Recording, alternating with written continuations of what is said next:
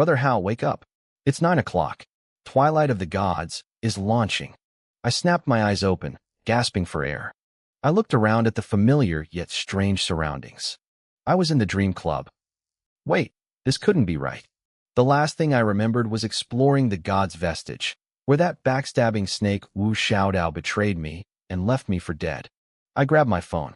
The screen glared back at me. May 20th, 2032. My heart hammered against my ribs. I had been reborn.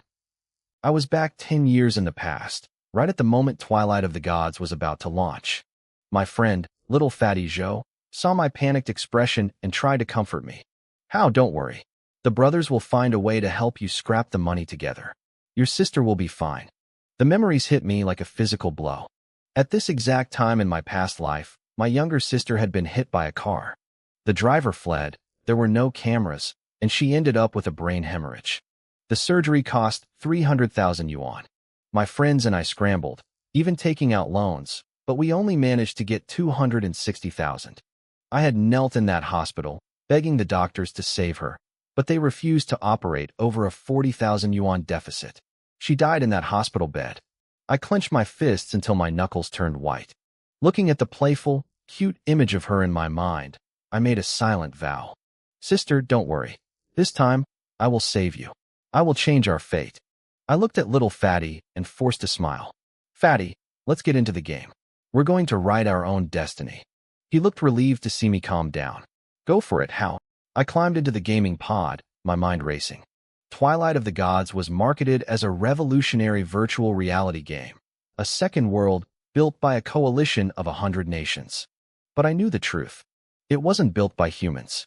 It was a god-making game created by the galactic main god using the power of Earth's ancient deities. It was a training ground for the great cataclysm that would happen in 5 years, when the Elect Galaxy would invade our own. In my last life, I never awakened a talent. This time, I was going to be ready.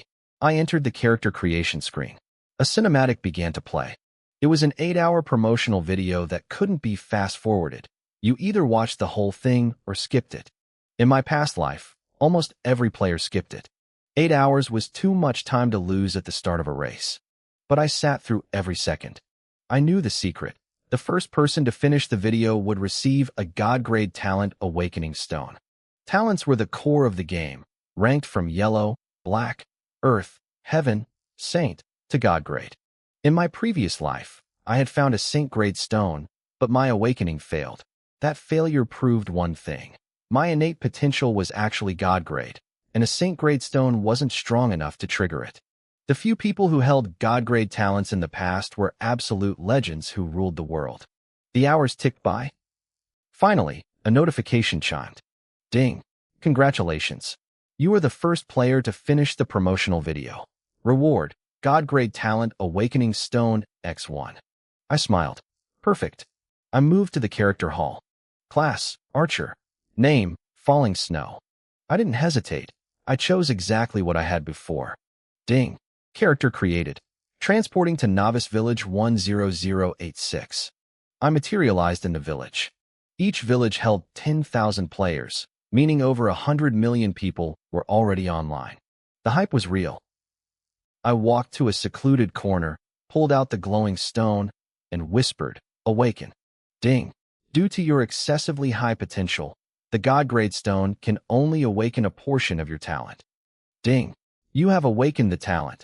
Hand of God's penalty. I froze. Even a God-grade stone could only awaken part of it? I pulled up the description. Hand of God's penalty. Rank, beyond God-grade. Effect 1. Every basic attack deals 1% of your max HP as true damage. Effect 2. Every basic attack permanently increases your max HP by 1 point. Note, HP stacks only apply when damaging living beings. I stood there stunned. Beyond God-grade. I had never even heard of such a thing in 10 years of playing. This was broken. Permanent health scaling? As long as I kept attacking, my damage and my tankiness would grow infinitely. I checked my stats. Level 1. HP, 100. Attack, 9. Attack speed, 0.63. It looked pathetic, but with my new talent, the potential was terrifying. Time to grind, I muttered. I stepped outside the village. The fields were crawling with level 1 red-eyed rabbits. They were basic mobs with 90 HP. I pulled my bow and let an arrow fly. Whip. An 8 damage indicator popped up, but I saw my health bar flicker. My max HP rose to 101. This was invincible. I started kiting the rabbits, one by one. My current attack speed was slow, one shot every 1.5 seconds, which felt agonizing compared to the 13.5 speed I had in my prime, but I didn't care. Every shot was an investment. Ding! You have killed a red-eyed rabbit. Experience +1. The experience was pitiful, and they barely dropped any copper, mostly just quest items like red eyes. But I didn't stop. I knew a secret about this village. Most players would turn in the quest once they had 100 eyes. But if I gathered 10,000 eyes and turned them in, I would get a hidden reward, a special skill that increased basic attack range. At max level, that skill was legendary. I kept shooting. My health and my power grew with every arrow. A 50% increase in attack range might be useless for a mage or a priest, but for an archer like me, it was game-breaking. If I could stack my health and pair it with that kind of range, my next plan would be unstoppable. I kept shooting. Ding! You have killed a red-eyed rabbit. Experience +1. Ding! You have killed a red-eyed rabbit. Experience +1. I did the math in my head. I could stack 2 points of health every 3 seconds. That was 40 points a minute. Even accounting for movement and respawn times, I was gaining at least 30 points of permanent health every 60 seconds. At first, it took 12 arrows to bring down a single rabbit. Then 10. Then 8. By the time I could kill one in just 5 shots, a crisp notification rang in my ears. Ding! Your talent, Hand of God's Punishment, has upgraded to 2 stars. I checked the new stats immediately. Hand of God's Punishment, Beyond God Grade, 2 stars. Effect 1. Every basic attack deals true damage equal to 2% of my max HP. Effect 2. Every basic attack permanently increases max HP by 2 points. My heart raced. With the upgrade, it only took 3 arrows to drop a rabbit. I had been grinding for over 8 hours now, and the starting area was finally empty of other players. If anyone had been watching, they would have been horrified by my efficiency. I hit level 2 and dumped all 5 of my attribute points into attack speed. It rose from 0.63 to 0.73. It wasn't much, but it was a start. I desperately needed better gear and more points. I let another arrow fly. It struck a rabbit for 30 damage. Between my rising health and the new true damage, my basic attacks were becoming lethal. There was a downside, though. Because I was killing them so fast, I had to spend more time finding new targets. My attack frequency dropped from 30 shots a minute down to 20. But since each shot now gave me 2 health points instead of 1, I was actually gaining 40 health points a minute. I was scaling faster than ever. Then, I hit a snag. In this game, killing mobs lower than your level grants 0 experience. Unless it was a boss or a special trial, I wouldn't level up anymore by staying here. I didn't care. I stayed in the fields, slaughtering rabbits for the hidden quest. I needed those 10,000 eyes for the range bonus. 2 hours flashed by. I was still level 2, but my health bar was a different story. I had started with 100 HP. Now, I had 4,800. That number was terrifying. At this stage of the game, a level 5 warrior who put every single point into stamina would only have about 500 HP. In Twilight of the Gods, different classes scale differently.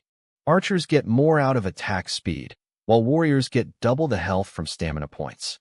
But even with those bonuses, nobody could touch my growth.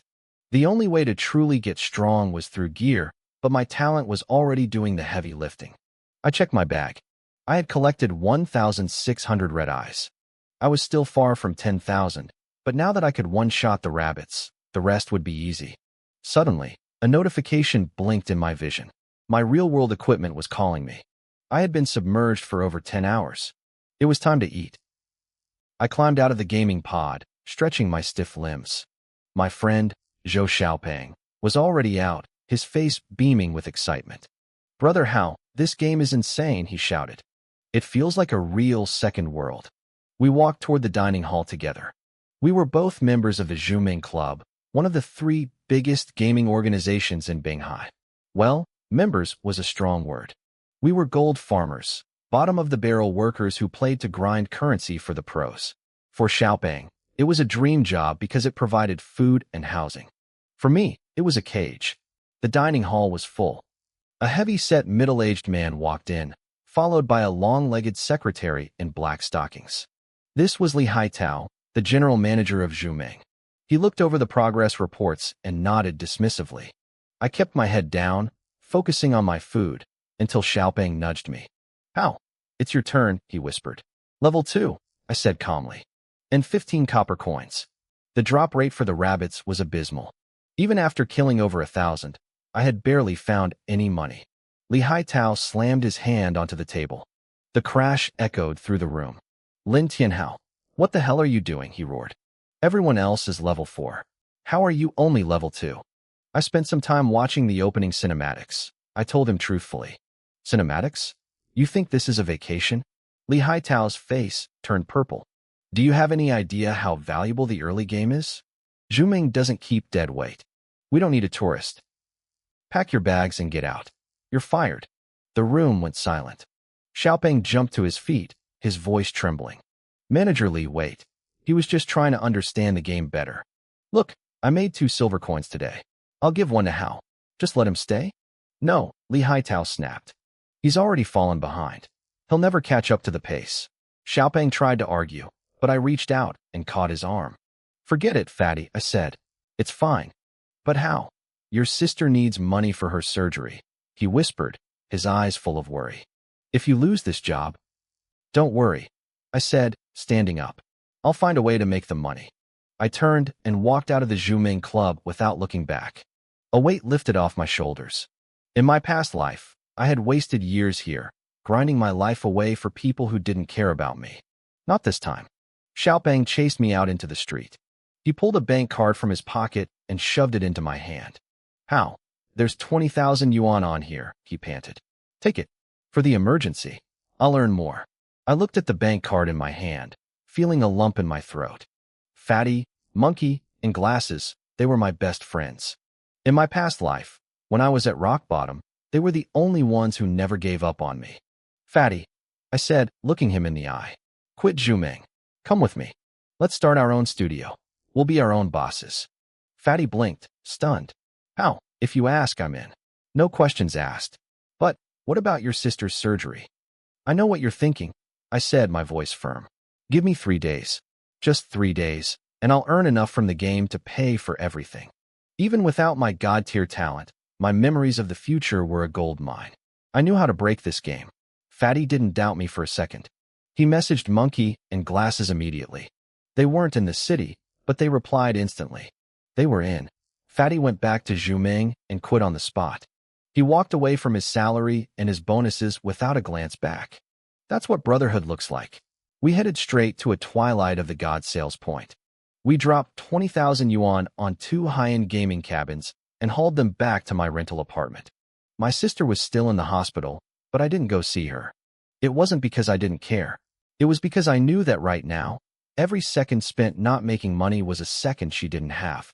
"Fatty, get in and level up," I instructed. "Once you hit level 10, don't rush to the main city. Wait for me." I climbed into my cabin. The game recognized my biometrics and DNA immediately. No new account was needed. I spawned back into the starting village and went straight back to the fields. I hunted red-eyed rabbits for 5 hours straight. My movements were mechanical.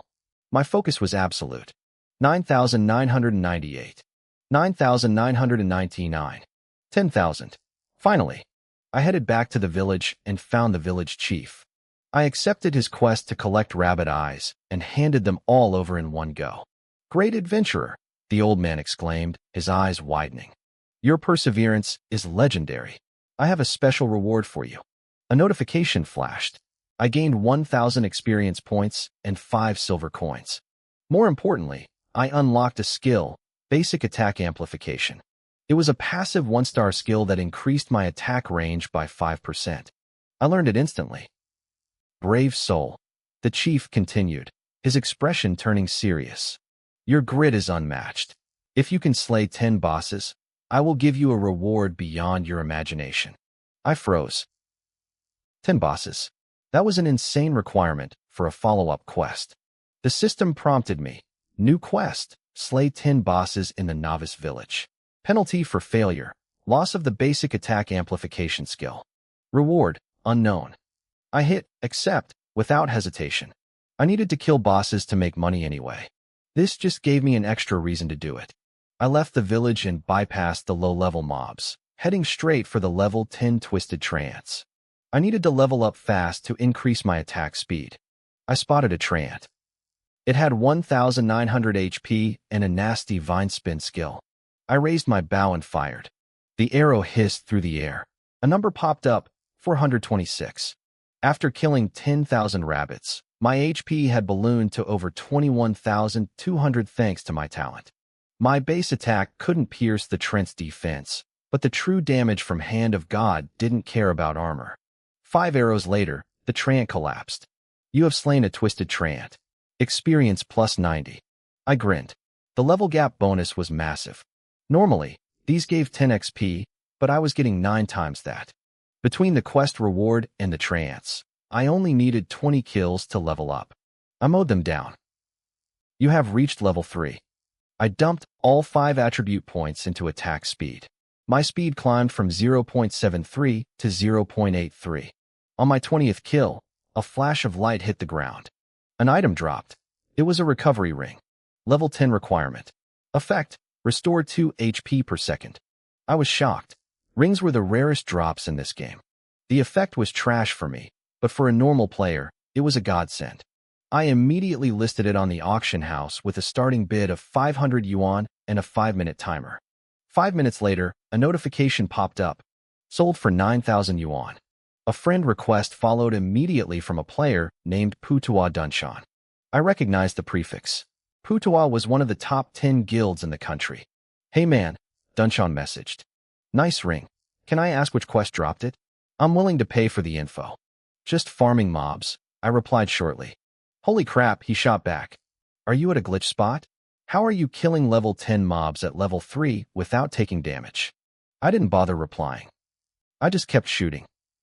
A few minutes later, a heavily geared player ran into the clearing. It was Dunshan. He had tracked me down. He stopped dead in his tracks when he saw me fire an arrow. 426. His jaw dropped.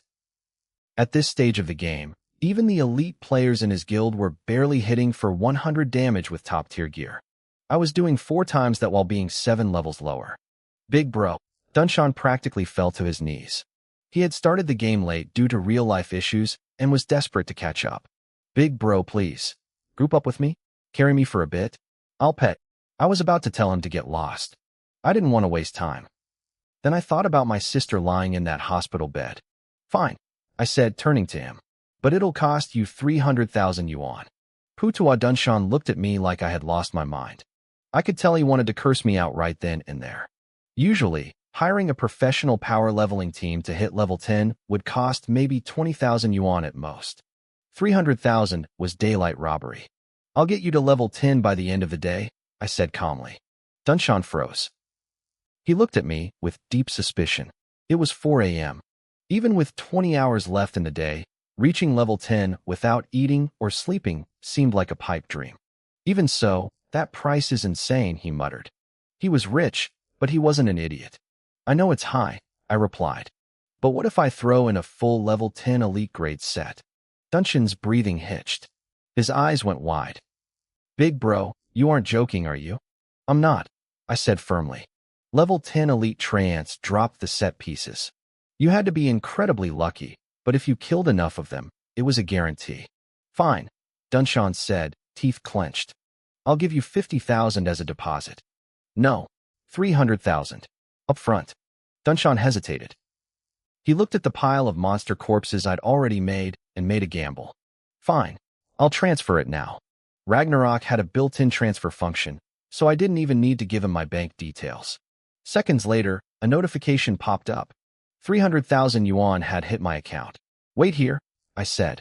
I stepped behind a massive tree and immediately logged out. Back in the clearing, Dunshan stared at the spot where I had vanished. Holy crap, I got scammed. He took the money and ran. I actually trusted him. He didn't care about the money as much as the feeling of being played like a fool. It felt like he'd swallowed a bucket of filth. I hadn't run away, though. I had a sister to save. I rushed to the hospital and paid for Lin Qingqing's surgery immediately.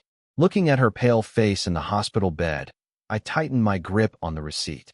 I wouldn't let the tragedies of my past life repeat themselves. Once the fees were settled, I sprinted back to my rental room and dove back into the game. Back in Novice Village 10086, Dunshan was gloomily following a group of low-level players, hunting level 4 wind dogs. Suddenly, his friend list flashed. "Come to the Twisted Trant Woods," I messaged him. Dunshan blinked. He really thought I was gone for good. Despite having spent the last hour cursing my ancestors, he didn't hesitate. He ran toward the woods as fast as his character could move. I didn't waste time with small talk. I sent him a party invite and set the loot distribution to leader only. Dunshan opened his mouth to complain but thought better of it. Then, he saw the experience distribution. 90% for me, 10% for him. "Big bro, is the XP split wrong?" he asked, his voice trembling. "It's not," I said, and I started shooting. For 426. I fired 5 arrows per kill. Even though my attack speed wasn't top tier yet, the Twisted Trants were dropping in under 10 seconds. 6 kills a minute. 360 an hour. As I worked, my health pool continued to grow thanks to my talent. Dunshan stood there, completely stunned. He realized it wasn't just my damage that was broken. It was my mechanics. I was kite-stepping with terrifying fluidity. The Trants couldn't even get close before they turned into splinters. In a full-dive VR game, kiting was incredibly difficult. You had to move, draw, aim, and fire in one seamless motion. If one link in that chain broke, you stiffened up and died. Even the pro archers in Dunshan's guild couldn't do it this smoothly.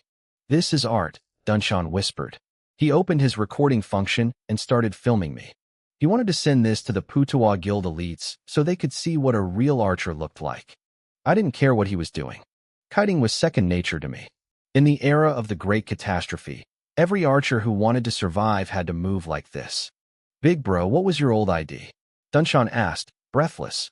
"Someone with your skills can't be a nobody." "Kiting," I replied instinctively. Anyone with hands can do this. To me, it was basic. The real challenge for an archer was infinite crits and crowd control. You didn't need high stats for crits if you hit the weak points, the core of a Trant, the heart of a human, the eyes of a beast. I kept pushing deeper into the forest. Normal Trants didn't give enough XP to hit level 10 in a day. I needed elites. Meanwhile, Dunshan sent the video to his guild leader, Putuwa Shunlang. Shunlang was a top-tier archer himself. He was busy grinding when the message arrived. "Look at this, boss," Dunshan's message read. A surprise. Shunlang opened the video. His first thought was about the damage numbers, but his second was pure shock. He watched the way I moved, the way I never wasted a single frame of animation. "Which guild is he from?" Shunlang muttered, his eyes glued to the screen. "We need him. Offer him a 10 million yuan annual salary. Get him into our guild at any cost." Back in the woods, I was reaping souls.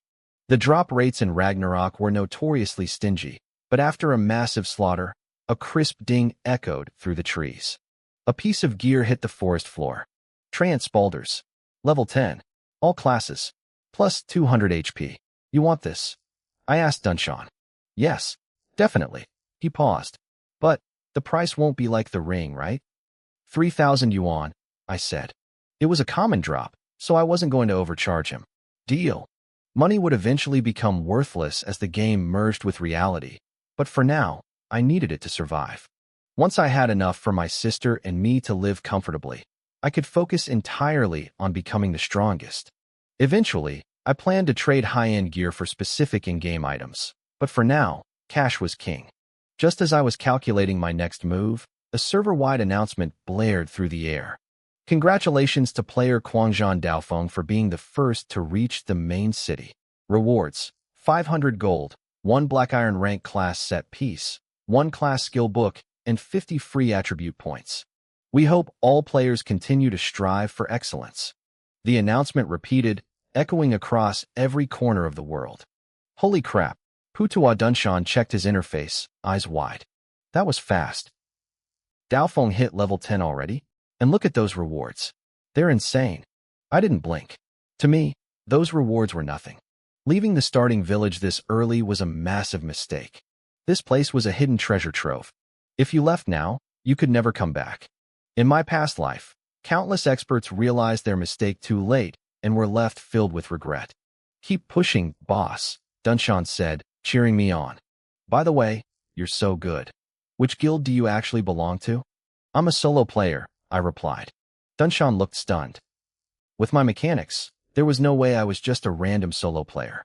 Then, a look of realization dawned on his face.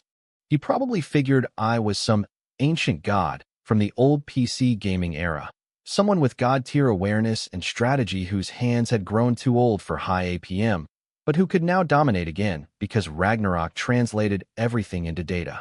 I didn't bother correcting him. I was focused on the grind. Ding, you have reached level 4. You gained 5 free attribute points. I dumped every single point into attack speed. My speed increased by 0.1, reaching 0.93. My health pool also jumped by another 1,000, and my basic attack damage climbed again. Minus 448. Minus 448. I still needed 5 shots to take down a twisted treant, but I was getting closer to the 4-shot threshold. Dunshan watched me level up with pure envy. Since I was doing all the work, I took the lion's share of the XP. Suddenly, I spotted something different in the clearing ahead. A smile tugged at my lips. Found one. It was a twisted treant elite. Level 10. It had 5,700 HP and a new crowd control skill called Vine and Tangle. Boss, you want me to tank this one? Dunshan asked, patting his shield. He'd spent a lot of money on low-level gear and felt pretty sturdy. No need, I said flatly. I opened fire. The damage was consistent, minus 449 per hit. It took 13 arrows to bring it down, but with my kiting rhythm, the elite couldn't even touch me.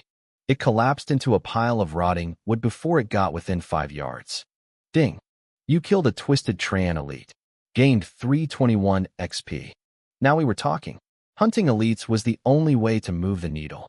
Even Dunshan, sitting in the party, leached 32 XP just by standing there. 1, 2, 3. I slaughtered them in a rhythm, my health stacking higher with every kill. Meanwhile, more server announcements started popping up. The big guilds were all hitting level 10 and moving to the main cities. Dunshan was vibrating with anxiety, watching the world pass him by, but I ignored him. Then, a new piece of gear dropped. No way, Dunshan shouted.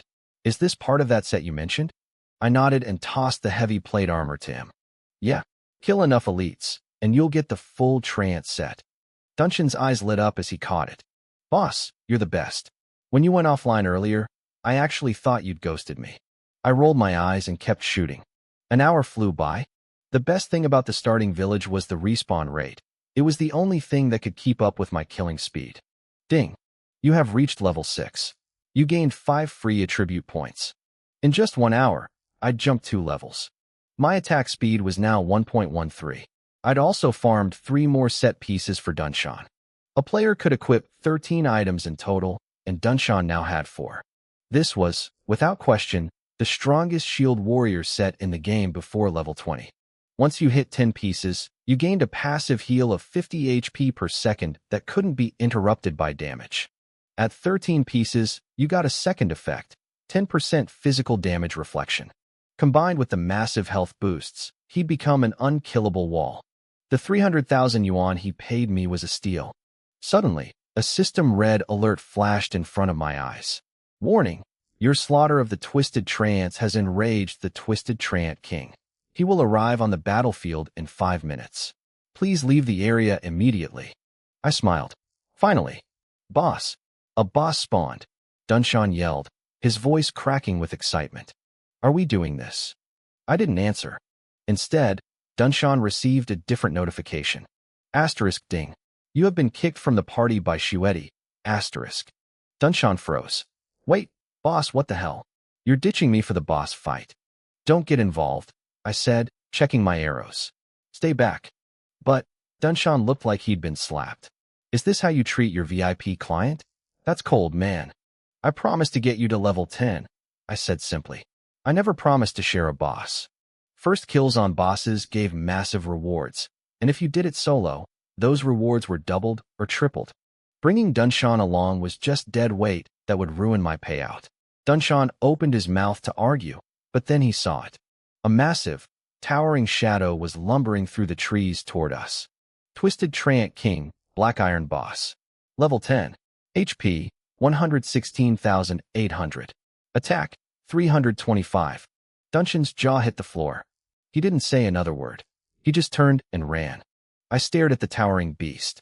Over 100,000 health points and an attack stat that made my skin crawl.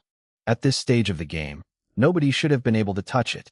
Even if I dealt 500 damage per hit, I need to land over 200 attacks perfectly just to bring it down. It was absurd. Putawa Dunshan backed away slowly, his face pale. I could see a flicker of dark satisfaction in his eyes, though. He probably thought I'd bitten off more than I could chew. The Treant King was a magic-based boss, meaning its hidden magic power was likely way higher than its physical attack. With 2 crowd control skills in its kit, soloing this thing was supposed to be suicide. I didn't hesitate. I drew my bow and let an arrow fly. It whistled through the air and thudded into the glowing core of the tree. 501 damage. My critical hit rate was 0, so even hitting a weak point didn't give me that red text, but the damage was solid. I frowned slightly, though I wasn't scared. As soon as the arrow left the string, I shifted my weight and repositioned. Another arrow followed instantly. The Treant King wasn't like the common mobs. Its movement, attack speed, and reach were on a different level. A massive, thorny vine whipped across the clearing, lashing against my chest. 319 damage. Dunshan gasped. He was level 6 with barely 700 health. 3 hits from that vine, and he'd be a ghost. But then he froze, his eyes bulging at my health bar. After taking over 300 damage, my health bar hadn't moved. It looked like a tiny, microscopic scratch. I could practically hear him screaming hacker in his head. If he didn't know how the game worked, he would have reported me on the spot. But I didn't care about his shock. I had let the boss hit me on purpose to test the waters. The basic attacks were just scratching me. The skills, however, would be a different story. I decided to stop kiting. Moving around was wasting my damage per second. I stood my ground and started trading blows with the boss, arrow for vine. Dunshan looked like he'd seen a god. He fumbled with his interface and started recording. I knew what he was thinking. If his guild leaders saw this, their heads would explode. Then, the Treant King's vines began to glow. It was winding up for a skill. Dunshan smirked, waiting for me to get obliterated by the magic damage. But as the boss began its chant, I aimed for its waving wrist and fired. The arrow struck perfectly. The boss flinched, and the glow vanished. I had interrupted the cast. It was a precision strike. Dunshan was a pro, so he understood the mechanic, but his jaw remained dropped. To hit a moving vine with that much accuracy to cancel a spell? Even an Olympic archer couldn't pull that off in a VR setting. I kept the rhythm going. My movements were fluid, almost like a dance. Every time the Treant King tried to use a skill, I shut it down with a well-placed arrow. I was playing with a black iron boss like it was a training dummy. Dunshan was deep in thought now. He knew I had high stats, maybe from lucky gear or a hidden quest, but this level of technical skill was something else entirely. I was a monster. With my 25,000 health points, I could tank 300 physical hits. Combined with my constant life leech and kiting, I was invincible. Dunshan made a silent vow right then to recruit me to his guild. He wasn't just an elite member. He was the son of the guild's owner. He knew talent when he saw it. The boss's health plummeted. 10%, 8%, 5%. It was almost over. Suddenly, I stopped firing. Dunshan blinked, confused, but I wasn't looking at the boss anymore. I turned and fired an arrow into the empty air behind the Treant King. Clang! A dagger materialized from the shadows, parrying my arrow mid-air. An assassin! Dunshan yelled. He had been so focused on my fight that he hadn't noticed someone creeping up in stealth. A player emerged from the void. He was decked out in high-level gear, his eyes sharp and cold. This wasn't a normal player. That look in his eyes, that was the look of a killer. And that parry? Pulling that off on day 1 of the game was insane. Invite me to the party, the assassin said, his voice flat. We split the boss loot. I shook my head. No, the assassin didn't argue. He simply stepped back and vanished into stealth again. The hell does he think he's doing? Dunshan barked. Hey kid, I'm from the Putuwa Guild. Get lost before. Watch out, I shouted. Before Dunshan could finish, I fired an arrow toward him. Too late. The assassin appeared directly behind Dunshan. He didn't even use a skill. He just drew his blade across Dunshan's throat in a basic throat slit maneuver. A massive red number popped up, 642. Then the bleed damage ticked. Dunshan collapsed instantly, his body dissolving into white light. I narrowed my eyes. That was clean. To hit that hard, his attack stat had to be over 300. He was level 8, but even with a full glass cannon build, he shouldn't have been that strong. He had to have a passive skill or gear that boosted his lethality to broken levels. Back at the village respawn point, Dunshan stared at his screen in a daze. He had dropped a level and a piece of level 5 gear. He was a tank, and he'd been one-shot. His entire understanding of the game was crumbling. Back at the forest, it was just me, the invisible killer, and a dying king. I looked at the assassin, my expression cold. Did he really think he could outplay me? I had 10 years of professional gaming experience in my head. If he wanted a duel, I'd give him one he wouldn't forget. The assassin beckoned me with a finger, a silent taunt, before vanishing into the shadows again. I didn't hesitate. I pulled my bow and let fly a rapid-fire skill. 2 arrows sliced through the air, their whistling trails forcing the killer out of stealth before he could even get close. I didn't give him a second to breathe. I kept the arrows coming, one after another, pinning him down so he couldn't vanish again. To my side, the twisted Treant King started regenerating health, but I didn't care. The monster could wait. This cockroach needed to die first. The assassin was fast. He used his daggers to parry my arrows, a high-level mechanic that usually worked. But I wasn't a normal player. My attack power was over 500. Every time my arrows slammed into his blades, they ate away at his weapon's durability. After 10 arrows, his face paled. He realized his daggers were about to shatter. Instead of blocking the next shot, he performed a desperate backflip, the arrowhead grazing his chest. Die, I muttered. I fired again. The arrow buried itself in his gut. The sheer force of the impact knocked him back while he was still midair. Before he could land, my second arrow was already there. 502 damage. He didn't even have time to scream. His body dissolved into white light, leaving a pair of boots behind on the forest floor. I blinked in surprise. This guy actually had a decent health pool. A normal level 8 assassin would have been a one-shot kill for me. I picked up the loot. Brutal boots. Elite grade. Level 7. They gave a 0.5 boost to movement speed and a 1% crit chance. They were decent, but I felt a twinge of disappointment. No attack speed. Right now, attack speed was my lifeblood. The faster I hit, the more health I stacked, and the more health I had, the harder I hit. It was a perfect cycle. I shoved the boots into my bag and turned my attention back to the twisted Treant King. Without the assassin interfering, the boss was just a giant target. It tried to activate its thorn shield to reflect my damage, but my precision shot was too fast. I interrupted every single cast. That's the beauty of the starting village. Bosses here don't have unstoppable frames. A final arrow pierced the king's core. A massive notification flashed in my vision. I had killed a level 10 Black Iron boss while being only level 6. The experience gain was massive, 8,250 points. Then, the system prompt I had been waiting for appeared. You are the first player to kill a boss. A server-wide announcement is about to be made. Do you wish to hide your name? No, I said firmly. In my past life, I stayed in the shadows. Not this time.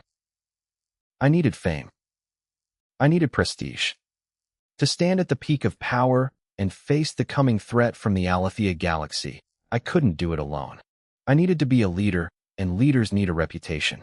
The announcement blared across every player's screen in the game. Congratulations to player Shuedi for the first kill of the twisted Treant King. The world went silent for a second, then exploded. People were losing their minds. Who was Shuedi?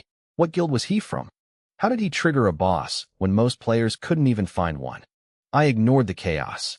My rewards were rolling in. 50 free attribute points. A skill book. A class-specific weapon. 100 gold coins. I grinned. Soloing a boss was definitely worth the risk. I dumped all 50 points into attack speed immediately. My stat jumped from 1.13 to 2.13. I was now firing twice as fast as the next best archer in the game. I opened the skill book. Lightning Jump. Passive. Level 1. Every basic attack had a 50% chance to trigger a lightning chain that hit up to 10 targets within 20 meters. It only dealt 10% of my actual damage, but the potential was insane. My single target damage was already broken. Now, I had a way to clear entire mobs at once. Then, I looked at the weapon, the Thunderclap Bow. Silver grade. It had 300 attack power and a 15% chance to paralyze enemies. For any other player, this was a god-tier item. To me, it was just okay. Once my health stacked high enough, base attack power became irrelevant. But hey, it was a silver weapon in a world where people were still fighting over rusty iron swords. I'd take it. Finally, it was time for the best part, looting the body. I reached into the glowing remains of the Treant King. You received Treant King's necklace. You received Skill Book Recovery. You received Treant King's helmet. You received 5 gold. You received Heart of the Treant King. Most of it was gear for Dunshan, but one item caught my eye. The recovery skill. Recovery. Level 1. Restore 1 HP every second. Cannot be interrupted by damage. No cooldown. No cost. At first, I almost dismissed it. 1 HP per second was nothing. But then I saw the fine print. Skill level increases based on maximum health. No upper limit to skill rank. My heart skipped a beat. My talent allowed me to stack infinite health. If this skill scaled with my HP, I wouldn't just be a glass cannon with high speed. I would be an unkillable god. I tapped the book. Learn. The skill merged into my interface, instantly jumping to level 3. The path to the top was officially open. I checked my stats and felt a surge of confidence. My new recovery skill was already at level 3. It restored 50 health points every single second. It didn't matter if I was being attacked. The healing never stopped. There was no cooldown and no mana cost. Best of all, the proficiency required to level it up was tied directly to my maximum health. Since my health had no ceiling, this skill had no limit.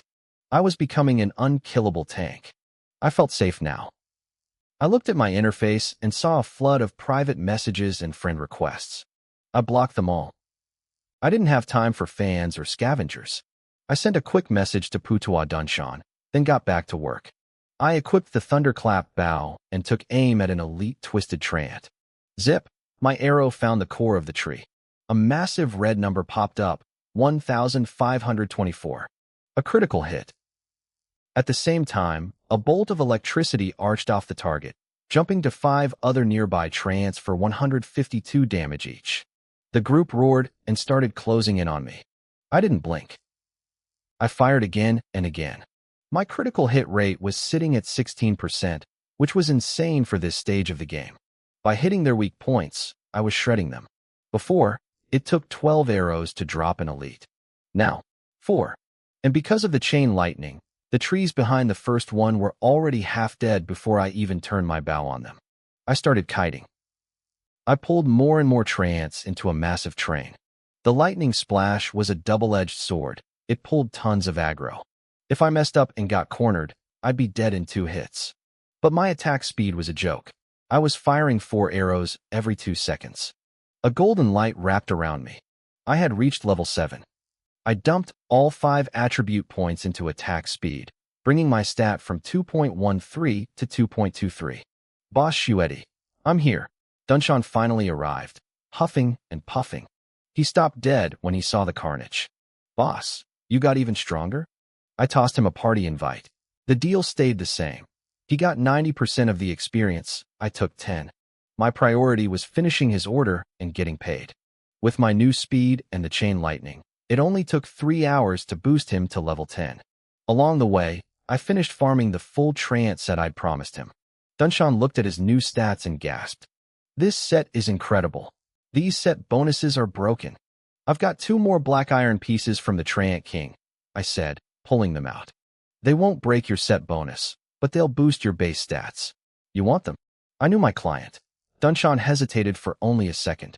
How much? 50,000 each. He winced. 100,000 for 2 pieces of transitional gear was a massive ask. Even for a rich kid, it was steep. But he knew these items would give him a massive head start in the main city. Fine, he said. The notification popped up. $10,000 had been transferred to my account. I smiled. Pleasure doing business. I'll let you know when I find more gear. I prepared to log off, but Dunshan called out. Wait, Boss Shuedi. I'm the young master of the Putua Guild. I want to officially invite you to join us. 10 million a year. What do you say? 10 million. It was a king's ransom for a pro player. Dunshan wasn't a fool. He saw my technique and my stats and knew I was worth every penny. Sorry, I said, shaking my head. I'm building my own team. But thanks for the offer. I see, he said, looking a bit disappointed. Well, we can still be long-term partners. I nodded and started to walk away, then I stopped. I remembered something from my past life. You said you're the heir to the Putua group, right? Yeah, why? We've worked well together, so I'll give you a piece of advice for free, I said seriously. Watch out for your sister. In my previous life, 3 months after the game launched, the news broke that the Putua heir had been involved in a horrific car crash. His brakes had been tampered with. He ended up a cripple, and 6 months later, it was revealed his own sister was behind it to seize control of the company. Dunshan frowned. My sister? What do you mean? Just remember what I said, I replied, waving him off. I'd done my part. Whether he listened or not wasn't my problem. I didn't log off in the wild. I'd made an enemy of that assassin earlier, and I wasn't about to get ganked while my body was despawning. I headed back to the safety of the starter village before pulling the plug. I opened the capsule at 8 a.m. My roommate, Joe the Fatty, was still in the game. I didn't bother him. I went to the fridge and started making breakfast. The weird thing about this game was that it didn't leave you tired.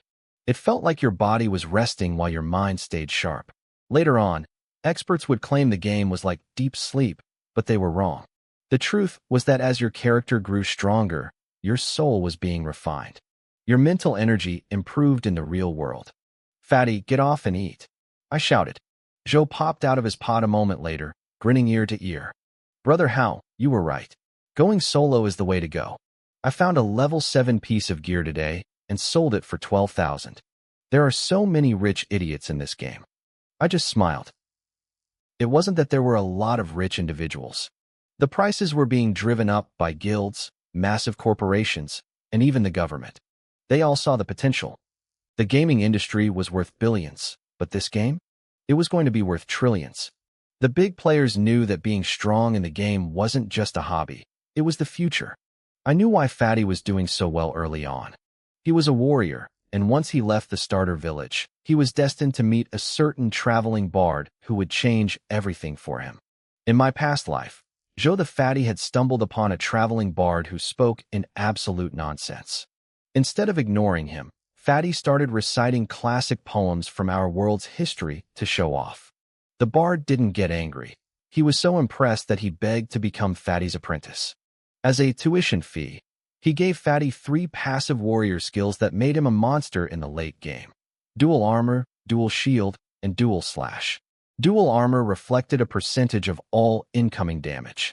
Dual shield granted a shield based on health every time a control skill was used. Dual slash was the real kicker. It gave every attack, skill, or item effect a chance to trigger multiple times. These passives stacked. If Fatty used a charge skill, it triggered the shield, and if dual slash procced, that shield doubled or tripled. He was a walking fortress that hit like a truck. Brother Hao, I'm already level 9, Fatty said, snapping me back to the present. I even got 3 passive skills. I'm definitely going to find better gear soon. I nodded and said, don't rush, Fatty. I've already paid for my sister's surgery. I showed him the receipt. My luck was a bit better than yours. I took down a boss. Fatty's eyes nearly popped out of his head. Wait, Brother Hao, are you Shuedi? I just smiled and told him to eat. I promised to write down a guide for him. The starter village was packed with hidden rewards that most people ignored. You're a beast, Fatty laughed. If Li Haitao knew what you've achieved, he'd turn green with envy. While we ate, I mapped out the hidden quests in my head. Fatty, go to the village tavern and buy 2 bottles of the most expensive high-proof liquor. Take them to the blacksmith and ask him to forge the strongest warrior weapon. He'll give you a chain quest. The better you perform, the better the reward. Fatty didn't ask how I knew. He just nodded. After breakfast, I gave him 2 more guides for our other friends, Hosey and Yinjing. Go ahead and log in, I said. I'm going to see Ching. Fatty insisted on coming along.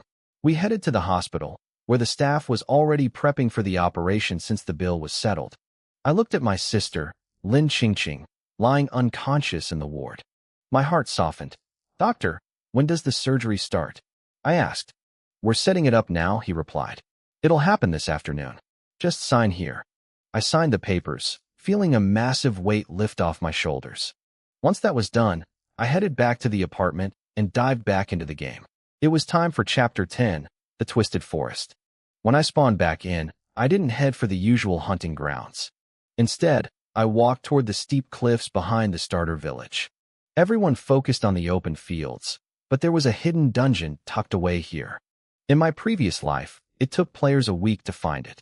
The entrance requirement was simple: kill a specific treant. The area was thick with trees, and one of them wasn't what it seemed. I scanned the tree line until I saw it. Found you. It was a camouflaged treant. Level 10, common grade, with only 2,100 health. It was weak, meant only as a key to the door. I raised my bow. I didn't even aim for a weak point. 3 arrows later, it collapsed. A notification flashed. I had killed a hidden monster. Then, a server-wide announcement blared. Congratulations to player Shuadi for unlocking the hidden dungeon, Twisted Forest. As the first player to open a dungeon, rewards granted: 10 attribute points, 10 gold, and 1 black iron piece of equipment. The world chat exploded. Players who had already rushed to the main cities were cursing their luck, realizing they had missed out on a massive opportunity. I dumped all 10 points into attack speed. Then, I checked the reward, a jungle longbow. It required level 5 and offered 65 attack power, 500 health, and 2% lifesteal. I sighed. It was a solid weapon, but I wanted attack speed. Why was the game being so weapon-stingy with my favorite stat? I stood before the dungeon entrance. The difficulty levels were simple, hard, nightmare, and hell. The higher the difficulty, the better the first clear rewards. Hell mode, I muttered. The system warned me that soloing hell mode was suicide. I ignored it and pressed confirm. I didn't have the raw stats for this yet, but I had the technical skills of a god. Inside, the air grew heavy. A pack of twisted treants blocked the path. These were level 10 elites with 8,500 health and 129 attack power. They were much stronger than the ones I had farmed earlier. I fired. A critical hit for 1,812 damage flashed over the lead monster's head. My lightning chain procced, jumping to the surrounding trees for 362 damage each. Since my lightning skill was now 2 stars, it hit more targets and dealt more damage. Because every single one of my shots was a crit, it only took 5 arrows to drop an elite. I abused my range, kiting them perfectly. I couldn't let them touch me, especially with their Thorn Entangle skill. If I got rooted in hell mode, it was game over. The experience bar surged. A notification chimed in my ear. I had reached level 8. I leveled up again. I didn't even hesitate, dumping all 5 of my new attribute points straight into attack speed. With the first floor of the dungeon cleared, I stepped through the shimmering portal and entered the second stage. The moment I materialized, dozens of twisted treants lurched toward me. But they weren't alone. Standing among them were 10 treant commanders. These were level 10 elites with over 35,000 health and a staggering 412 attack power. They had all the skills of the lesser trees, plus a new one, Vine Whirl. Their stats were leagues above anything I had faced so far. I didn't panic. I raised my bow and let the arrows fly, keeping my movements simple and efficient. I focused on kiting, staying just outside the range of their Thorn Entangle.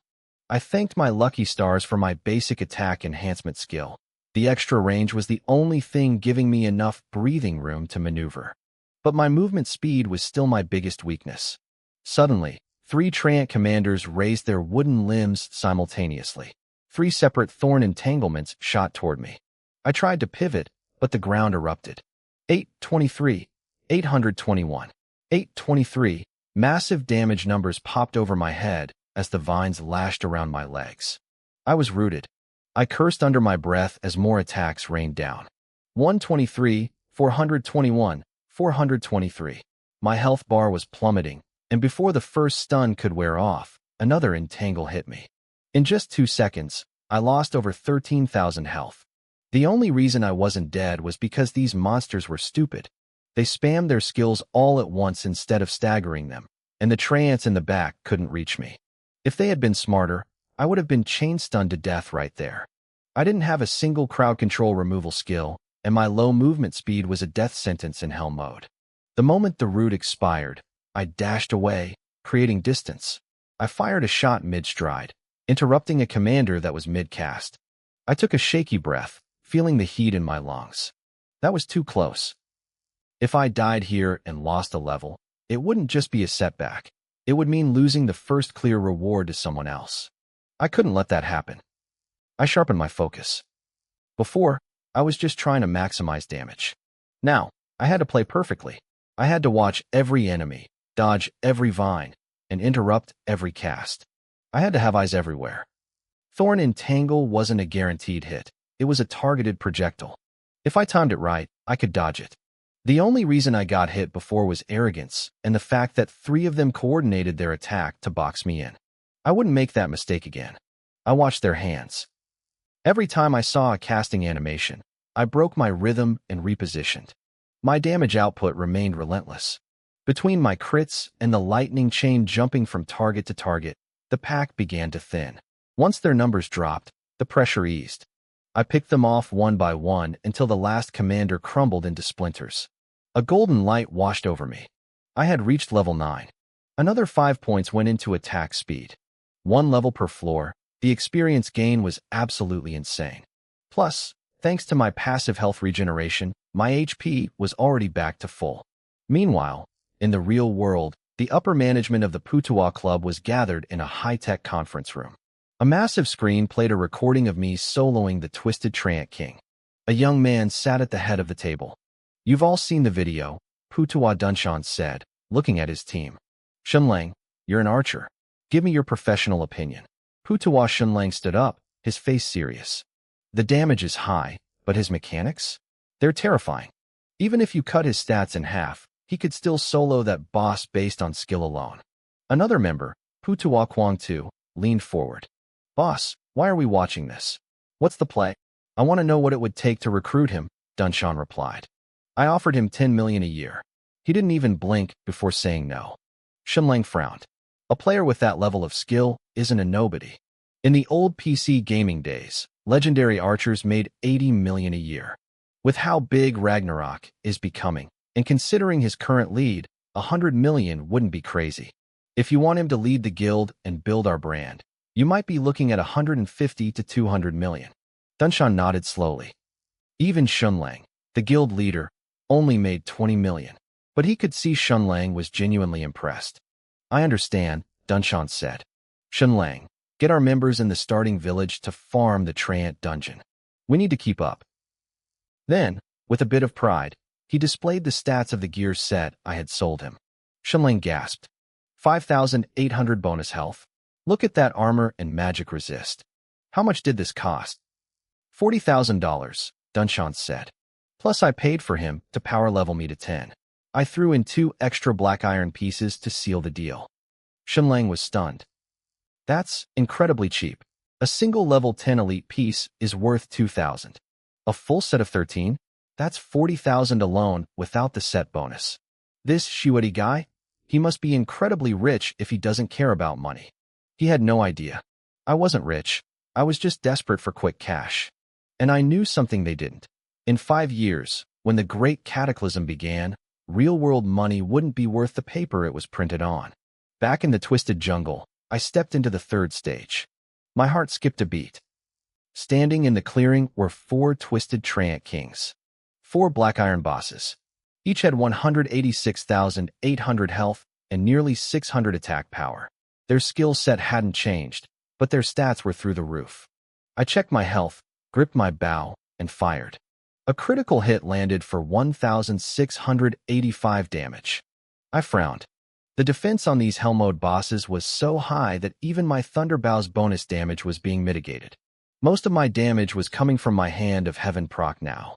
The Treant King's Vine Prison was different from the normal entanglement.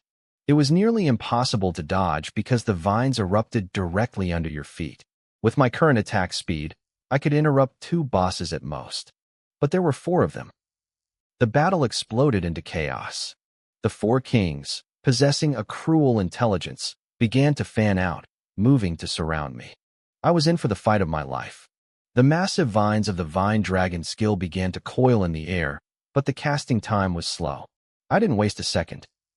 I struck fast, interrupting the first Treant King before the skill could even land. But there were 4 of them.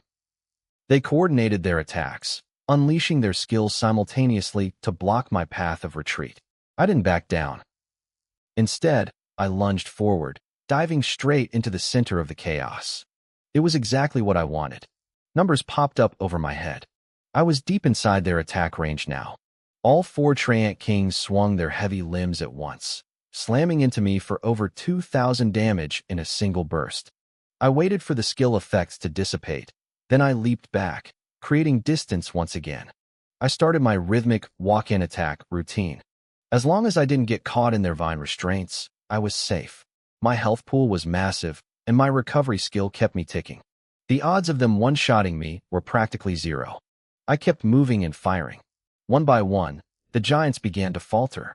Finally, the first Treant King crashed to the ground. With one gone, the pressure eased instantly. It didn't take long for the other 3 to follow. In this game, dungeon rewards are only calculated at the very end. Until the final boss dies, I wouldn't see any loot, only experience points. That suited me fine. It meant I didn't have to waste time looting corpses. I stepped into the 4th and final stage of the Twisted Jungle. A massive tree loomed ahead, standing over 100 meters tall. Thousands of vines swayed from its branches like hanging snakes. This was the end. I looked up and saw its name, Hydra Cypress. It was a level 10 bronze boss. My breath hitched as I checked its stats. It had over 1.5 million health points and an attack power of 1,300. Strangely, it only had one skill, Withered Wood and Spring. I didn't let my guard down. In my experience, a boss with only one skill was often the most dangerous kind. I fired the first shot. 785 damage. No critical hit, but the damage was decent. Then, the Hydra Cypress struck back. 2 vines whipped through the air, lashing across my chest in a blur. 2,000 damage disappeared from my bar instantly. It was absurd. I realized something terrifying. The vines of the Hydra Cypress covered the entire stage. There was nowhere to hide. I couldn't dodge its basic attacks through movement alone. My 30,000 health would only last for about 15 hits at this rate. I kept firing while my mind raced for a solution. When the next vine swung, I didn't just move, I rolled. My body hit the dirt, and the vine whistled over my head. I felt a surge of hope. It was possible to dodge, but I had to be perfect. To play it safe, I swapped my weapon to the jungle longbow. I needed the extra health and the lifesteal it provided. My recovery skill wasn't enough to keep up with this monster's damage. I started kiting again, but even with my reflexes, dodging every single vine was impossible. My movement speed just wasn't high enough. I started looking for a weakness. Every monster has one. If I could find it, I could force critical hits even with my low base crit rate. In my past life, I didn't know much about this boss. I had been too busy grinding for gold and had moved to the main city by the second day. By the time others tried this hell mode dungeon, they were already higher levels, and the rewards weren't worth the effort. This was my first time truly facing the Cypress. I dodged another strike and circled to the back of the massive trunk. There I saw them. 9 blood-red vines, each tipped with a dark red, distorted head.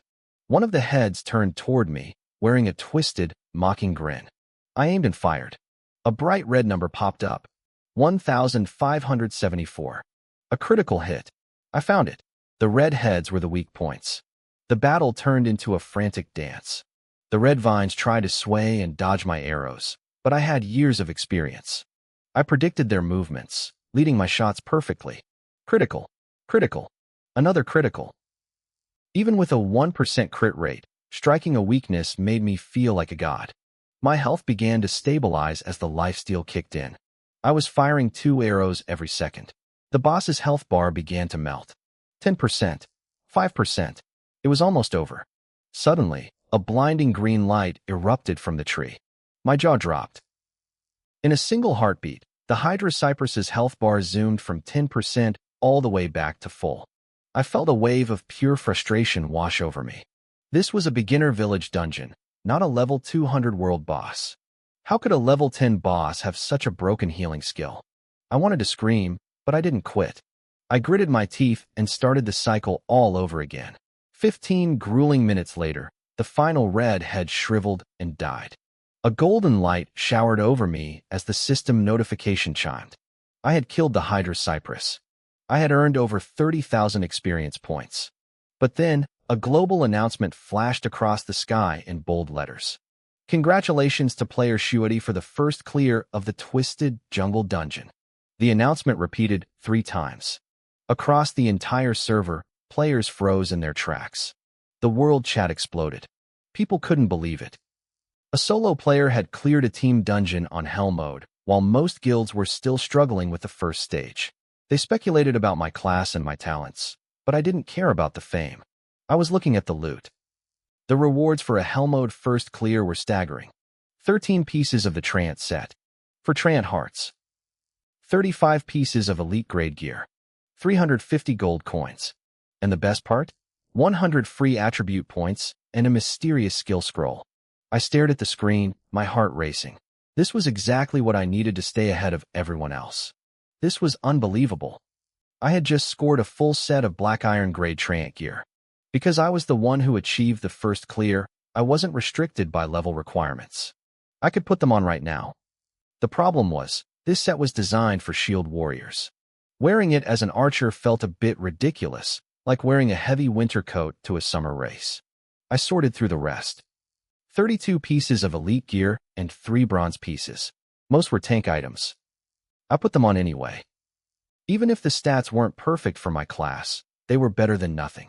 But then, my eyes landed on a skill scroll. My heart skipped a beat. It was the skill Spring Back to Life.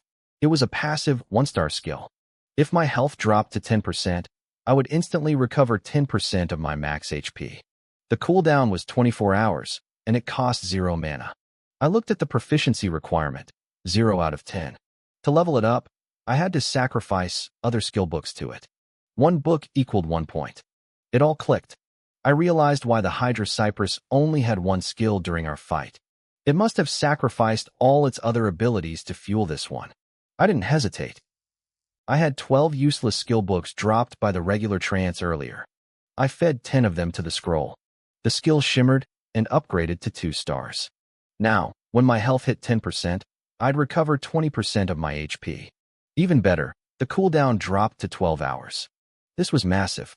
In the late game, percent-based healing is king. Right now, I had 30,000 HP, so it would heal me for 6,000. But what if I had 3 million? Or 30 million? This skill would scale forever. I checked my experience bar. I was only halfway to level 10.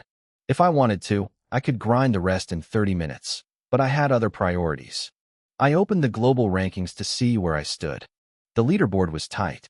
A player named Shiluo Dijuan was in first at level 11. Below him, names like Zhuming Yanxue and Wobu Aiqian were all hovering around level 10. I recognized these names. 3 were guild leaders, and 1 was a famous rich kid who bought his way to the top with luck and cash. The 5th guy was like my friend Fatty Zhou, someone who got lucky early but would likely fade away once the real grind started. Then, I checked the equipment rankings. My jaw dropped. Rank 1 was a gold grade item called the Golden Scepter. But ranks 2 through 5? Those were all mine. The Hydra Shield, the Pauldrons, the Cloak, I dominated the list. I knew that Golden Scepter. It belonged to Zhuming Yanxue, the owner of the Zhuming Club I used to work for. It was a broken item that could summon 6 level 10 Black Iron bosses. In the early game, that was basically a cheat code. Yanxue was a decent leader, but she filled her club with incompetent relatives, turning the whole place into a toxic mess. It didn't matter now. With my super god talent, I would blow past her soon enough. I took the 50 free attribute points from the dungeon clear and dumped every single one into attack speed. My speed jumped from 2.63 to 3.63. I considered putting some into movement speed, but I shook the thought away. My hand of heaven's punishment talent relied entirely on how fast I could hit. The faster I shot, the faster my health stacked. Finally, I pulled out the mysterious quest scroll. These were incredibly rare because they didn't come from NPCs. They came from the gods themselves. Completing one could grant a permanent trait or a divine blessing. I unrolled the parchment, and my blood ran cold. The quest was insane. It claimed a monster named Hanba was sealed beneath the starting village. If it escaped, the world would burn. The requirement? I had to kill every single NPC in the starting village and destroy the teleportation altar. I had to force all new players to spawn in the main cities, cutting off the starting village forever. There was no penalty for failing, but the reward was unknown. I stared at the paper, my face darkening. This was beyond ridiculous. In my past life, I'd seen players try to provoke NPCs. Even a lowly waiter in a tavern could slap a player for 1,000 damage. The village chief and the blacksmith? Their stats were probably godlike. I wasn't ready to commit suicide just yet, so I tucked the scroll away to think. I exited the dungeon. A crowd of players had gathered at the entrance, mostly mages and archers looking for parties. I ignored them. This was Village 10086, and most of the pro players were in the lower-numbered villages. I headed in the opposite direction. The village chief had given me a quest to hunt 10 bosses, and I knew the rewards scaled with the difficulty of the target. There was one special boss nearby, a wandering poet that Fatty Joe had mentioned. Rumor had it he was actually a yellow weasel spirit who had taken human form to plot something sinister. The guides from my past life were vague about him, but I knew he was dangerous. Suddenly, the hair on the back of my neck stood up. I felt a presence. Without turning around, I swung my longbow in a sharp arc toward the shadows behind me. I didn't pull back the string to fire an arrow. Instead, I swung my thunder bow like a heavy blade. It wasn't a high-damage move, but it was the fastest way to break a sudden ambush. The sound of metal clashing on metal screeched through the air. A shower of sparks erupted as a dagger slammed into my bow. "You again?" I muttered, narrowing my eyes. It was the same assassin who had tried to steal my boss earlier. His name was still hidden, but I recognized his face instantly. He didn't say a word. He spun his dagger a full 180 degrees and lunged at me again. I leaned back, my movements fluid. As I dodged, I quickly equipped my Black Iron Trance set. My defensive stats shot up instantly, and a surge of health filled my bar. I rolled to the side, narrowly avoiding his follow-up strike. But when I stood up, my heart skipped a beat. He was gone. He hadn't used a stealth skill. I could still feel his presence. I spun around, but there was nothing but empty air. If anyone had been watching, they would have seen the assassin glued to my back, perfectly positioned in my blind spot. No matter which way I turned, he stayed right behind me. Shadow Step. My face darkened. Shadow Step wasn't a skill you could learn from a book. It was a high-level movement technique used to manipulate an opponent's field of vision. It was like being haunted by your own shadow. The assassin seemed surprised that I recognized the move, and that tiny flicker of hesitation was all I needed. I didn't bother turning around this time. Instead, I dropped low, used my leg to brace the bow, and fired an arrow backward with a blind, inverted shot. It was a ridiculous maneuver, but I was a regressor with a lifetime of combat experience. The assassin, caught off guard by my strange posture, couldn't react in time. The arrow buried itself in his chest. A massive crit of 1,352 popped up, and he vanished in a burst of light. One shot. One kill. Unfortunately, he didn't drop any gear this time. Still targeting me, huh? I whispered to myself. I thought our first encounter was just a minor dispute over a boss, but his silent, lethal ambush proved he was holding a serious grudge. Back at the village resurrection altar, Sha stood with a grim expression. My reaction speed, my damage, and my knowledge of Shadow Step had him rattled. "Shuedi," he muttered. "Whoever you are, you've killed me twice. I'll get you back for this." I didn't know what he was thinking, and frankly, I didn't care. If I had heard him, I would have told him to get lost. He was the one who tried to steal my kill first, and he was the one who ambushed me today. I moved on, eventually finding my target, the wandering poet.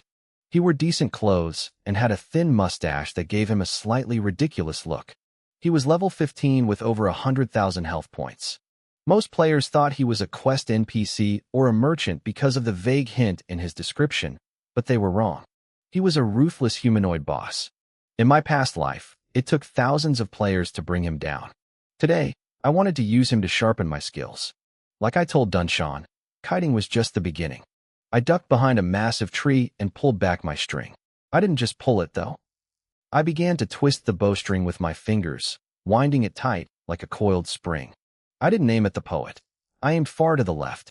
I released. In the distance, Sha, who had followed me back into the woods, frowned. He thought I was trying to hunt the poet, but my aim was miles off. Then his jaw dropped. The arrow didn't fly straight. It curved in midair, slicing through the wind in a wide arc before slamming into the poet's side. 925 damage. The poet looked around, completely dazed. He couldn't see me behind the tree, and the angle of the arrow made no sense. This was the string twist shot. By spinning the string, the arrow gains a high-velocity rotation that allows it to curve and grants massive armor penetration. I fired again. Found you, the poet hissed. He caught the trajectory of the second arrow and leaped into the air, charging toward my hiding spot. But I was ready. I fired a third arrow, then a fourth. The impact of the string twist shot carried immense kinetic energy. The first arrow hit him mid-jump, knocking him back a meter. The second hit before he could land. Then the third. Sha watched from the shadows, stunned. I was juggling a level 15 boss in the air. Every time the poet started to fall, another arrow would strike at a precise angle, knocking him back and upward. To pull this off, you had to calculate the landing point of the third arrow before the first one even hit. It was a legendary combo. Usually, only warriors could knock enemies up and chain attacks, but here I was, an archer, keeping a boss suspended in the sky through sheer mechanical skill. Gah! The poet roared. His body began to swell, his clothes tearing as brown fur erupted from his skin. In seconds, he transformed into a 3-meter-tall weasel spirit. His stats shifted. He was now the enraged yellow weasel. Level 15. Black Iron Boss. His health jumped to over 1.25 million, and his attack power skyrocketed. He gained a suite of terrifying skills: illusions, phantom shift, iron body, and soul snatch. I had never fought a weasel spirit personally, but I knew the mechanics. Iron body and berserk were standard for bosses in the main cities. Iron body meant one thing. He was now immune to all crowd control. My juggling act was over. I looked at the beast. Its new form didn't just come with raw power. It had a terrifying toolkit. It gained berserk and sacrifice, standard boss buffs that boosted its defense and skyrocketed its damage. Some bosses in this state could hit 10 times harder than normal. Then there was the Yellow Mountain Illusion, a mental attack that tested a player's willpower. If your mind was weak, you were finished. But the real nightmares were Soul Snatch and Soul Control. Soul Snatch forcibly tore away a piece of your soul, putting you in a weakened state while you bled out. The worst part? The bleed lasted for 24 hours. Unless you killed the weasel, you'd have to sit in a respawn altar for a full day just to stay alive. Soul Control was even worse. It gave the boss a chance to hijack your soul and force you to fight for it. It also lasted 24 hours. It was ridiculous. But I didn't come here to run. I came to kill. I kept the weasel suspended in the air. As long as he didn't trigger his iron body, he couldn't touch the ground. Usually, bosses wait until their health is low to pop their ultimate buffs. But this thing was an NPC-type monster. It was smarter than a regular mob, as smart as a human. In this game, treating NPCs like simple programs was a death sentence. When his health dropped to 1 million, he stopped playing around. He activated Iron Body. The golden glow surrounded him, making him immune to my knockback. He slammed onto the grass and immediately raised his hand to cast a spell. Then he stopped. He lowered his hand, looking confused. I smirked. He was out of range. Most boss skills have the same reach as a standard archer's basic attack. But thanks to my passive skills, my range was 10% longer. I was standing in that sweet spot where I could hit him, but he couldn't lock onto me. It was a classic pro player tactic from the old PC games, kiting by the inch. However, my movement speed was my weakness. The weasel was fast. Within 2 seconds, he closed the gap and raised his hand again. This time, I couldn't stop him. Soul Snatch was a locked-on skill. You couldn't dodge it, and you couldn't interrupt a boss in Iron Body. In the shadows, I saw Ing Sha smiling. He thought I was done for. I didn't panic. I swapped my main weapon instantly, pulling out the heavy shield from the Black Iron Trance set. My resistances shot up, and my health pool expanded. The set bonus was insane. I was now regenerating 200 health per second and reflecting 20% of all incoming damage. Plus, it gave me a 10% tenacity boost to shrug off debuffs. A massive red number, 2254, popped up over my head as the soul rip hit me. Then, the bleed started. -102, -102. I swapped back to my bow and kept firing. Without the shield active, my regen dropped. But between my passive skills and the gear's base stats, I was still recovering 180 health every second. I was out healing the boss's ultimate curse. The only problem was the weakness debuff. My attack speed plummeted from 3.63 down to 2.41. Ing Sha's smile froze. He stared at my health bar, realizing the boss hadn't even taken off 10% of my life. "I'll help you," he shouted. He finally stopped watching and lunged from the shadows. He landed a kick on the weasel's back and sliced its throat. 215 damage. Then a small bleed. -25, -25. I was surprised. The boss still had 900,000 health, so he wasn't trying to steal the kill yet. "I'll help you down to 10%, then I'll back off." Ing Sha yelled. "Don't worry about me stealing the loot." I realized the guy was just terrified of me. After seeing me tank that hit, he'd decided it was better to be my ally than my prey. I didn't mind.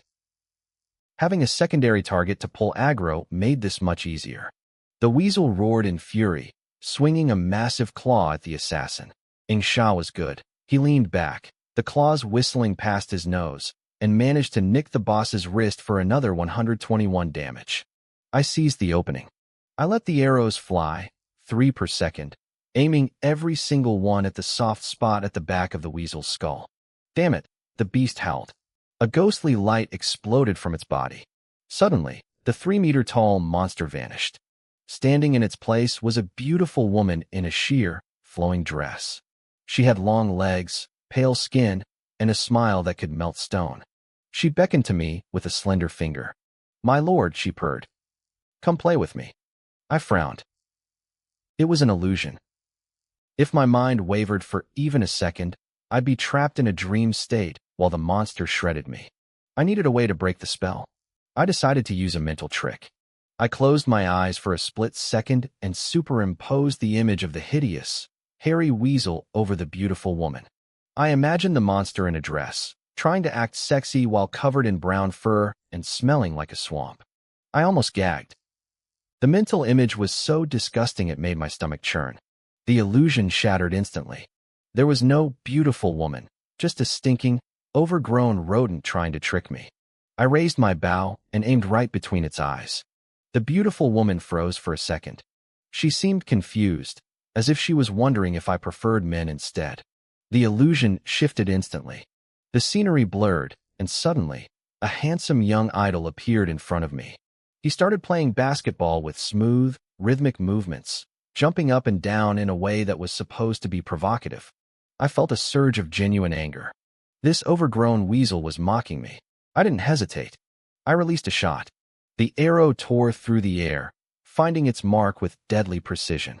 It wasn't just a hit, it was a soul-piercing strike. A massive damage number, 1028, popped up over the illusion's head. The dream world shattered into 1,000 pieces. To my surprise, Ing Sha had already broken free of his own illusion before I did. He was a blur of motion, executing a low slide that took him right between the weasel's legs. He thrust his dagger upward with a vicious flick of his wrist. The weasel's eyes went wide. Its legs clamped together instantly as it let out a high-pitched, agonizing shriek. It was the kind of attack that didn't do much damage but caused a massive amount of psychological trauma. I realized Ing Sha was intentionally drawing aggro. He was trying to buy me time and kite the boss until its unstoppable status wore off. It worked. The weasel, howling in pain and rage, turned its back on me and lunged after the assassin. With the beast's back turned, I went all out. I pushed my attack speed to the absolute limit. I didn't have to worry about defense anymore. Every arrow I fired buried itself in the back of the monster's skull, triggering high-damage critical hits one after another. The weasel roared, realizing it was being played. Seeing its unstoppable timer running out, it triggered a berserk skill. Its movement speed exploded. Sha reacted quickly, but the boss was faster. It raised a claw, and a dark energy surged, soul extraction. The skill hit Sha instantly, deleting his health bar. I winced. That was his third death today. 2 were by my hand, and the third was for trying to save me. The weasel turned its cold, predatory gaze on me. It raised a hand and cast soul control. My entire body went stiff. A frigid, oily sensation began to crawl into my mind, and I felt my control over my limbs slipping away. In that split second, I swapped my equipment. I ditched the thunderbow and pulled out my heavy shield. If I couldn't dodge the next attack, I had to tank it. I was terrified the monster would force me to kill myself while under its control, and the shield was my only insurance policy. The weasel sprinted at me and slammed a palm into my helmet. A massive critical hit of 15-12 flashed across my vision. Then came the storm. It rained down blows with animalistic ferocity. A claw ripped across my throat, dealing 16-26 damage and triggering a bleed effect. My health started ticking down. 300, 300, 300. I fought back with everything I had, struggling against the mental chains. By the time I finally broke free of the soul control, I had lost over 20,000 health points. The moment I regained control, I kicked the weasel in the knee and used the momentum to backflip away.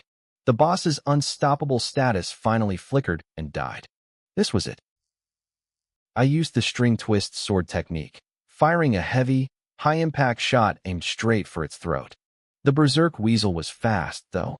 It actually reached out and caught my arrow mid-air with its palm. I didn't panic. I kept firing. One arrow after another whistled through the air. Without its unstoppable buff, the boss was much easier to handle. I used the string twist technique repeatedly, changing my angles with every shot. The weasel blocked a few, but eventually, it made a tiny mistake. The sheer impact of my arrows forced it to stumble back. I saw the opening. I fired a shot into its left leg, ruining its balance. As it pitched forward, I sent a second arrow right into its forehead. The combined force of the 2 hits actually lifted the monster off the ground. Perfect. Once a boss is airborne, the real fun begins. Without its buffs, I could keep it suspended in the air indefinitely using my flight juggle techniques. It couldn't touch the ground. Nearby, a player named Huge Jiangxing was wandering toward the clearing. He was live-streaming, smiling at his camera. All right, brothers, you're all probably grinding in the Twisted Thicket, but did you know there's a bard NPC out here? I bet he has a secret quest. Maybe I can become as legendary as Shuedi. He walked closer and then stopped dead. Holy crap. His camera was still pointed at his face, so his viewers were confused. They started joking in the chat, asking if he'd stumbled onto some players having a private encounter in the woods. Huge Jiangxing swallowed hard and turned the camera toward me. The chat went silent for a heartbeat. Then it exploded. What am I looking at? Someone typed. Is that a boss? Why is it floating? I play an archer too, another wrote. I can barely hit a stationary target, and this guy is juggling a level 10 boss in the air like a hacky sack. My mom asked why I'm watching this on my knees, a third added. I told her to come look, and now she's kneeling next to me. The stream was hitting record numbers when suddenly, the screen went black. Huge Jiangxing had been killed instantly by an assassin who appeared behind him. I noticed the commotion, but I didn't stop. I kept my focus entirely on the weasel. Sha, having returned from the graveyard, stood a short distance away. He wasn't helping. He was guarding the perimeter to make sure no one else interrupted my kill. 8 minutes later, a golden chime echoed in my ears. I had killed the hidden boss, the enraged weasel. The experience points flooded in, over 15,000. Then, the server-wide announcement popped up. I chose not to hide my name. Congratulations to player Shuedi for the first kill of the enraged weasel. The entire server went into a frenzy. Players everywhere were checking the leaderboards. Shuedi wasn't even in the top 10 yet. He was still in the starter village, while everyone else was at the main city. Huge Jiangcheng, standing at the respawn altar, watched his stream replay in shock. "That was Shuetti," he whispered. "I'm going to be famous just for filming this." Huge Jiangcheng realized he had a gold mine. He didn't even care that he'd just been killed. He forgot about the respawn timer and focused entirely on editing the footage. He uploaded it to the Ragnarok forums with a title that screamed for attention: Shuetti Solo's Hidden Starter Village Boss, Mind-Blowing Mechanics. The video hit the trending page instantly. To the average player, it was just a cool show. They saw the flashy, infinite air juggle and thought it looked neat, like watching a mushroom cloud from a distance without understanding the physics of the blast. But within 5 minutes, that same video was playing on the big screens of every major pro club analysis room in the country. Emergency meetings were called. At the Zhuming Club, Zhuming Yinxue logged off immediately to lead the briefing. The room was tense. 3 top analysts, General Manager Li Haitao, and several elite archer players sat in silence.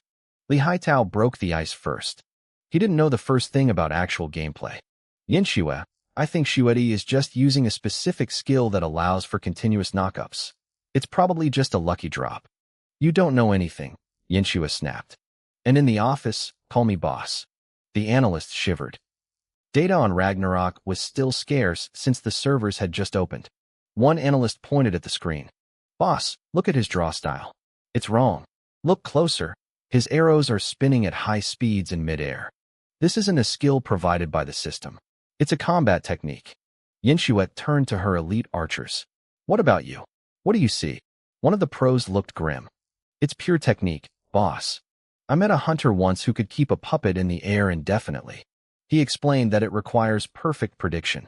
When you fire the first arrow, you already have to know exactly where the third and fourth arrows need to land. One tiny mistake, and the chain breaks." He sighed. "I thought about trying this in a VR setting, but I never imagined someone could already be this proficient." Yinxue nodded. "Exactly what I thought. This is a full dive game. Real-world combat logic applies here. With the attribute boosts from the game, things that are impossible in reality become possible." Li Haitao shrugged. "Boss, so what if he's good? He's only level 9. He's still miles behind you." Yinxue gave him a cold, murderous glare before turning back to the pros. "If I told you to master this technique, how long would it take?" The room went silent. After a long pause, the head pro spoke up. "With dedicated practice? About 5 years." Yinxue froze. 5 years? "Boss, archery takes talent. A genius might pull it off in 3 months, but people like that are 1 in a million. To do it as smoothly as Shuetti, juggling a boss like that, it might take us 10 years. Yinshue's face darkened. She didn't say another word before logging back into the game. It wasn't just Zhu Ming. Every major guild in the Dragon Kingdom reached the same terrifying conclusion. Shuetti's mechanics were broken. They were beyond the reach of normal humans. Suddenly, a server horn echoed through the sky. These announcements cost 10 gold coins each, a fortune this early in the game. Zhu Ming Club invites Shuetti to join. Annual salary, 100 million. Other benefits negotiable. Since I had blocked all friend requests and private messages, the sky was the only way they could reach me. But Zhu Ming was just the beginning. Shura Guild invites Shuetti. Annual salary, 110 million. Immediate vice chairman position. Guangzhou Guild invites Shuetti. 110 million salary plus a luxury villa. The entire player base went into a frenzy. 100 million? For a level 9 player? People started screaming in the world chat. Some called it a scam, while others pointed out that the clubs weren't stupid. They knew I was worth every penny. I didn't hear any of it. I was too busy looting the body. The notifications chimed in my ear. I had hit the jackpot. Because I got the first kill on a hidden boss, the rewards were boosted. I received 45 skill books, 10 free attribute points, a quest scroll, and a mysterious key. I grinned. The enraged weasel was a bard in its past life, and it was carrying a lot of loot. I sifted through the mountain of books. Most weren't for me, but 3 caught my eye. The first was a basic attack power buff. Useful, but standard. The second was sprint. It increased movement speed by 0.5 for 10 seconds. In this game, skills had proficiency levels. The more you used them, the better they got. However, since it was a flat increase and not a percentage, it felt a bit clunky. I decided to hold on to it rather than learn it immediately. Having too many skills can actually slow you down if you hesitate on which one to trigger. The third book, however, was a god-tier find. Invincible Spirit. It gave me 0.5 seconds of total invulnerability. The cooldown was a massive 24 hours, but that half second could save my life in a raid. There was just one problem. It cost 100 mana to cast. I looked at my stats. My total mana pool was only 50. I couldn't even cast my best skill.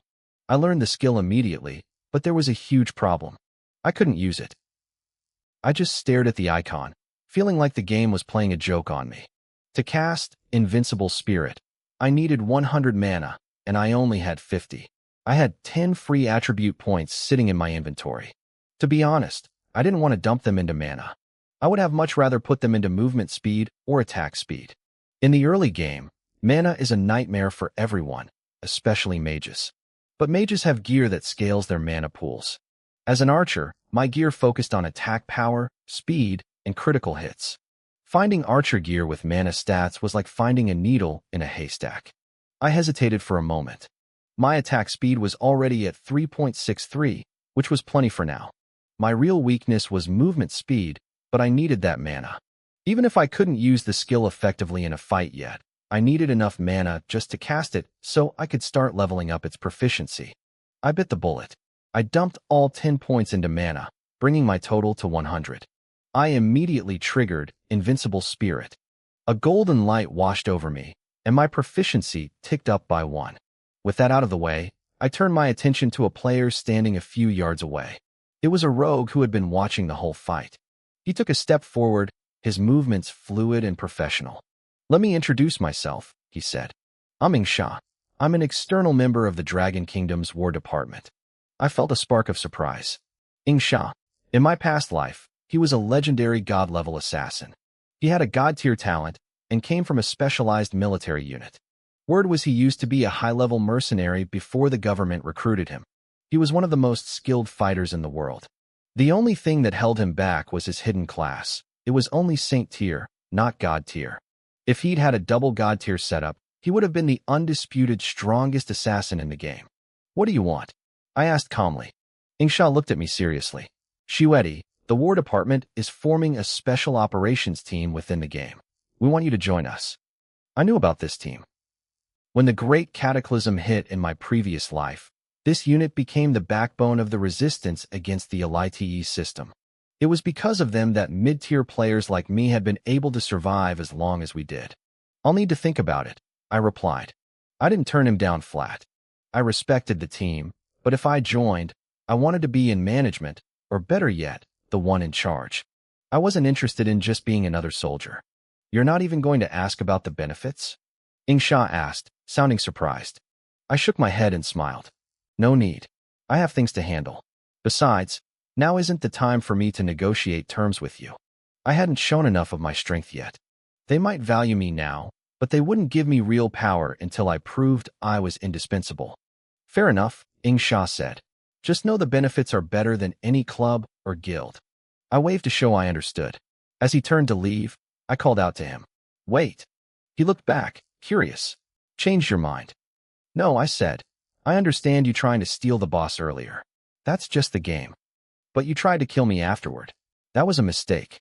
Ingsha's eyes narrowed. "What are you going to do?" "Nothing much," I said, raising my bow. "Just sending you back to the village for free." He raised his hand to fight back, but when he saw my arrow flying toward him, he dropped his daggers. He knew it was useless. I fired twice, and his health bar vanished. "We're even now," he muttered just before his body dissipated. I didn't answer. I pulled out the quest scroll I'd looted from the enraged weasel. This one was interesting. It told a story of the emperor's son, who became a drought demon called Hanba. He fought for the emperor against Chiyu, but Chiyu had sealed him beneath the starting village. The task was to release him. If I failed or refused, the penalty was permanent. I would take double damage from all fire attacks. The reward was unknown. This quest was the direct opposite of the one I got from the nine-headed Hydra. That one wanted me to destroy the village to keep Hanba sealed. This one wanted me to let him out. I realized there was a loophole. The first quest didn't explicitly say I had to keep him sealed. It just wanted the village destroyed. I could actually do both. In fact, knowing how this game worked, there was probably a third scroll out there somewhere that tasked a player with killing Hanba. If I could find that, I could pull off a triple play. Destroy the village, release the demon, and then slay him for the loot. But I couldn't do any of that yet. I needed to finish the village chief's advancement quest first. I had killed 3 out of the 10 bosses required: the 9-headed Hydra, the twisted Treant King, and the enraged Weasel. I needed 6 more. I wasn't going to waste time on low-level trash bosses. I wanted the hidden ones. But my stats were still a bit low for the high-tier stuff. I needed to hit level 10 and, more importantly, upgrade my Hand of Heaven's Punishment talent to 3 stars. That required 100,000 basic attacks. It was going to take a long time. I headed back to the level 10 Twisted Treant area. It was empty because most level 9 players were elsewhere, and level 10s were busy trying to run dungeons. I pulled back my string. Zip. A massive red number floated up, 2,288. A critical hit. The elite Treant didn't even stand a chance. It collapsed instantly. Then my lightning passive triggered, arcing out and pulling 10 more Treants toward me. I didn't blink. 1 arrow, 1 kill. 1 arrow, 1 kill. The grind had officially begun. I watched as the twisted Treants fell one after another. Every time I pulled my bow, the lightning passive from my talent arced out, dragging more monsters toward me. For any other player, this high-frequency farming would be a dream. For me, it was actually a problem. I needed to stack my maximum health using basic attacks, but I was too strong. 1 arrow was enough to one-shot these elites. I wasn't getting enough hits in before they died. I ground away for about 10 minutes, and while my health pool barely budged, my experience bar hit the limit. A notification chimed in my ear. I had reached level 10. Another prompt informed me that I had met the requirements to leave the starting village. All I had to do was talk to the old village chief, take the departure quest, and head to the main city. I ignored it. I wasn't going anywhere yet.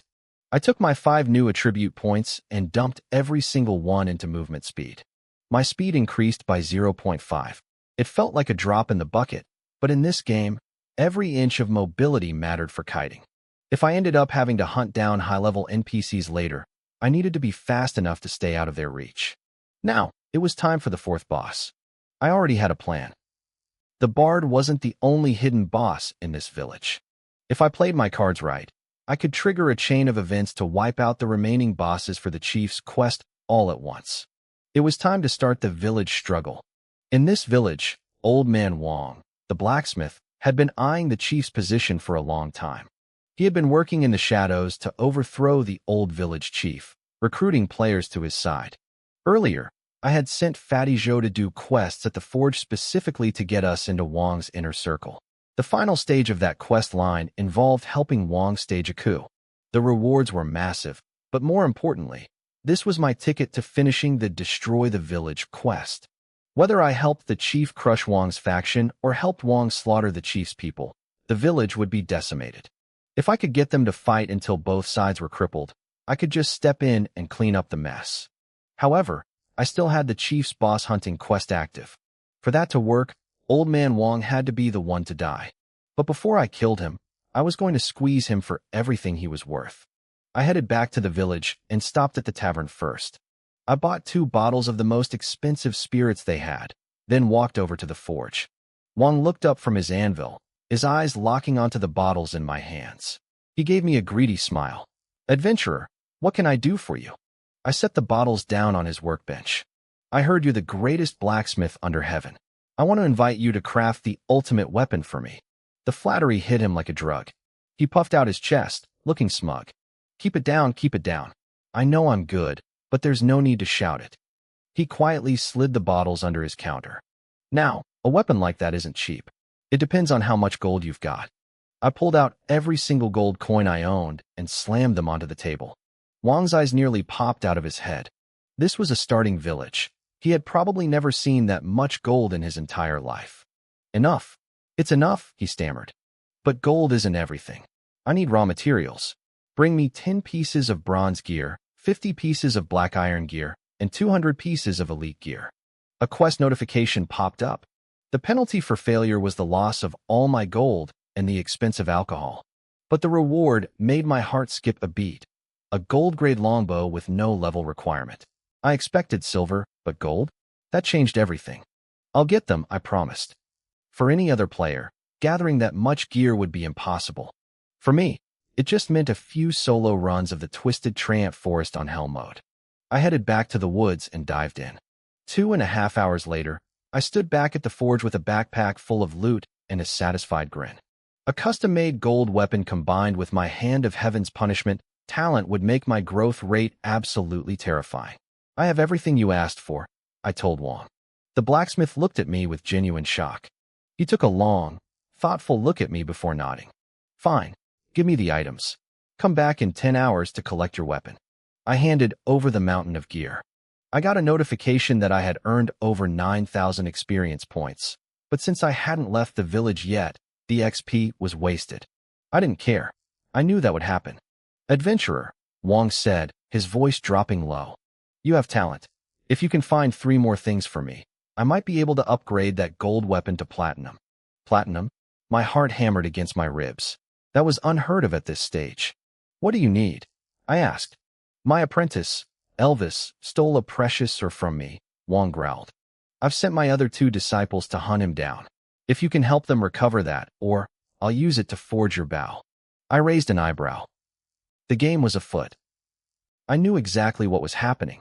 This apprentice betrayal was actually a move by the old village chief.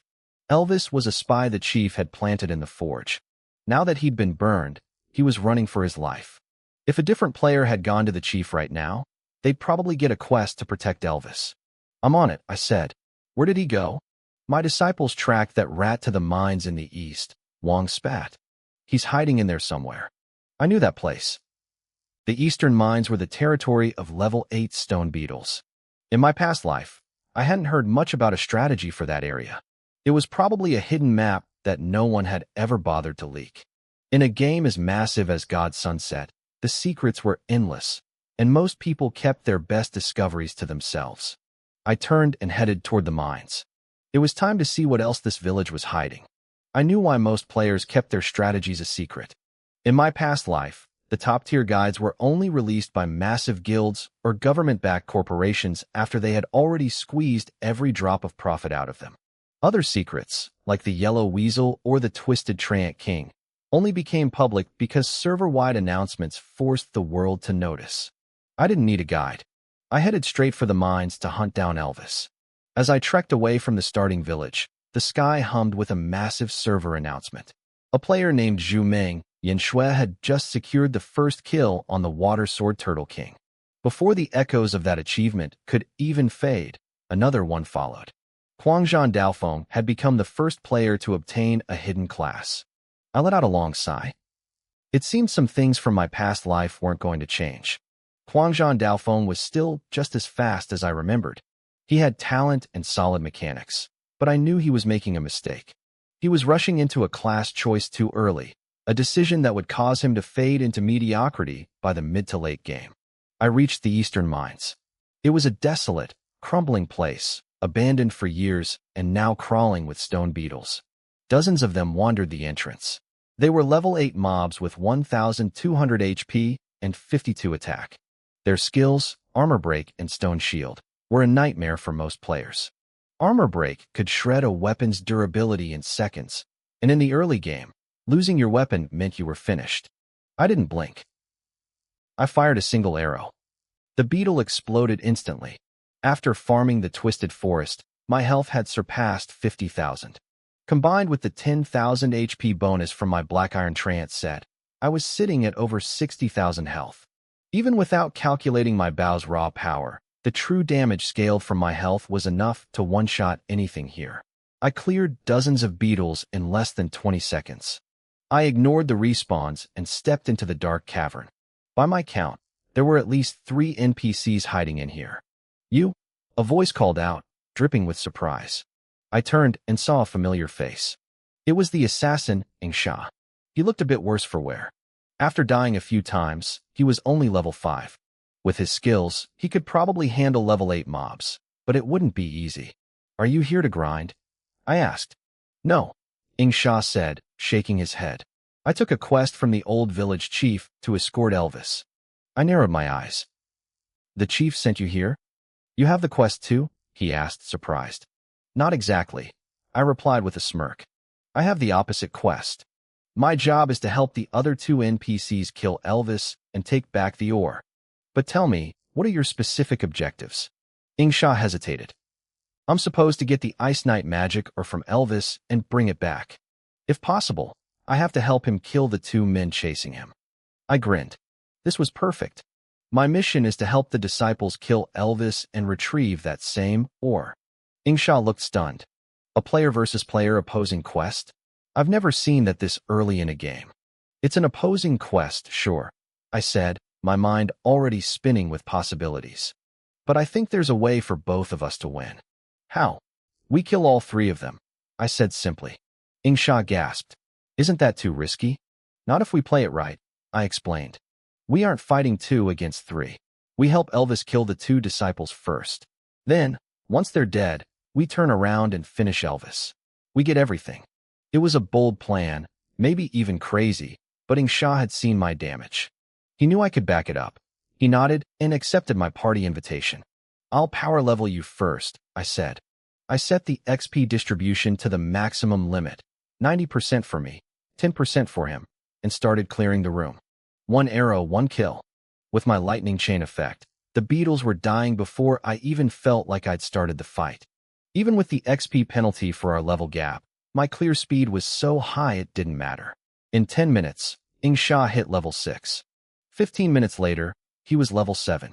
10 minutes after that, we reached the elite beetles, and he hit level 8. Shuedi, Sha whispered, his eyes wide. Your damage is the most ridiculous thing I've ever seen. Did you awaken a god-tier talent? I just nodded. He was smart enough not to ask for details. In this world, your talent was your ultimate secret. I knew Sha had a god-tier talent too, but even with my memories of the future, I didn't know exactly what it did. Suddenly, voices echoed from the depths of the cave. Elvis, you ungrateful rat, a man roared. Master treated you like a son, and you steal his, or? We crept forward, staying in the shadows. In a clearing ahead, I saw them. Elvis was a wiry, short young man, facing off against 2 burly disciples. I checked Elvis's stats. He was level 10, but his health and attack were hidden behind question marks. His character description noted he was a spy planted by the village chief. The 2 disciples were the same, level 10, stats hidden, listed as Wong the blacksmith students. A normal player would have picked a side immediately, but I waited. I knew God Sunset wasn't just a game. It was a living world. If you treated the NPCs like real people with real motives, the rewards were always better. Wong is the one with the dark heart, Elvis shouted, his eyes fierce despite his small stature. I am a citizen of this village. I won't let his greed destroy us. I'm taking this or to the chief so he can stop that monster. Sha and I watched from the darkness, waiting for the perfect moment to strike. Elvis's words echoed through the cave, his voice trembling with rage. He claimed that if that monster was released, it would be the end of our starting village. Wong the blacksmith's disciples just sneered. They didn't care about the village. They called the village chief senile and claimed their master was the only one fit to lead. I watched them, my mind racing. I realized then that Wong had lied to me. He didn't want that Ice Knight magic or to upgrade my gear. He wanted to summon a hidden boss. I wondered if it was Hanba, but I didn't have time to overthink it. Elvis and the 2 disciples clashed, their blades ringing against each other. Elvis was skilled, but against 2 opponents of the same level, he quickly began to falter. I couldn't let him die yet. I drew my bow, aimed, and let an arrow fly. It streaked through the darkness and slammed into Wong San's head. A massive red number popped up, 2,512. It was a critical hit. But immediately, a number popped up over my own head, 1,256. Damage reflection. My heart sank. I didn't have enough life steal yet to handle a monster with these kinds of stats. These guys were level 10 bosses, and their attributes were likely even higher than the Twisted Treant King. Wong San turned his cold, murderous gaze toward me. He spat out that I must be a traitor sent by the chief and raised his heavy blade to strike. I fired another arrow, perfectly timed to break his rhythm and interrupt the attack. But that 50% damage reflection made my skin crawl. My own gear only reflected 10%. The difference was staggering. How do we handle this? Ingsha asked, his voice low and tense. He knew as well as I did that reflection was a nightmare for high-damage players. We kite them, I replied, my face expressionless. It was dangerous, but not impossible. Elvis shouted over the din of battle, telling us that while their reflection was high, their health was relatively low. He raised his hands, and 2 swirls of dark energy flowed into my body. A notification flashed.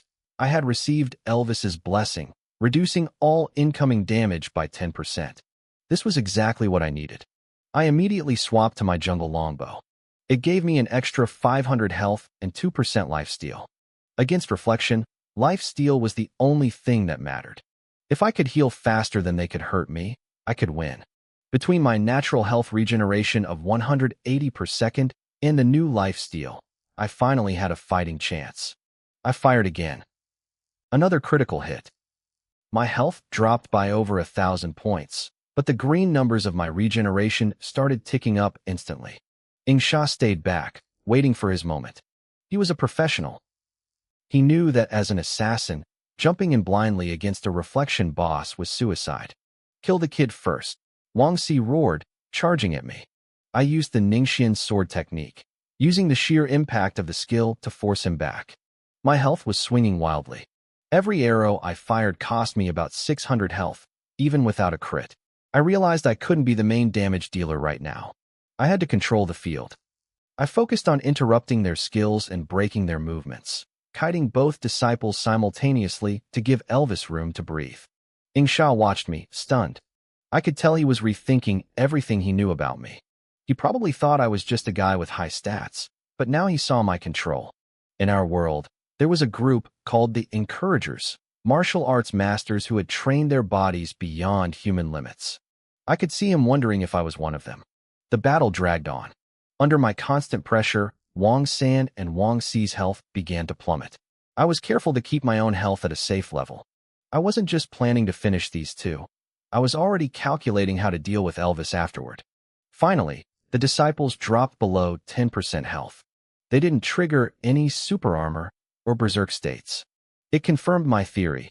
Level 10 monsters in the starting village didn't have those endgame mechanics. However, Elvis still had 70% of his health left. That wouldn't do. I shifted my positioning, dragging the fight toward Elvis's back. As I expected, once the disciples hit 5% health, they went into a desperate frenzy, lunging at me with everything they had. I performed a quick roll, hiding directly behind Elvis. He didn't suspect a thing, thinking I was just protecting myself. He stepped forward to finish them off. I quickly left the party with Ingsha. I didn't want any record of this reaching the blacksmith or the chief. Just as Elvis swung his weapon for the killing blow on Wang San, I fired an arrow that knocked his blade aside. Sorry, my hand slipped, I said coldly. My second arrow was already in the air. Ningxian sword technique. Critical hit. 2,518 damage.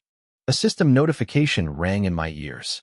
I had secured the first kill on the boss, Wang San. The system asked if I wanted to announce my name to the world. I chose to remain anonymous. I had spent too much gold bribing Wang the blacksmith to let him find out I had just murdered his student. A server-wide announcement scrolled across every player's screen. Congratulations to a hidden player for the first kill on the boss, Wang San. The server announcements started rolling in, one after another. Congratulations to a hidden player for the first kill on the boss, Wang San. The world chat went silent for a heartbeat, then exploded. Before they could even process it, a second notification flashed across every player's screen. Congratulations to a hidden player for the first kill on the boss, Wang Si. People were losing their minds. Who the hell were Wang San and Wang Si? The names sounded like generic low-level thugs. Then, the realization hit the veteran players. These weren't random mobs. They were the blacksmith's apprentices. Everyone in the starting village knew them. They were the ones who repaired our gear when the durability got low. The players were stunned. The guys fixing their swords this morning were actually hidden bosses? Back at the forge, Old Man Wong's face turned grim. He heard the announcements. His eyes narrowed, filled with a cold, calculating rage. He wondered if the old village chief had finally sent a master to clean house. I didn't care about the chaos in the chat. I had already left the party with Sha. I needed my name kept off the official records to avoid a direct confrontation with the village authorities later. I turned my attention to Elvis. I fired a test shot, watching the arrow thud into his shoulder. No damage reflection. That was all I needed to know. Sha moved like a shadow. He lunged forward, his blade catching the light as he slashed Elvis across the throat. A bleed effect triggered immediately. Elvis's face twisted in shock and rage. He roared, demanding to know why we were attacking him. My response was a second arrow, aimed right between his eyes. A massive critical hit flashed, 2,526 damage. Elvis screamed, his power surging as he cast a curse on me. A notification popped up saying I would now take 10% more damage. I didn't flinch. I just kept firing. I maintained a rhythm of 3 arrows per second. It was a relentless wall of steel that shattered Elvis's combat flow. He couldn't even raise his weapon to strike back. He was a sitting duck. With one final, perfectly timed shot, I sent him flying into the air. I began the juggle. I kept him suspended in the sky with a flurry of strikes, never letting his feet touch the ground. Sha stood there, completely stunned. He had never seen combat mechanics like this. It was borderline broken. Finish him, I commanded Sha. Keep your name hidden. I couldn't take the kill myself. If I did, the village chief would see right through me when I tried to turn in my quest later. Sha didn't fully understand the plan, but he trusted me. He stepped in and delivered 5 rapid-fire critical hits. Elvis's health bar hit 0, and he collapsed. Another server announcement rocked the village. Elvis was dead. I walked over to the corpse and started looting. The first thing I pulled out was the ice flame magic ore. Sha frowned. That was his primary quest objective. I told him he couldn't take it back to the village. I needed it for something else, and besides, taking it back now would be a death sentence. To keep him quiet, I let him loot everything else Elvis was carrying. Then, I moved to the bodies of Wang San and Wang Si. I found a manual on weapon repair techniques, 12 pieces of gear, and 5 gold coins. But the real prize was a strange item called the Corpse Chi Collection Bottle. It was a special quest item. It collected energy whenever I killed human-type NPCs or players. Once it was full, it would trigger a legendary quest. Right now, it was at 49%. I tucked it away. If I couldn't find enough corrupt NPCs to fill it, I'd just have to start hunting players. I looked at Sha and gave him his script. I told him to tell the village chief that he encountered the apprentices and killed them with the help of his guild. As for me, I would claim I only saw the apprentices and had no idea what happened to Elvis. Sha was sweating. He asked what would happen if the blacksmith and the chief compared stories. I told him they wouldn't have proof of anything. I was playing a much larger game now. I was willing to risk failing the chief's minor tasks to complete the secret objectives in my quest scroll. After Sha left, I made my way back to the village. I walked straight into the blacksmith shop, putting on my best look of confused innocence. I told Old Man Wong that I was sorry, but I hadn't been able to find Elvis before the announcement of his death. Old Man Wong didn't look at his anvil. He looked at me, his eyes sharp enough to cut glass. He didn't call me an adventurer this time. He used my name. Shueti, he said softly. In this village, who else but you has the strength to kill my students and a man like Elvis? I stared back at him, my expression blank. He knew. But knowing and proving were two very different things. I looked Old Man Wong straight in the eye. I didn't flinch. I told him this village was full of hidden masters, and I had been ambushed by a powerful assassin myself. I claimed this mysterious figure had wiped out my partner in a single strike. The blacksmith frowned. He studied my face, searching for a flicker of a lie, but I gave him nothing. I was a blank wall. He sighed, his shoulders slumping. He lamented the loss of his students, but he seemed even more devastated about a missing piece of ice flame demon ore. Then, he dropped a bombshell. He offered me a platinum-grade necklace if I could find that ore for him. My heart skipped a beat. At this stage of the game, gold-grade weapons were already game-breaking. A platinum item could completely shatter the balance of the server. The old man was desperate. I accepted the quest immediately, though I had no intention of handing the or over any time soon. I logged off after that. I had something far more important than pixels to deal with. It was the afternoon of my sister's surgery. Even though every minute in the early game was worth its weight in gold, I headed straight to the hospital. I watched the nurses push my sister, Lin Qingqing, into the operating room. I squeezed my fists until my knuckles turned white. I had paid the fees, but the doctors had warned me about the risks. Brain surgery was a gamble. Even a success could leave her in a vegetative state. I told myself I could live with that. If she stayed alive, she could enter Twilight of the Gods. Once the great cataclysm arrived in 5 years and the game merged with reality, her in-game strength would heal her physical body. 2 hours passed. The doors opened, and a doctor walked out looking defeated. My stomach dropped. I rushed him, begging for news. He sighed, and my heart climbed into my throat. He told me the surgery failed. The bleeding had spread to her cerebellum. There was nothing left to do. I stumbled back, nearly hitting the floor. I couldn't breathe. I had come back to the past to change everything, yet I couldn't even save my own sister. The doctor told me the best-case scenario was a vegetative state, but even then, she could die at any moment. I walked into the recovery room with trembling hands. I looked at Qingqing lying there, pale and still. I felt a wave of cold, sharp fury at my own helplessness. I cursed the heavens. Why was this happening again? She might still be saved. A youthful voice came from the doorway. I spun around and saw a young man in Taoist robes. He looked no older than 18. I lunged toward him like a drowning man grabbing a life raft. I begged him to save her. He told me he wasn't certain he could, and when I asked about his master, he simply said his master was dead. I didn't care. I promised him anything if he would just try. He smiled, muttered something about fate, and walked to the bed. He placed a hand on my sister's forehead, and suddenly, a silver-white glow erupted from his palm. My eyes widened. I knew about ancient martial artists from my past life. This was internal energy. This kid was a master. The silver light seeped into Qingqing's head. Slowly, the color returned to her face.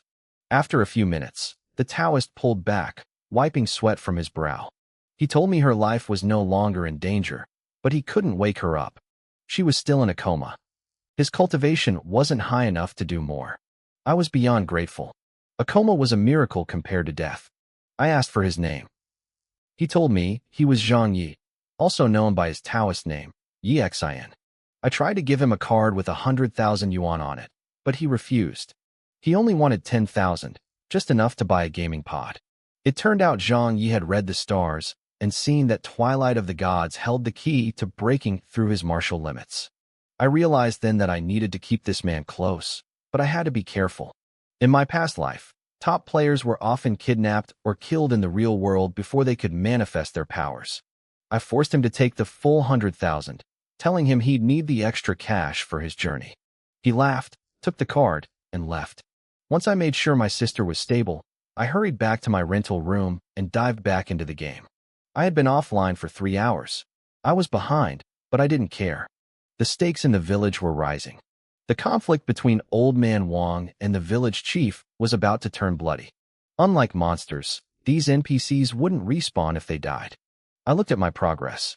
I had already hunted 5 bosses. The village chief's quest was still active, but I knew I was playing with fire. If I kept slaughtering NPCs, the chief would eventually catch on, and I'd lose everything. I needed a new plan. I stood in the shadows of the starting village, weighing my options. I wasn't ready to stop, but I had to be smarter. I decided to start hunting bosses from the level 5 monster zones all the way up to level 9. There were 5 bosses in total across those levels. I knew that turning in the quest in batches might lower the individual rewards, but it was the safest way to play it. I didn't want to take any unnecessary risks. I started grinding. I moved through the zones, methodically clearing everything from level 5 to level 9. One by one, the bosses fell. By the time I finished, I had taken down 5 new beginner village bosses. Adding those to my previous kills, my total count hit 10. It was time to head back to the village chief's courtyard. When I arrived, the place was buzzing. A lot of players had reached level 10 and were lining up to submit their departure quests. If it weren't for the crowd still farming the twisted Trant forest, the village would have been packed. I waited for the crowd to thin out before approaching the old man. "Village chief, I've killed 10 bosses," I said, submitting the quest. The old man looked at me, a flicker of surprise crossing his face. He nodded slowly. "Not bad, Shuedi. I knew I didn't misjudge you." A notification pinged in my ear. I had completed the quest. The rewards were massive: 20 gold coins, 20 free attribute points, 1 point of luck, and a special item called the Eye of Purity. I checked the stats on the Eye of Purity. It was a special equipment piece with no level requirement. Its effect allowed me to see through darkness and illusions, providing a massive vision range even in thick mist. My eyes lit up. This wasn't just a good item. For an archer, this was a god-tier skill. Right now, the game's nights were manageable, but I knew what was coming. After the Great Cataclysm, the darkness would become absolute. Back in my past life, many powerful adventurers were slaughtered by monsters from the Alette Galaxy simply because they couldn't see in the dark. I equipped the Eye of Purity immediately. The world snapped into sharp focus. I looked into the distance and saw a mosquito flying 500 meters away. I could actually see the tiny veins on its wings. It felt incredible. For a class that relied on precision, this was perfect. Even in the late game, this item would remain broken. "Adventurer," the village chief said, his voice dropping an octave. "Was it you who killed Wang San and Wang Si?" I had expected this. There was no point in lying now that I was turning in these high-level tasks. "Yes," I replied firmly. The chief's gaze turned subtle, almost predatory. "Do you realize they were apprentices to old Kai the blacksmith? If he finds out you killed them, he will hunt you down." I put on my best act, looking panicked. "Village chief, what should I do? Maybe I shouldn't leave the village yet. Can you send me away right now?" The old man chuckled and waved his hand. "Don't worry. Old Kai is powerful, but in this village, I'm the one in charge." However, he paused, his expression turning grave. "Old Kai has wild ambitions. I've heard he's been getting close to the old drunkard at the tavern lately. That drunkard often goes into the wilds to help him find rare ores." I raised an eyebrow. Here it was, the next quest. "What do you need me to do?" The chief looked pleased. "It's simple. We cut off his arms. Go and kill the old drunkard." A new quest popped up. Objective: kill the old drunkard. Reward: unknown. I hesitated, acting the part of a cautious player. "Village chief, with my current strength, killing him might be too difficult." The old man nodded. "The old drunkard has his tricks, but he's an addict. If you could poison his wine, the results would be unexpected." I looked troubled. "To be honest, I don't have any poison." The chief hesitated for a second, then pulled out a small vial. "I've been saving this datura extract for a long time. It's colorless and odorless. Just drop it in his wine. He won't notice a thing. Once he's poisoned, his combat power will drop by at least half." I took the vial and smiled. "I won't let you down." I turned to leave, but the chief called out to me again. "Shuedi." He used my name again, not my title. "You killed Wang San and Wang Si. So do you know who killed Elphos?" I felt a chill. He definitely suspected me. "I don't know," I lied smoothly. Shortly after Ingsha and I finished off the apprentices, we heard the announcement that Elphos was dead. "Oh, I see," the chief said, his smile becoming unreadable. I knew he didn't fully believe me, but it didn't matter. He probably thought I was working with the blacksmith. In his mind, the only threat to his position was old Kai. He didn't realize that as a player, I wasn't just passing through. I was playing a much deeper game. I left the courtyard and messaged Ingsha. We had added each other after our last deal. That's when I noticed Putua Dunshan had sent me over a dozen messages. I had been so busy I'd kept my notifications on silent. I sent him a quick reply. "Sorry, notifications were off. Busy." I followed the coordinates Ingsha sent me. I found him in a level 10 zone, grinding twisted trance. He finished off a monster as I approached. "Ingsha," I asked, "what's the follow-up quest the chief gave you?" Ingsha knew we were in this together now. He didn't hold back. "The chief told me to go protect the old drunkard at the tavern." I narrowed my eyes. "That's interesting. He just gave me a quest to kill him." Ingsha looked confused. One person to kill, one to protect? It didn't make sense. but I was already piecing it together. The village chief was setting us up. I bet that datura extract isn't even his, I told Ingsha. He probably stole it from old Kai. He wants me to poison the drunkard while you rescue him. If you delay me just enough, the drunkard escapes, but the blame falls on the blacksmith. Ingsha thought about it for a moment. So, he's not trying to kill the drunkard. He's trying to win him over while framing his rival. It's a classic power play. I nodded. The old man was craftier than he looked.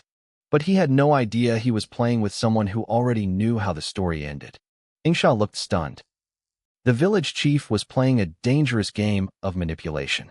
It was a classic setup, and Ingsha realized he was just a pawn in it. My own quest didn't have a penalty, and the rewards were a mystery. But Ingsha's quest had high rewards and even higher penalties. The chief clearly expected me to help Ingsha, ensuring the plan went off without a hitch. Ingsha took a deep breath. He couldn't believe the old man was this calculating. I just smiled. In this game, NPCs weren't just lines of code. They were smart. What's the plan? Ingsha asked. We give the chief what he wants, I said. It's a checkmate move. If I kill the old drunkard, I ruin your quest and lose a potential storyline. The chief has all the power in this village for now. We play along. Ingsha didn't care about the politics. He just wanted to finish his quest and leave the starting village. Whatever I was planning for the long term was my business. I sent him a team invite. I needed to hit level 10 myself to max out my health before leaving, so I figured I'd carry him the rest of the way. With me leading the charge, Ingsha's experience bar soared. In less than 30 minutes, he hit level 10. Let's go find the drunkard, I said. We headed toward the mines. If the old man was looking for ore, that was the most likely spot. We circled the area twice, but found nothing. The forest was quiet, yet I felt a prickle on the back of my neck. Someone was watching us. Come out, I called out, scanning the trees. You've been following us long enough. Ingsha looked around, surprised. He hadn't sensed a thing. Suddenly, a loud laugh echoed through the clearing. A disheveled old man carrying a wine gourd stumbled into view. It was the old drunkard. He was level 12. His stats were hidden, but his description said he was the tavern owner, currently searching for something near the mines. The old man looked at me with a relaxed, knowing gaze. Shuedi, he said, using my player name. You've made quite a name for yourself lately. You're level 10. Why haven't you left for the main city yet? I grinned. I wanted to leave, but the village chief offered me too much to stay. So, the drunkard said, tilting his head. He sent you to kill me? You're sharp, I replied. If you know that, then let's see what a senior like you can do. I didn't waste time. I drew my bow and fired. The arrow whistled through the air, cutting a path straight for his chest. The drunkard narrowed his eyes and performed a perfect backflip, letting the arrow sail harmlessly past. Easy now, youngster, he laughed. Don't be so quick to lose your temper. Whatever the chief offered you, I can match it.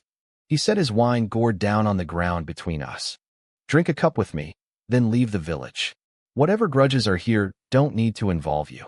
A system notification popped up. The old drunkard had offered me a quest. The requirement: drink the wine and leave the village immediately. The penalty: none. The reward: 50 free attribute points. Ingsha and I stared at each other in shock. 50 points?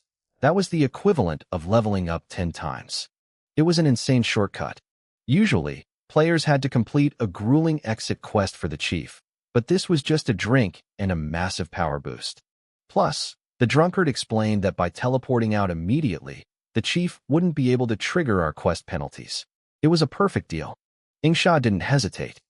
He took the drink, vanished in a flash of light, and left the village. The drunkard turned to me, smiling. And you? I didn't answer. I raised my bow and fired again. A cold light flashed in the old man's eyes. What did that old fox give you to make you this loyal? He hissed. He spat a mouthful of wine into the air. The liquid crystallized into a shimmering arrow of fire, screaming toward my face. I slammed my bow against the projectile, parrying it just enough to roll to the side. The movement was fluid, practiced. I came up from the roll with another arrow notched. The fight was on. I didn't know his skills or his full health pool, but I had a plan. I had recently earned 20 attribute points from a previous quest and dumped every single one into movement speed. My attack speed was already high enough that I couldn't even utilize it fully without hitting a damage cap, so mobility was my new priority. I kept up a constant stream of arrows, kiting him and focusing on avoiding his counters rather than just raw DPS. But the drunkard was more experienced than I anticipated. He splashed wine across the grass and flicked a fire starter. The world turned into a furnace. Flames erupted around me, unavoidable. Minus 921. Minus 921. Minus 921. The burning damage was relentless. It lasted 8 full seconds. In a heartbeat, 7,000 of my health points evaporated. I scrambled back, trying to create distance. I triggered my Ninshin sword technique, hoping to knock him airborne so I could chain a combo. The drunkard saw it coming. He swatted my arrow away with his gourd and then, to my horror, hurled the entire gourd at me like a grenade. I tried to dodge, but I wasn't fast enough. The gourd exploded 5 meters in front of me. The shockwave was massive, throwing me back like a ragdoll. A massive number floated over my head. Minus 8,520. My health bar plummeted into the red. I didn't even have time to hit the ground. Before I could fall, old Kai turned into a blur. He moved like a ghost, reappearing directly underneath me. Boom. He drove a fist straight into my stomach. The force was incredible, launching me even higher into the air. A damage number popped up, minus 1,029. I was stuck in a knockback state, unable to attack, but I wasn't about to die lying down. In midair, I swapped my weapons. My gear shimmered, and the full black iron trance set encased my body just as I pulled out the blue flower twin swords. Old Kai didn't care about my new armor. He leaped up, matching my height in the sky. He unleashed a rapid-fire combo of punches that rattled my ribs. Minus 915. Minus 899. Minus 932. The numbers flashed above my head in a terrifying stream. Just as I finally started to descend, he grabbed me by the collar and slammed me into the dirt. The ground cracked under the impact. Minus 1858. My health bar had vanished by a third in a single sequence. I didn't wait for him to follow up. I performed a desperate tactical roll to the side, scrambling for breathing room. I'd been in the starting village for a long time, but I'd never been humiliated like this. I swapped back to my bow mid-roll. The second my feet touched the grass, I let an arrow fly. This old drunk was dangerous. His combat techniques were top tier, and his timing was perfect. If I didn't lock in, I was going to end up as a corpse. I narrowed my eyes and started firing. Thwip, thwip, thwip, thwip. I aimed every single shot at his eyes, forcing him to react. He pulled out another wine gourd from nowhere, using it like a shield to bat my arrows aside. Think you can just hide behind that? I muttered. I hooked the string with 2 fingers, channeling energy into the bow. 2 glowing arrows materialized. Double shot. It was a difficult technique that usually sacrificed accuracy for volume, but my mastery was high enough to compensate. The goal wasn't just to hit him, it was to overwhelm his guard so he couldn't just parry everything away. I saw the opening. Old Kai faltered for a split second under the pressure. I seized it. I triggered my Ninshin sword technique, hitting him with enough force to knock him into the air. I kept the pressure on, juggling him with a stream of arrows to keep him airborne. But I underestimated his grit. Even while being juggled, he found a tiny gap in my rhythm to take a massive swig of liquor. A thick, pungent mist of alcohol erupted from his body. A notification flashed. Asterisk, you are affected by wine vapor. Reaction speed decreased by 20%. Attack speed decreased by 20%. Asterisk. I cursed under my breath. My rhythm slowed, but I didn't stop. I couldn't let him land. My turn. Old Kai roared, hurling his gourd at me again. I wasn't falling for that twice. I tracked the gourd in the air and slammed an arrow into it mid-flight. The explosion went off early, the shockwave making me stagger, but the damage was minimal. Old Kai used the distraction to hit the ground safely. He slapped his gourd, and to my horror, a massive creature slithered out of the small opening. It was a blue flower great snake, level 10, black iron boss.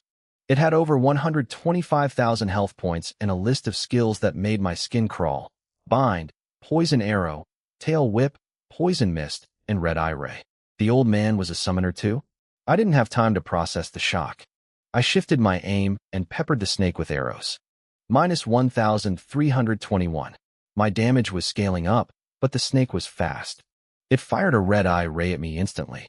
I rolled, the beam scorching the grass at my heels.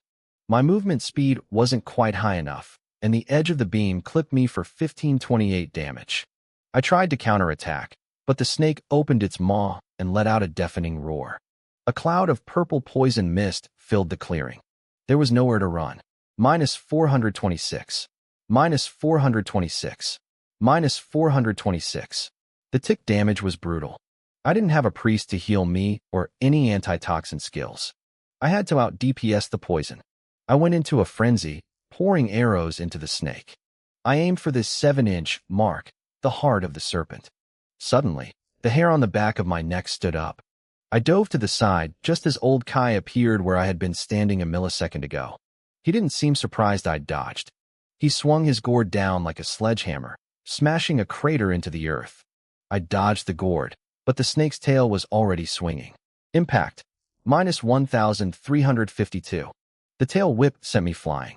I hit the ground hard, my vision blurring, but I was already notched and ready. I fired another double shot. This was getting insane. I was fighting two bosses at once, both moving at high speeds, while my health was ticking away from the poison. I activated my Eye of the Wolf. The world slowed down. I could see the twitch of the snake's muscles and the sway of the old man's stance. I combined my double shot with the continuous arrow technique. Usually, shooting multiple arrows lowers your individual damage, but when you're hitting the same target repeatedly with perfect precision, it creates a locking effect. I became a whirlwind of cedar and steel. I suppressed both of them at once, my arrows flying with such frequency that they couldn't even finish their skill animations. Anyone watching would have been speechless. I had been caught off guard by the wine and the snake, but I had their patterns now. Every time old Kai tried to move, an arrow found his weak point. Every time the snake opened its mouth, I silenced it with a shaft to the throat. It was a gamble now. I just had to hope old Kai didn't have a super armor or berserk phase hidden up his sleeve. If he didn't, this absolute suppression would be his end. Old Kai wasn't a fool. He saw exactly what I was doing. As I kept up the pressure, he suddenly lunged, diving behind the massive body of the azure snake. He was trying to use the serpent as a meat shield to break my rhythm. He just needed one opening, 1 second to breathe, and he was confident he could kill me. But I wasn't going to give him that second. I combined my twisting string technique with the continuous arrow style. The twisting string wasn't just about high damage and armor penetration. It had one lethal advantage. The arrows could curve. Whoosh. The arrow bypassed the snake's bulk, hooking through the air like a guided missile. It slammed right into old Kai's shoulder. His eyes widened in pure disbelief. My methods were completely outside his understanding of how an archer should fight. The azure snake hissed, its body coiling and trembling as it lunged at me. I knew what it wanted. It was trying to trigger its constriction skill. If those coils locked around me, the fight was over. I'd be crushed to death in seconds. I didn't back down. I unleashed another volley of continuous arrows, but this time, I changed my targets. I aimed for their eyes. Hitting a moving eye while firing multiple arrows is a nightmare for any archer. It requires godlike precision. Without my Eye of the Wolf, I might have struggled, but with it, the world was mine to command. I fired 2 arrows simultaneously, blinding the snake in both eyes. Then, I followed up with a curved twisting string shot that forced old Kai out of his cover. I suppressed them both completely. My arrows were a constant, blurring stream of death. Are you even human? Old Kai hissed, his expression turning dark and venomous. He reached for his waist and pulled out a yellow paper talisman. I froze for a split second. I couldn't believe an NPC at this level had access to charms. I reacted instantly, firing an arrow to intercept it, but I was a fraction of a second too late. Gold light exploded outward. A shimmering aura wrapped around both old Kai and the snake. I fired again, the arrow hitting old Kai's chest. Minus 1,420. Old Kai looked at the number and gasped. How? Your attacks, their true damage. He had used a high-level defensive talisman to skyrocket his armor, but it didn't matter. My damage ignored his defenses entirely. I had been worried the talisman was an attack or a stun, But since it was just defense, it changed nothing. Within minutes, I had whittled them both down to 10% health. Old Kai's eyes were bloodshot, his muscles tensing for a final, desperate suicide strike. Then I stopped. I lowered my bow. "Senior, I don't actually want to kill you," I said, a small smile playing on my lips. "How about we make a deal?" Old Kai narrowed his eyes, suspicious. "What kind of deal?" "I let you live," I said. "In exchange, you give me 50 free attribute points." He stared at me like I was insane. "Just for 50 points? You'd abandon the old village chief's quest?" I nodded casually. "To be honest, I don't think the chief deserves his position. I think the village would be better off with Wong the blacksmith in charge. But I'm an adventurer. I have to look out for myself. Give me the points, and you can walk away." Old Kai was silent for a long moment. Then he grunted. "Fine. Deal." A notification popped up. Old Kai had issued a quest. Let him leave. Reward, 50 attribute points. No penalty for failure. I accepted it immediately. I wasn't letting him go because I was nice. I was letting him go because I was playing the long game. The old village chief and Wong the blacksmith were locked in a power struggle. Old Kai was Wong's strongest asset. If I killed him now, Wong would lose his leverage, and the balance of power would shift too far toward the chief. I wanted them to tear each other apart, while I reaped the rewards from both sides. As Old Kai retreated into the woods, the 50 points hit my sheet. I opened my status window to look at my progress. I was level 10 now. My health sat at a massive 71,450. My attack was 309, and my attack speed was a blistering 3.63. For a level 10 player, these stats were utterly broken. My skills were even better. Between my lightning procs, my healing, and my Eye of the Wolf, I was a one-man army. I looked at my 50 unspent points. I could dump them into attack speed or movement speed. In the starting village, walking wasn't a big deal, but once I hit the main city, map traversal would take hours without a mount. Plus, higher movement speed meant better kiting. After a moment, I decided to hold on to them. I'd wait until I saw what kind of boss I was facing next before committing. The starting village was getting quiet. Most of the top-tier players had already hit level 10 and moved on to the main cities. The newer players were being funneled into other instances, leaving Village 10086 feeling like a ghost town. Even here, at the entrance to the level 10 Twisted Jungle Dungeon, there were only a few scattered parties. "Hey brother, want to group up?" a player called out to me. "We've got a shield warrior in full elite Trant gear. We're definitely clearing this." I looked at them and smiled. "No thanks. I'm good." I turned and walked into the dungeon entrance alone. I selected the difficulty, Hell Mode. I had cleared this place enough times to know every leaf and branch. My goal now wasn't just experience. I needed to farm skill books. My Spring of Withered Wood skill needed sacrifices to level up, and I needed to be in peak condition. I had to be ready. Because soon, Wong the blacksmith would finish forging that gold-grade longbow, and when he did, the real chaos would begin.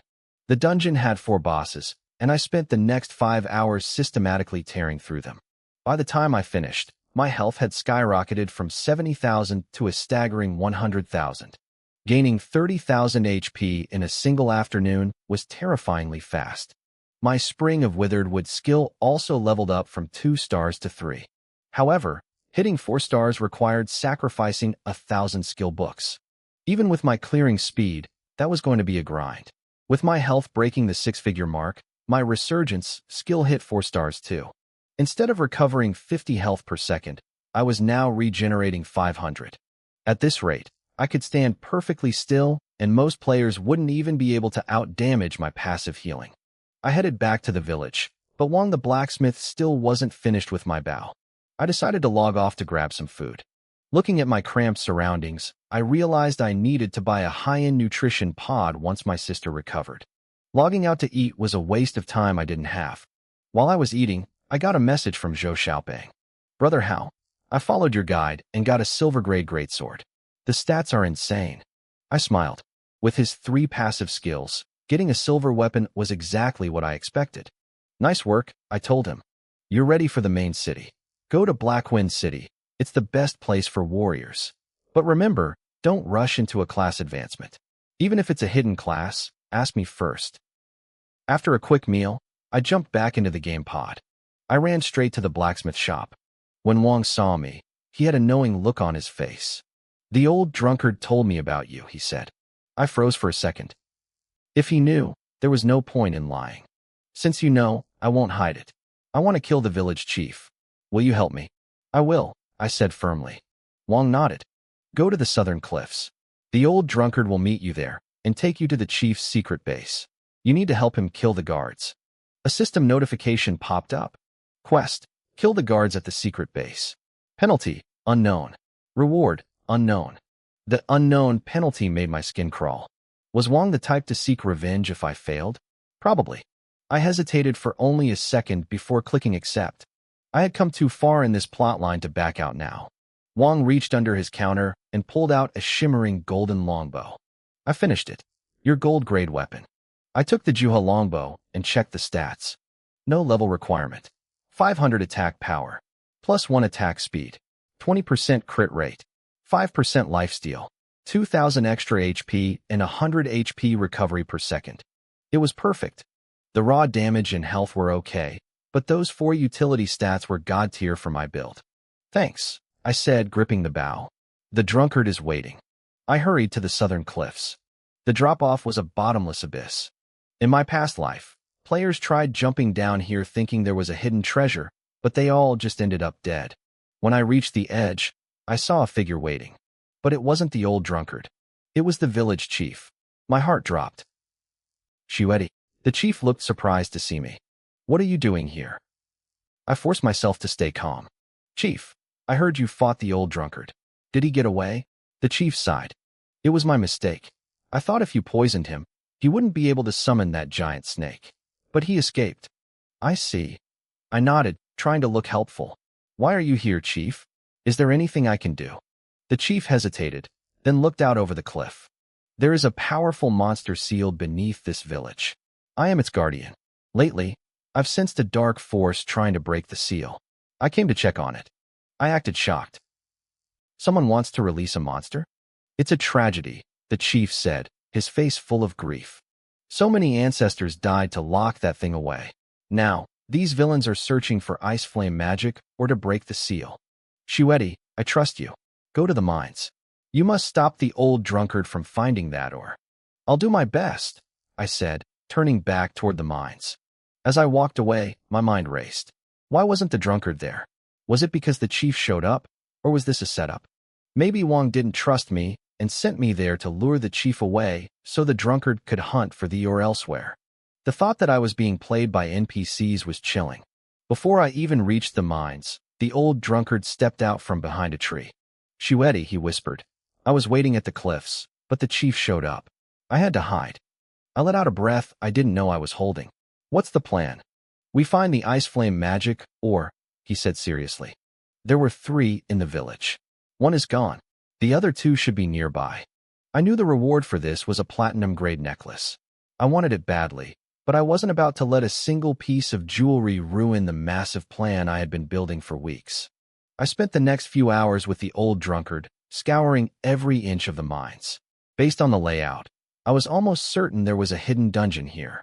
My past life's memories didn't tell me exactly how to open it, but I had a hunch. The local mobs were stone beetles, and in a place like this, the boss usually held the key. I started grinding. I slaughtered stone beetles by the dozen, watching my health pool grow with every kill. I didn't get any experience points, but I was used to that by now. Leveling up was easy. What mattered was squeezing every bit of value out of this starting village. A notification pinged in my ear.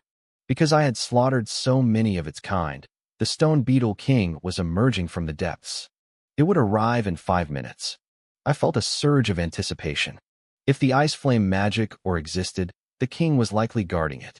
5 minutes later, a massive creature crawled out of the shadows. Its shell was a deep, bruised crimson, easily the size of a small house. It was a level 8 black iron boss with over 81,000 health points. I glanced at its skills, falling rocks, stone shield, petrified skin, and didn't hesitate. I unleashed a storm of arrows. My first shot landed right between its armor plates. Critical hit, for 1,918 damage. With my attack speed at 4.63, I was pumping out nearly 20,000 damage every single second. The poor beast didn't even last 5 seconds. It collapsed into a heap of rubble before it could even let out a roar. I looted the body immediately. I found 3 pieces of gear, a skill book, a single gold coin, and a peculiar item, the stone beetle king's eyeball. I turned the glassy orb over in my hand. I remembered seeing something in the back of the cave that matched this.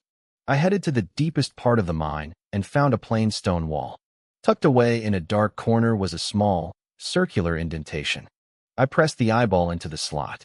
The wall groaned, stones grinding against each other as they rotated to reveal a swirling portal of light. I had found it. A notification flashed. You have discovered the hidden dungeon, the Lost Princess. The system asked if I wanted to announce my name to the entire server. I chose to stay anonymous. Things with the village chief and the drunkard were still too unstable, and I didn't need the extra attention yet. The server-wide announcement echoed through the world, congratulating a hidden player for opening the dungeon and awarding 5 free attribute points. I ignored the chatter, stepped through the portal, and looked at the difficulty settings. I picked Hell mode without a second thought. I materialized back in the mines, but the atmosphere had changed. It was darker, colder. Then I saw them. Small zombies were shuffling toward me. I was stunned.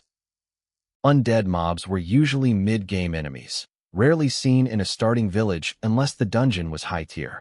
These level 8 elite zombies had over 10,000 health each, but their high defense meant nothing to me. My damage was true damage. My first arrow hit for 2,250.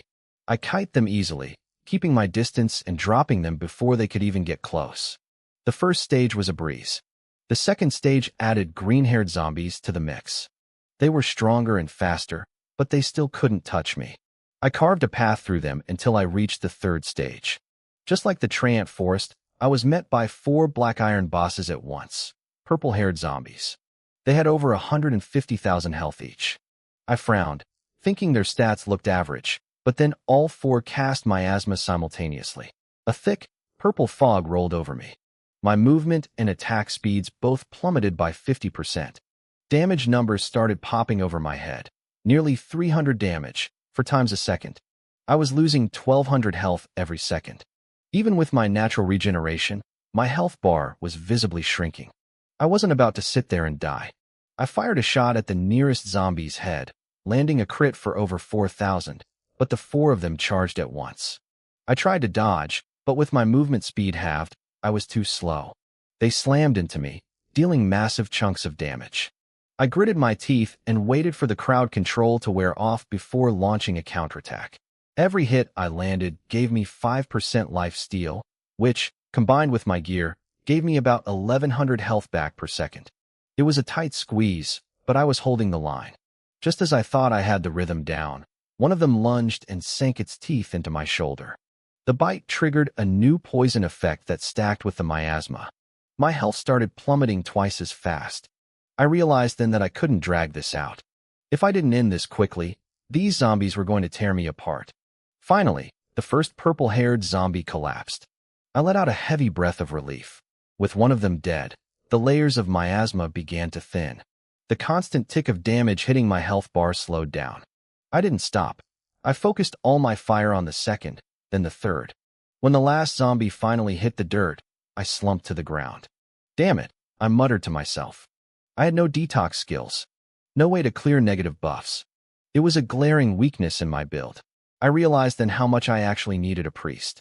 Even a mediocre healer would have made that fight a breeze.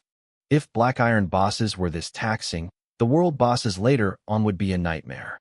I waited for my health to regenerate to full. I looked toward the final chamber. The layout here was almost identical to the Twisted Treant Forest. That meant the final guardian was likely a bronze-grade boss. I gripped my bow and stepped inside. 2 crystal coffins sat in the center of the room. The one on the left held a shriveled corpse, but the one on the right was empty. My skin crawled. Before I could even process the empty coffin, I felt a chill behind me. I spun around and fired an arrow instinctively. A hideous face was inches from mine, its jagged claws less than a centimeter from my throat. The massive impact of my arrow knocked the creature back just in time. I scrambled away, putting distance between us while firing a steady stream of arrows. I checked its stats. It was the Ice Flame Lion King, a level 10 bronze boss. It had a staggering 1.1 million health points. Its attack was over 1,500. I scanned its skills: charge, ice fire heavens, freeze, immolation. This thing was a monster. The Lion King was fast. It moved with a terrifying, fluid grace that most zombies lacked. It dodged my arrows with ease, twisting its body mid-air. But I wasn't helpless. My attack speed wasn't hindered anymore. I was firing 4 arrows every second. I began weaving a net of projectiles, forcing it into corners and cutting off its escape routes. The beast realized it couldn't dodge forever. It took a direct hit to the chest and lunged at me with a roar. It raised a palm, and a ball of fire erupted within it. Suddenly, my own body was engulfed in flames. A system prompt flashed. I was taking over 900 damage every second from burning. My heart hammered against my ribs. It was a lock-on skill. There was no way to dodge it, and no way to hide. I just had to tank the damage and out-damage the boss. I poured on the pressure, but the Lion King was too agile. Only half my shots were landing, and none of them were hitting its weak points. Then it raised both hands. The air turned freezing and boiling all at once. I was hit by ice fire heavens. My health started plummeting by 1,600 points every second. I gritted my teeth. This was insane. 2 lock-on skills, both dealing massive damage over time. The game wasn't giving me any room to breathe. If I didn't end this now, I was going to fail the dungeon. I refused to let that happen. I narrowed my eyes and focused.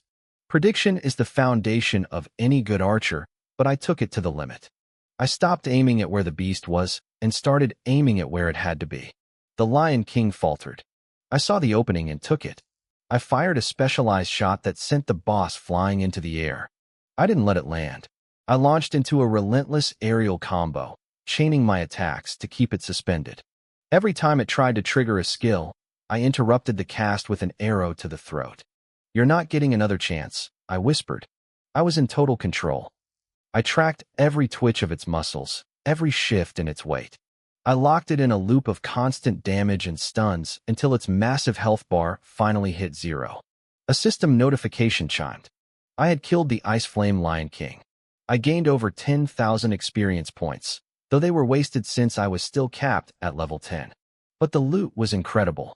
31 skill books, 42 pieces of gear, 120 gold coins, and a rare material called Ice Knight Magic Ore. A server-wide announcement echoed through the world, celebrating the first clear of the Lost Princess dungeon. I chose to keep my name hidden. Far away in the main city of Shifeng, players like Putua Dunshan and Zhuming Yinshues saw the notice. They checked the rankings and saw I was still level 10 in the starter village. They shook their heads, assuming I had fallen behind or got distracted by real-life issues. They thought I was a spent force. They had no idea I had just completed a hidden quest that would change the entire power balance of the game. I looked at the second Ice Flame Magic Ore in my hand and grinned. Finally, I had it. But as I was checking the rest of my rewards, something strange happened. The corpse inside the crystal coffin began to glow. A cold, blue energy started stripping away from the fallen Lion King's body, swirling through the air before sinking into the dried-up remains of the woman in the coffin. Her skin began to soften. Her withered frame filled out. I frowned. Was there a hidden boss? In the world of Ragnarok, a hidden boss sometimes appeared after a dungeon clear due to specific triggers. I could have just left. I already had the loot, but I've never been one to back down from a mystery. I wanted to see what was coming. A massive explosion shattered the crystal coffin. Shards flew everywhere. Standing there was a woman with porcelain skin, delicate features, and long, silver hair that flowed down her back. I checked her stats. My heart skipped a beat. Her name was Princess Leona, but every other stat, HP, attack, skills, was just a row of question marks. In this game, anyone with a title like Princess, Prince, or General was someone you didn't mess with lightly. "Adventurer," she said, her voice calm and ethereal. "Did you save me?" I nodded slowly. "I suppose I did." She stared at me for a long moment, her expression unreadable. "Since you rescued me, I will offer you a choice. I can give you one of two things, but you can only take one." My eyes lit up. A hidden reward trigger. The first option, she continued, is a title. You can become a viscount of our star kingdom and receive a territory of your own. I caught my breath. A lord's heart, the item needed to rule territory, was almost impossible to find this early in the game. Being a noble meant massive perks within the kingdom's borders. It was a tempting offer, but I kept my cool. And the second option? I asked. Leona pulled out a pale blue jade pendant. This is a relic from the era of God's fall. It grants the wearer 80% crowd control immunity. My jaw nearly dropped. 80%? That was broken. That was beyond good. It was legendary. What is your choice? She asked. I didn't hesitate for long. I'll take the pendant. I knew from my past life that getting a territory wouldn't be impossible later on. Besides, a viscount was only a mid-tier noble rank, and the Star Kingdom would eventually lose its relevance as the game progressed. But that pendant, 80% immunity to stuns, slows, and freezes would be god tier at any level. Leona looked surprised. You would choose a piece of equipment over a title and land. It's not that your kingdom isn't great, I replied with a shrug. It's just that different people have different needs. This suits me better. She gave a helpless smile and handed it over. I checked the stats, the evolution pendant. It couldn't be dropped or stolen. It granted 80% resistance to knockups, slows, curses, poison, burns, freezing, and paralysis. I put it on immediately. I felt a surge of confidence. Even during the later cataclysm events of the game, these stats would be considered insane. This was a massive win. I checked the rest of my loot, but unfortunately, none of the other gear or skills were usable for my class yet. The only things that mattered were my free attribute points and that second magic ore. According to the old drunkard, there were supposed to be 3 ores in total. I only had 2. I left the dungeon and tried to re-enter, but I noticed something annoying. The hell mode difficulty was gone because I had already rescued the princess. I didn't overthink it. I jumped into nightmare mode instead. I cleared the entire thing in under 20 minutes, but no or dropped. Was I wrong? Was there only one or here? No, the old drunkard wouldn't lie about something like that. There were 2 possibilities. Either there was another hidden dungeon, which was unlikely, or the drop rate was just incredibly low. I decided to grind. Even if the or didn't drop, every kill added to my permanent health pool. I ran the dungeon 5 times in a row. On the 5th clear, a notification finally chimed. I had found it. The 3rd ice flame magic ore. With all 3 ores in my possession, I held the key to the seal. I checked my stats one last time. Between the grinding and my gear, my health had surpassed 120,000. I was a monster. I headed back toward the village, but I didn't go to the drunkard or the blacksmith. I went straight to the cliffside. As I expected, the village chief was still there, watching the horizon like he knew a war was coming. Shuedi, he said, turning to me. Why have you returned? I didn't say a word. I just held up one of the magic ores. The chief's calm expression shattered instantly. A greedy, eager smile stretched across his face. You found it. This is wonderful. What is this thing exactly? I asked, pulling it back slightly. The blacksmith wants it, and now you want it too. The chief chuckled. It is a vital stone, very useful to people like us. Give it to me, and I will give you rewards beyond your imagination. I narrowed my eyes. Be specific. The chief's face darkened. He realized I wasn't just some newbie he could boss around. I was here to negotiate. A gold grade ring, he offered. I shook my head. The blacksmith offered me a platinum necklace. The chief hissed. He's a smith. Of course he has better gear. But if you give the ore to me, I will give you something he can't. A saint-grade talent awakening stone. It can awaken almost any talent to its highest potential. I took a moment to think. I didn't actually need a saint-grade talent awakening stone for myself, but my friends Zhou Xiaopeng and Houzi both had saint-grade talents. If I gave the stones to them, they could awaken their abilities early and get a massive head start. Not enough, I said. I want to. I held all the cards now. I wasn't about to let him off easy. Shuedi, I only have one. The chief replied, his voice tightening. Besides, this is the best item you can possibly get in this starting village. I didn't blink.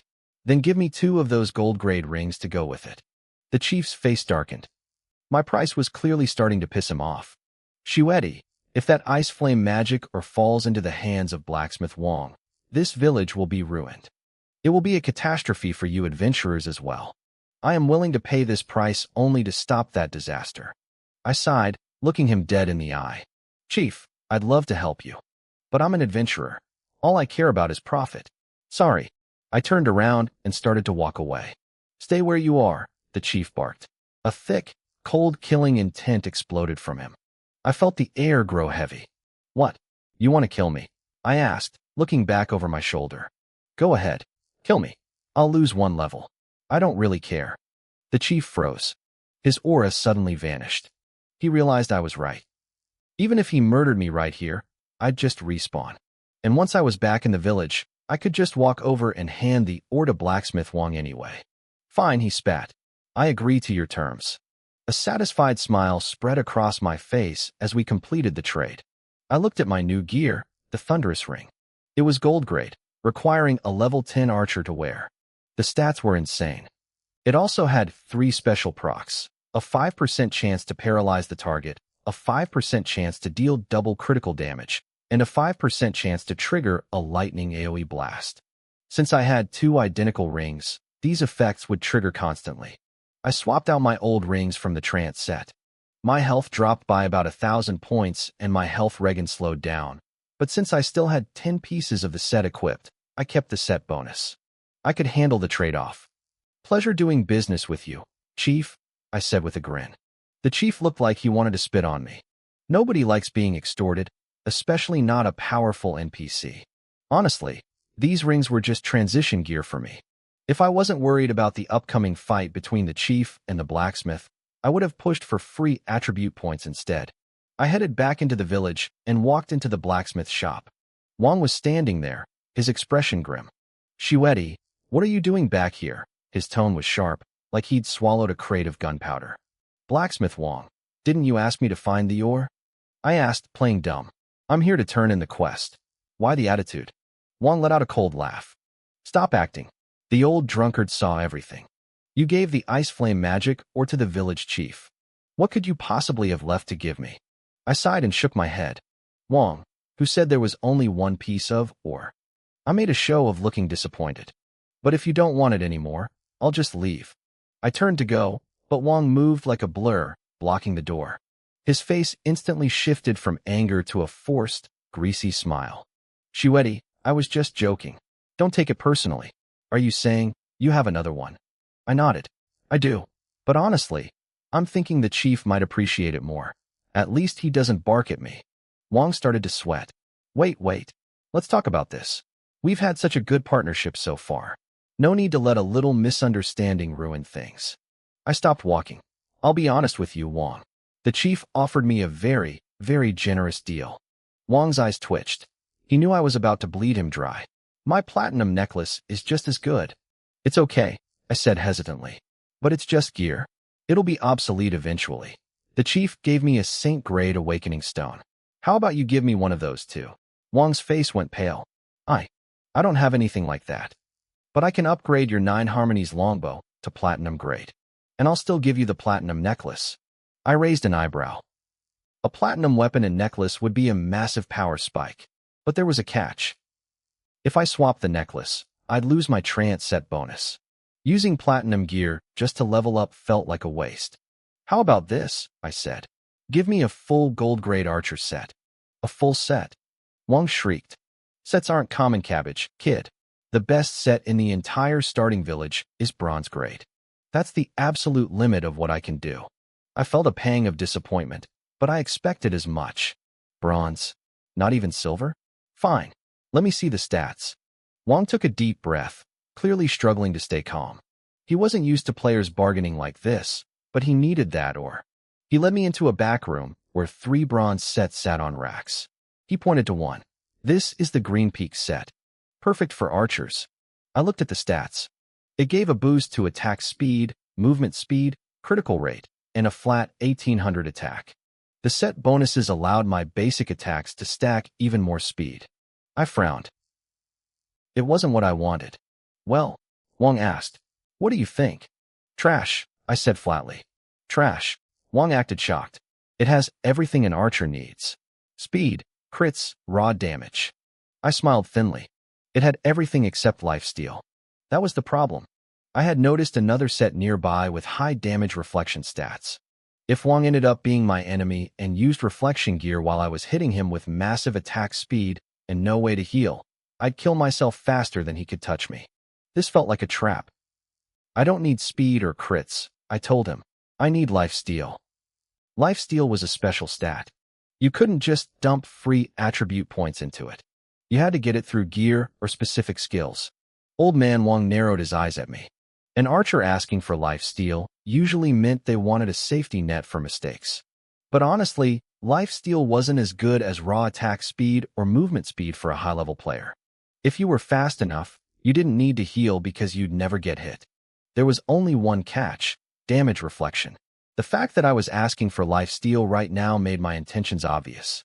In the entire starting village, only two things had reflection stats: the Twisted Trance, which had a tiny bit, and Old Man Wong himself. Shuedi, Wong said, his voice dropping. Lifesteal is a rare attribute. I have it, but not in a set. I only have 3 individual bronze pieces with that stat. My expression shifted slightly. He'd figured me out. I let out a long, heavy sigh. In that case, I guess I'll just go find the village chief instead. Wong's gaze turned cold.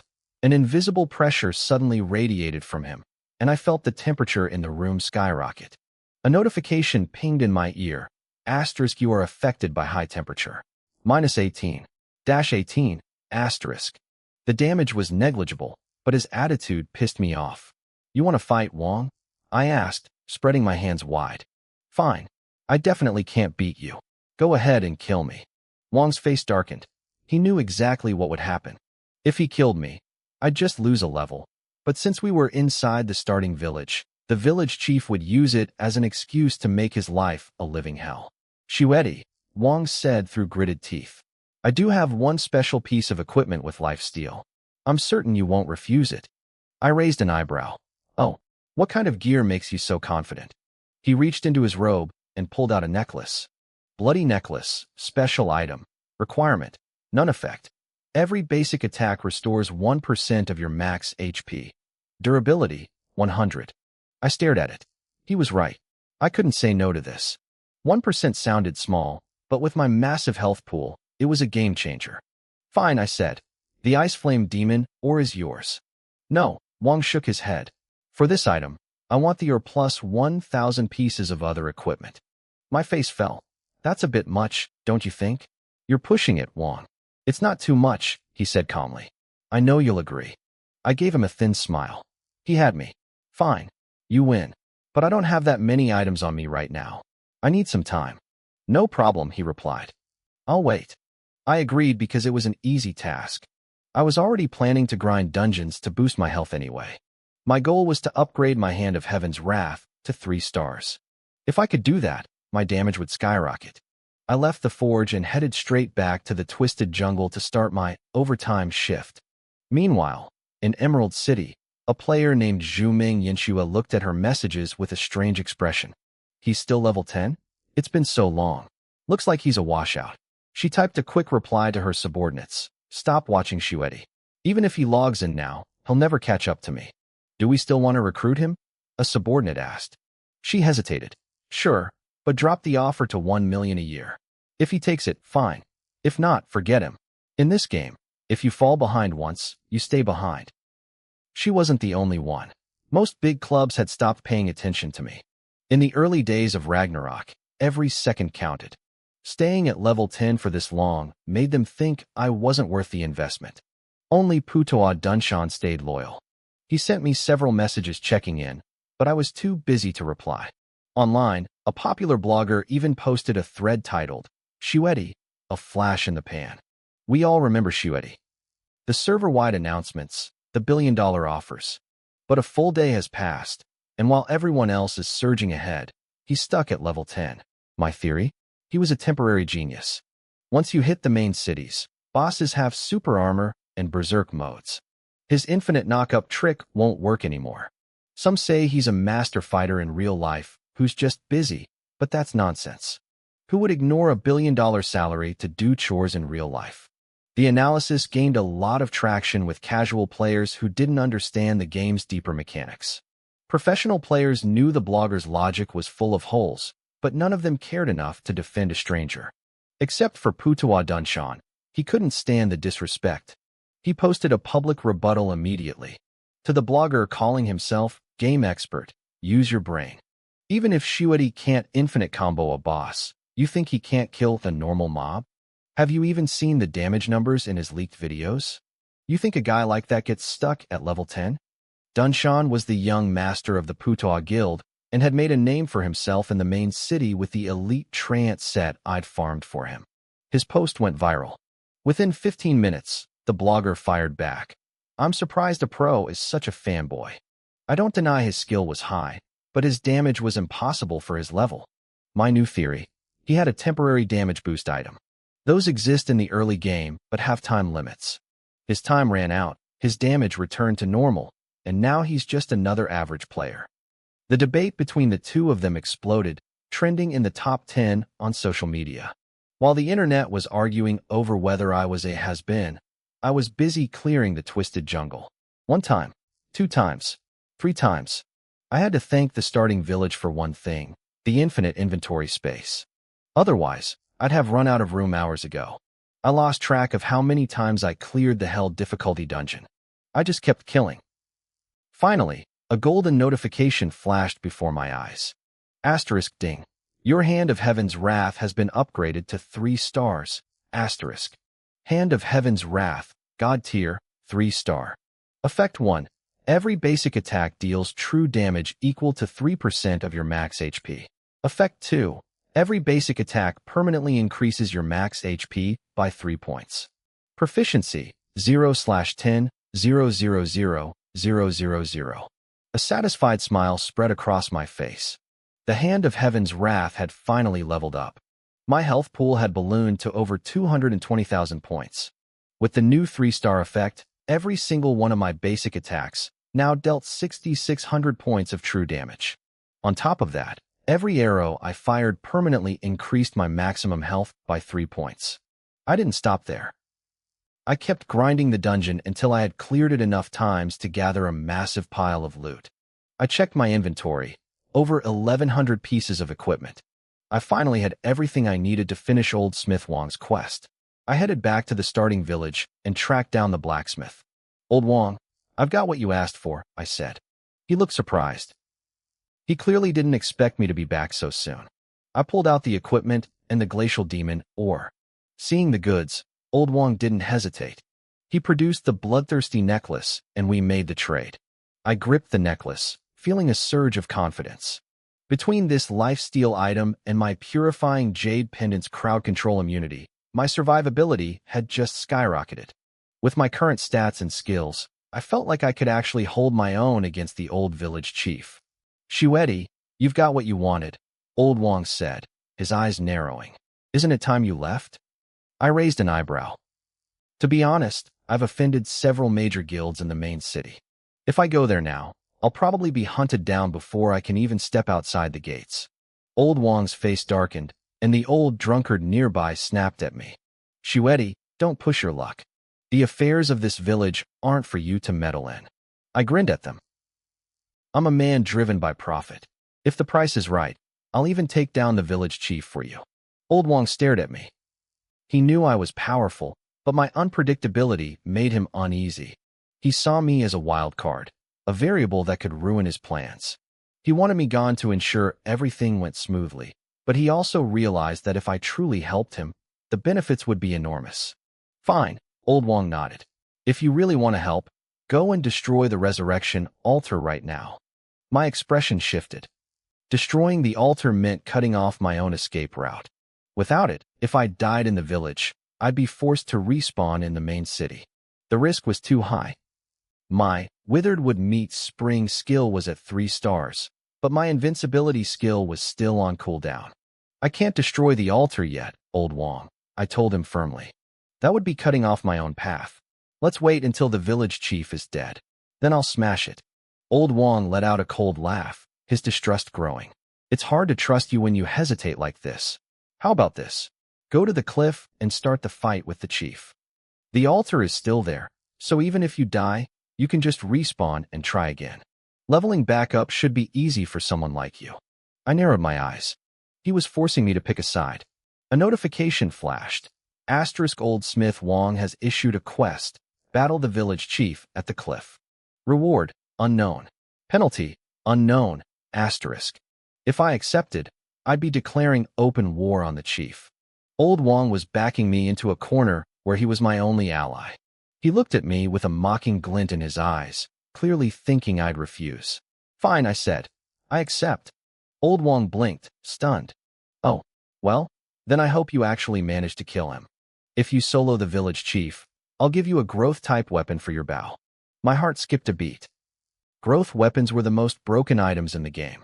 They had no upper limit. They could surpass divine artifacts and become legendary over-god-tier weapons. It's a deal, I said. I wanted to see just how strong this final boss of the starting village really was. I made my way to the cliff. Someone had set up a small sunshade there. The village chief was sitting underneath it, calmly sipping tea. When he saw me, he poured a second cup and set it on the table. Shiwedi, come and have a drink, he said. Whiz. My response was a single arrow. It streaked through the air and shattered the teacup in his hand. The chief sighed. You disappoint me, Shiwedi. I didn't think you'd actually side with Old Wong. Save the talk, chief, I said coldly. Let's get to it. I fired again, aiming straight for his brow. The chief just smiled. He didn't even move. My arrow stopped dead in the air right in front of him, turned into a block of ice, and shattered into dust. My heart hammered against my ribs, but I didn't stop. I used my twisted string technique. The arrow spun at high speeds, drilling through the air.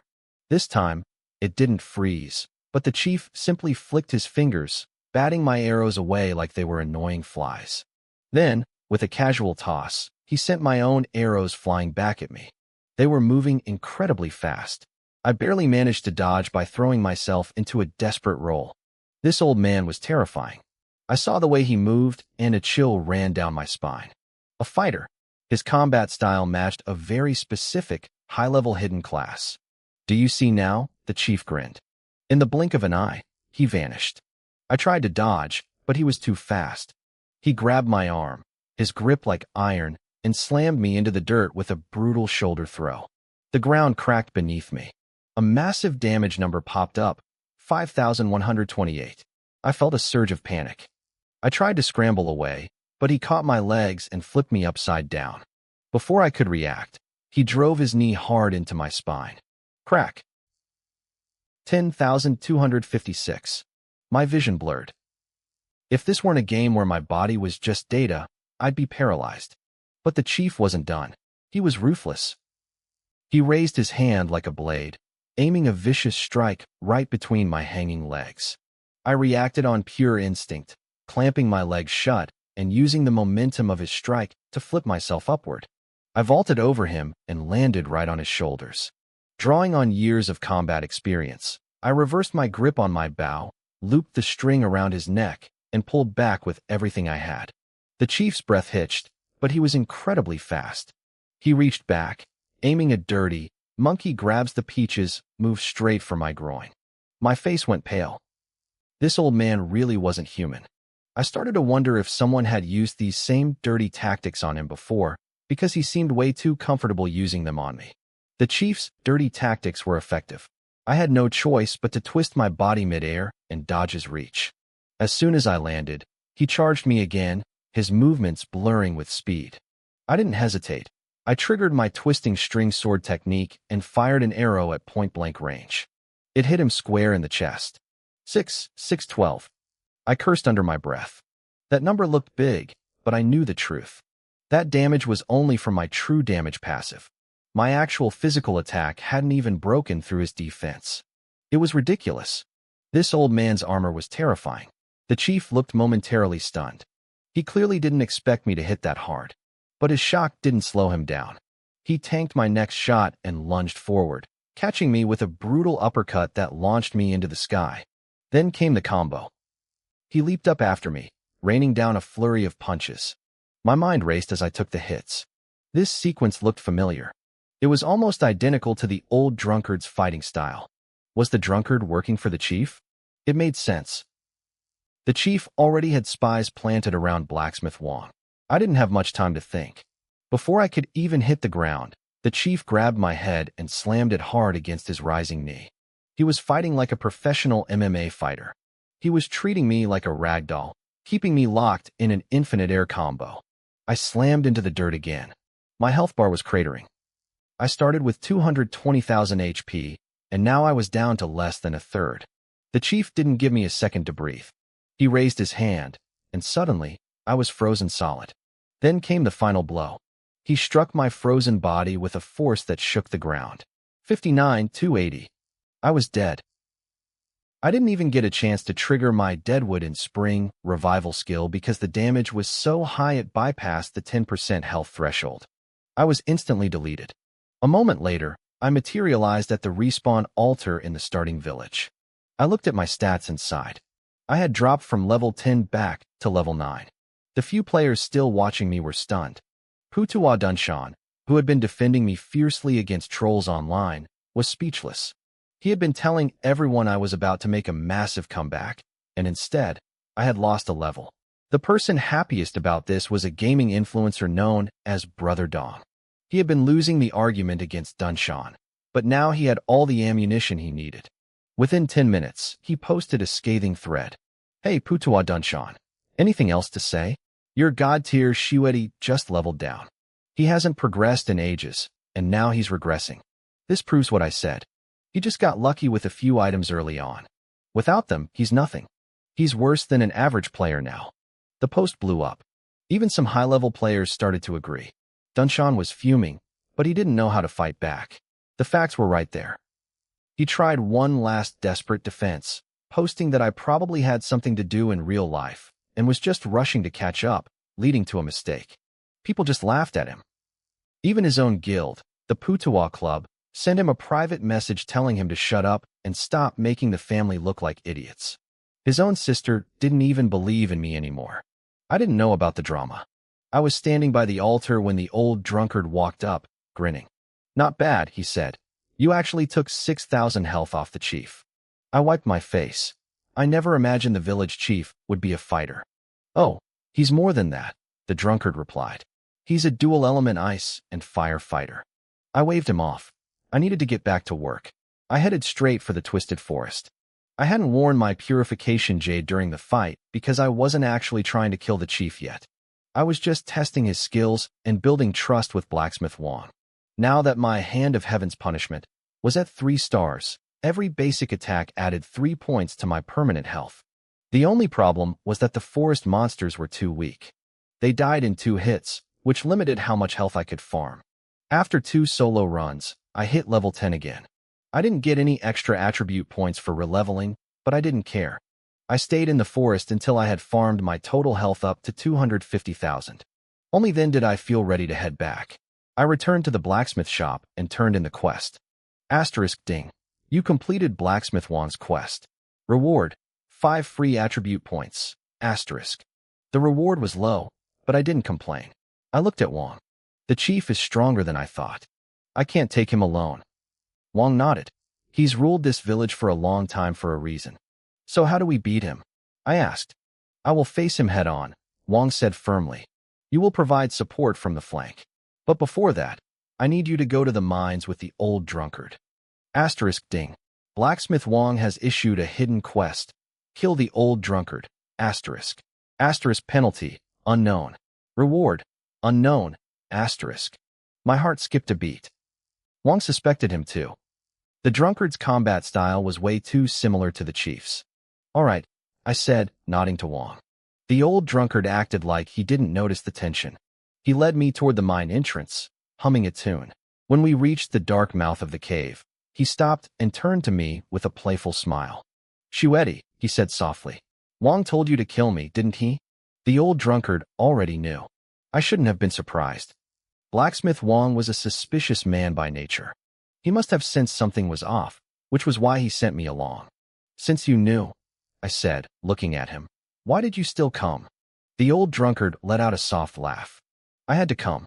I have to die. Only through my death can you truly gain his trust. I raised an eyebrow. I already attacked the village chief. Hasn't Wang already accepted me? No. A voice interrupted. You haven't earned it yet. A figure stepped out from the shadows of the mine entrance. My heart skipped a beat. It was the village chief himself. I felt like I was playing a high-stakes game of undercover spies in this tiny starter village. So, the old drunkard really is your man, I said with a bitter smile. The chief nodded. Correct. We even left those clues on purpose for Wang to find. The goal was to have you kill the old drunkard so you could fully win Wang's confidence. And then what? I asked. I pulled the rug out from under him. Ambush him during the final battle. Something like that, the chief replied. Remember the mandrake potion I gave you? Put it in Wang's wine jar. Once he drinks it, you'll be the greatest hero of this war. I stayed silent. The chief noticed my hesitation and leaned in. Shuedi, you've spent a long time in this village helping me. If you do this, I'll give you rewards far beyond what you can get at your current level. I kept my face neutral, pretending to think it over. In reality, I already had my answer. The last time I fought the chief, I couldn't even land a hit, but that was because I wasn't wearing my purification jade. With that equipped, his crowd control wouldn't work on me. Plus, I had 80 free attribute points saved up. If I dumped them all into movement speed, I'd be faster than anything he'd ever seen. Fine, Chief. I believe you, I said after a long pause. The stuff Wang has is limited. I hope your rewards are actually worth my time. Without another word, I raised my bow. My arrows thudded into the old drunkard's chest. He didn't resist. He stood there peacefully, welcoming death. Even his giant green-spotted snake stayed still, letting me kill it. A notification flashed in my vision. I had secured the first kill on the green-spotted snake. I chose not to hide my name. Then, a second notification popped up. I had secured the first kill on the old drunkard. Across the server, the announcements roared. My client, Putua Dunshan, went wild. He immediately started bragging on the forums, shutting down the experts who claimed I was a fluke. The critics tried to argue that killing 2 bosses in a starter village wasn't a big deal, but the momentum was back on my side. I didn't care about the internet drama. I was busy looting the bodies. I picked up 2 skill books, 3 pieces of gear, and 2 special items, a golden light talisman and a wine gourd. The gear was worse than what I already had, but the special items were interesting. The golden light talisman gave me a massive boost to armor and magic resistance for 5 minutes. The wine gourd was even better. It allowed me to brew special wine from rare herbs that could grant permanent attribute points or temporary buffs. I tucked the items away and gave the chief a nod before heading back to the village. Blacksmith Wang was at his forge, the rhythm of his hammer steady. When he saw me, a satisfied grin spread across his face. Shuedi, you didn't disappoint me. Asterisk ding. Quest completed. Reward, breezy set piece. Asterisk. My eyes lit up. The breezy set was perfect for my build, focusing on attack and movement speed. I did some quick math and swapped out one of my heavy thunder rings. Now, I was rocking a 10-piece breezy set, 1 heavy thunder ring, my bloodthirsty necklace, and my 9 harmony longbow. My stats were through the roof. Wang, when do we move? I asked. I was done waiting around. Wang gave a mysterious smile. Right now. What's the plan? The chief and I have clashed many times in the shadows, Wang explained. But this time, you are the variable. If we fight head-on, neither of us is sure of victory. But with you helping me, the scales tip. So we head to the cliff to find him? I asked. Yes. But first, go to the tavern and buy me 2 jars of wine. I was surprised he actually wanted to drink before a fight, but I went anyway. At the tavern, I stared at the wine jars. I didn't add the chief's poison. I didn't want either side to have an easy win. I wanted them to tear each other apart so I could be the last one standing. When I brought the wine back, Wang didn't just drink. He pulled out a silver needle and tested the liquid for poison. I felt a chill. So much for the absolute trust the chief had promised. These NPCs were playing a much deeper game than I thought. The silver needle didn't just show a lack of trust in the old drunkard. It showed he didn't trust me either. Once he saw the needle remain clear, a satisfied smile finally spread across Wang's face. He gestured for me to follow. We headed straight for the cliff. The village chief was there, sitting in his usual pavilion, calmly sipping tea. He looked up as we approached and smiled. Old Wang, he said softly. We've known each other for so many years. Does it really have to come to this? Wang let out a cold snort. I didn't want this either, Chief. But I warned you, and you wouldn't listen. I have no choice. Listen to you. The chief's voice rose. You want to destroy our starting village. You're the one destroying it. Wang roared, his emotions finally boiling over. I want a permanent solution. Your way is just boiling a frog in lukewarm water. If we stay on your path, this village is finished. The chief sighed, shaking his head, still as stubborn as ever. You're the stubborn one, Wang shouted. The chief didn't argue further. He stood up, and suddenly, a shimmering set of silver-white armor materialized over his clothes. A silver-grade set.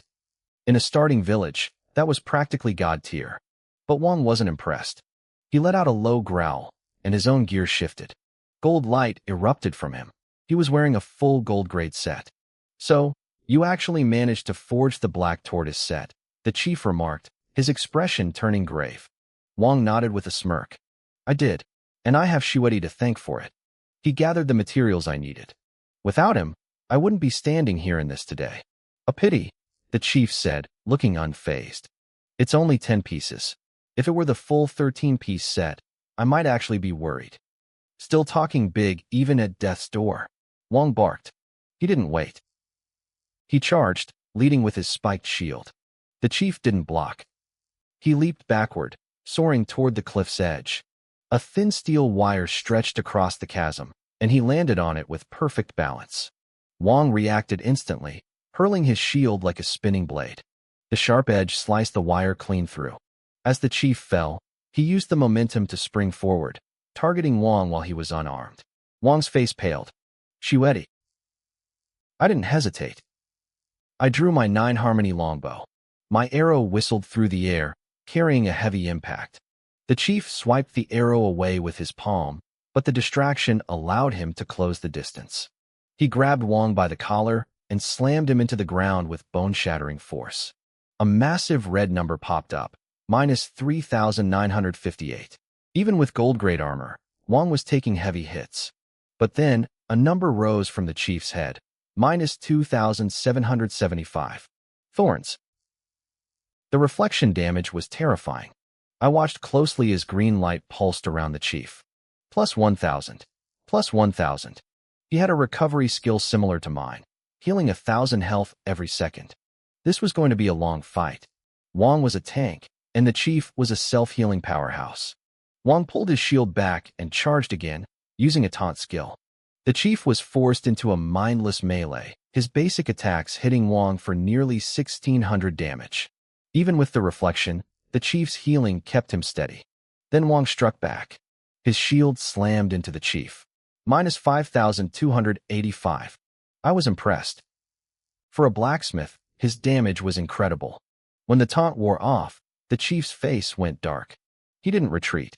He stepped forward, pinned Wang's shield down with his foot, and flipped over Wang's head. Frost gathered in his palm. He slammed a frozen hand onto the top of Wang's skull. -8,299. Shuedi. Now, Wang yelled, spinning his shield to force the chief back. I fired, but my target wasn't the chief. My arrow buried itself in Wang's shoulder. Wang froze, staring at me in shock. What are you doing? I shrugged, my expression cold. Don't blame me, Wang. Blame the chief. He just offered me way more than you did. That was a lie, of course. The real reason was simple. If the chief died, I couldn't beat Wang alone. His 70% damage reflection would kill me before I could kill him. I needed them both weak. I needed them both dead. Shuedi, my reflection is too high. Wang shouted, trying to win me back. Even if you help him, you'll kill yourself. I didn't answer. I just kept firing. Wang's health began to slide. Even gold armor couldn't stop my true damage. My own health dropped too. Every hit reflected 4,000 damage back at me. My lifesteal and recovery skills could only heal about 3,000.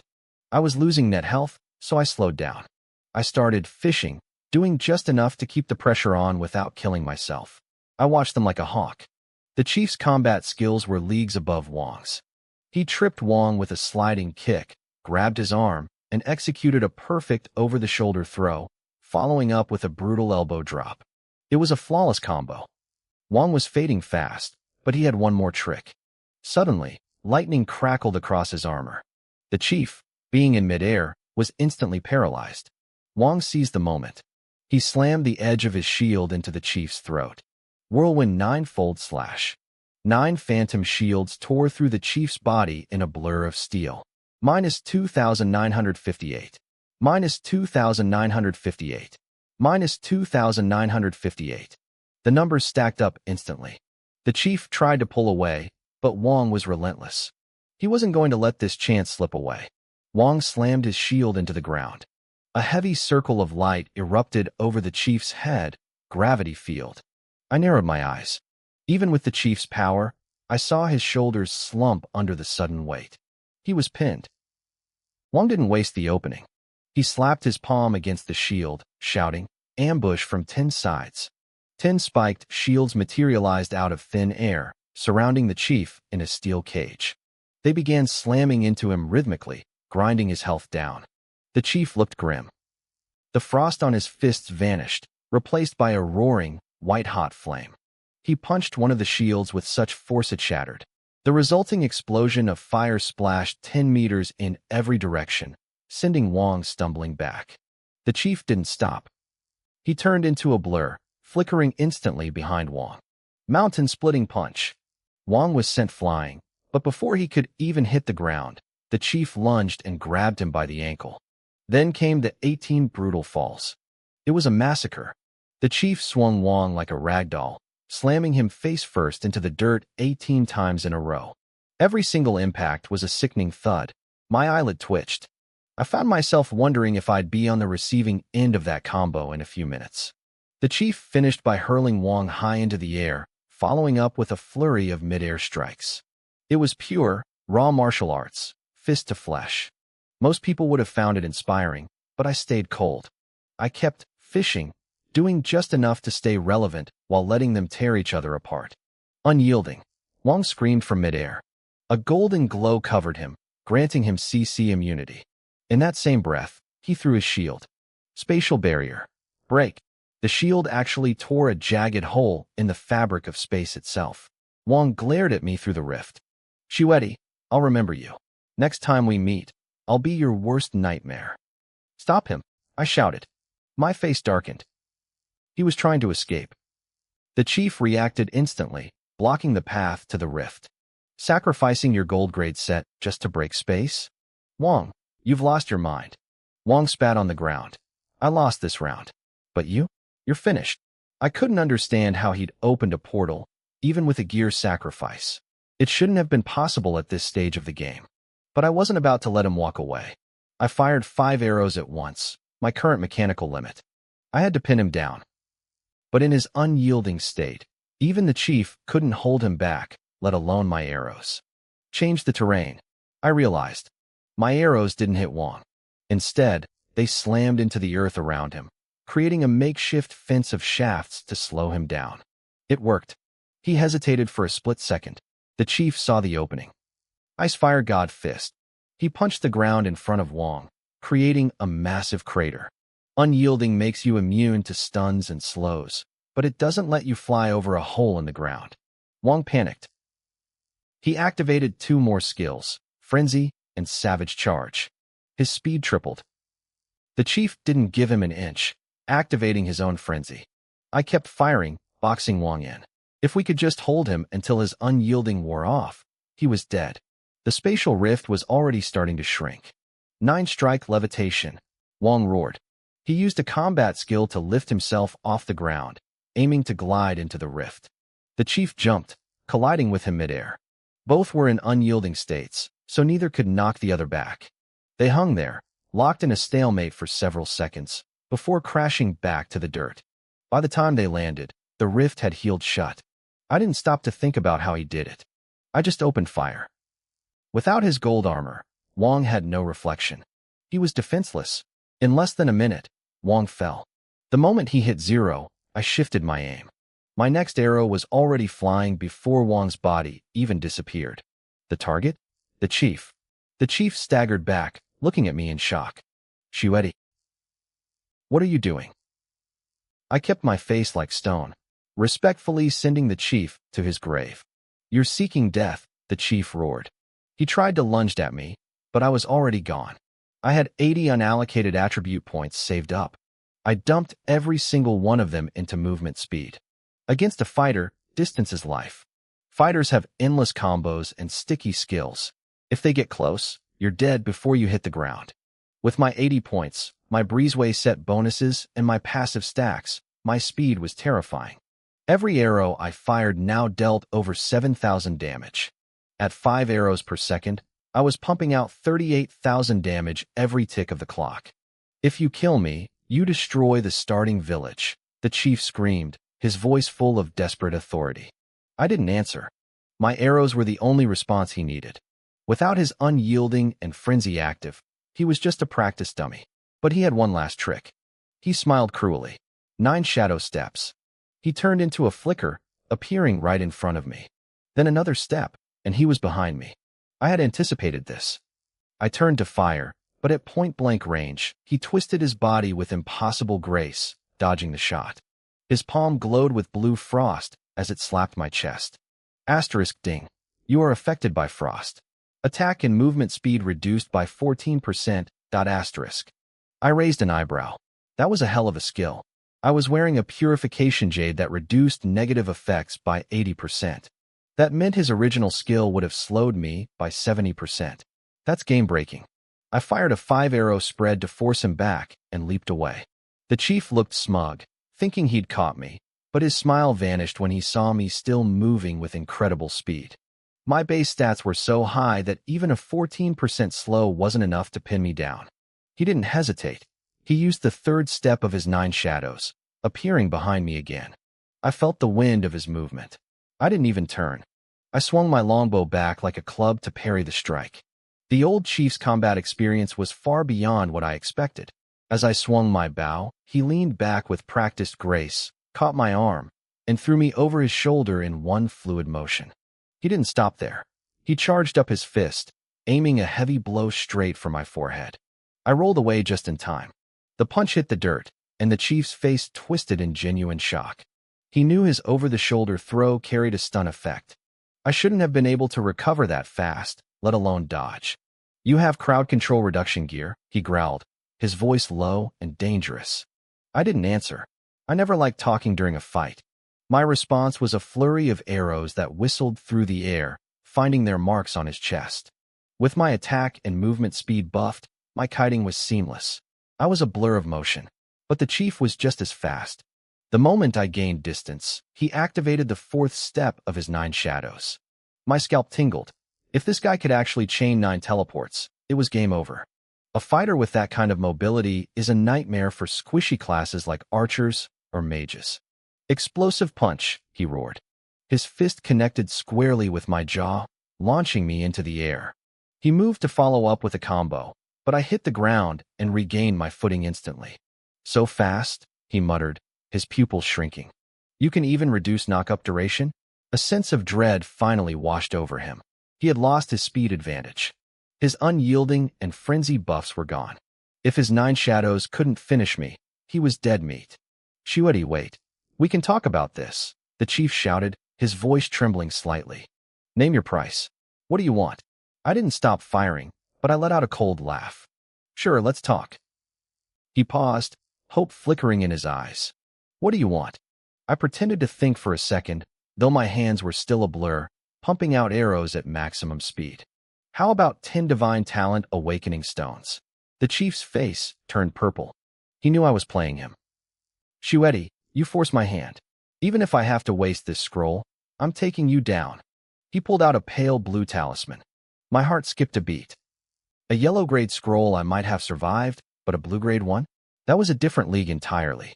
I turned and bolted. "Too late," he screamed. He activated the scroll. A wave of bone-chilling frost erupted, freezing everything in its path. I pushed my speed to the limit, but it wasn't enough. My legs turned to ice, the frost climbing up my body until I was encased in a solid block. Numbers popped over my head. -9,999, -9,999. My health was plummeting. The chief wasn't done.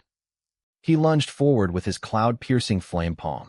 The collision of extreme ice and intense fire caused a violent explosion. Minus 98,510. My health bar vanished. I was dead.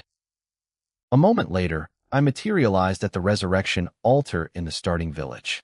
I looked at my character sheet and winced. Everything except my basic level 1 gear had dropped. I had been wearing the level 10 breezeway set, but since my death dropped me back to level 9, I couldn't even equip my own items. I stepped off the altar, only to find a mob waiting for me. It wasn't players. It was the NPCs.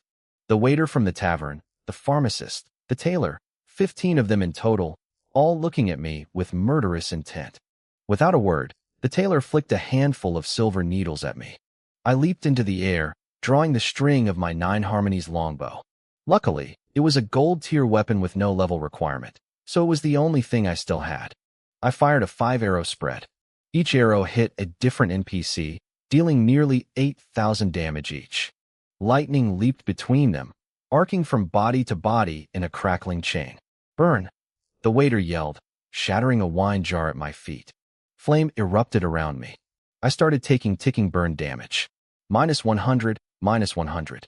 Thanks to my purification jade, the damage was reduced by 80%. Otherwise, I would have been losing 500 health every second. Before I could fire again, the pharmacist threw a black potion at the ground. Asterisk ding. You are affected by grievous wounds.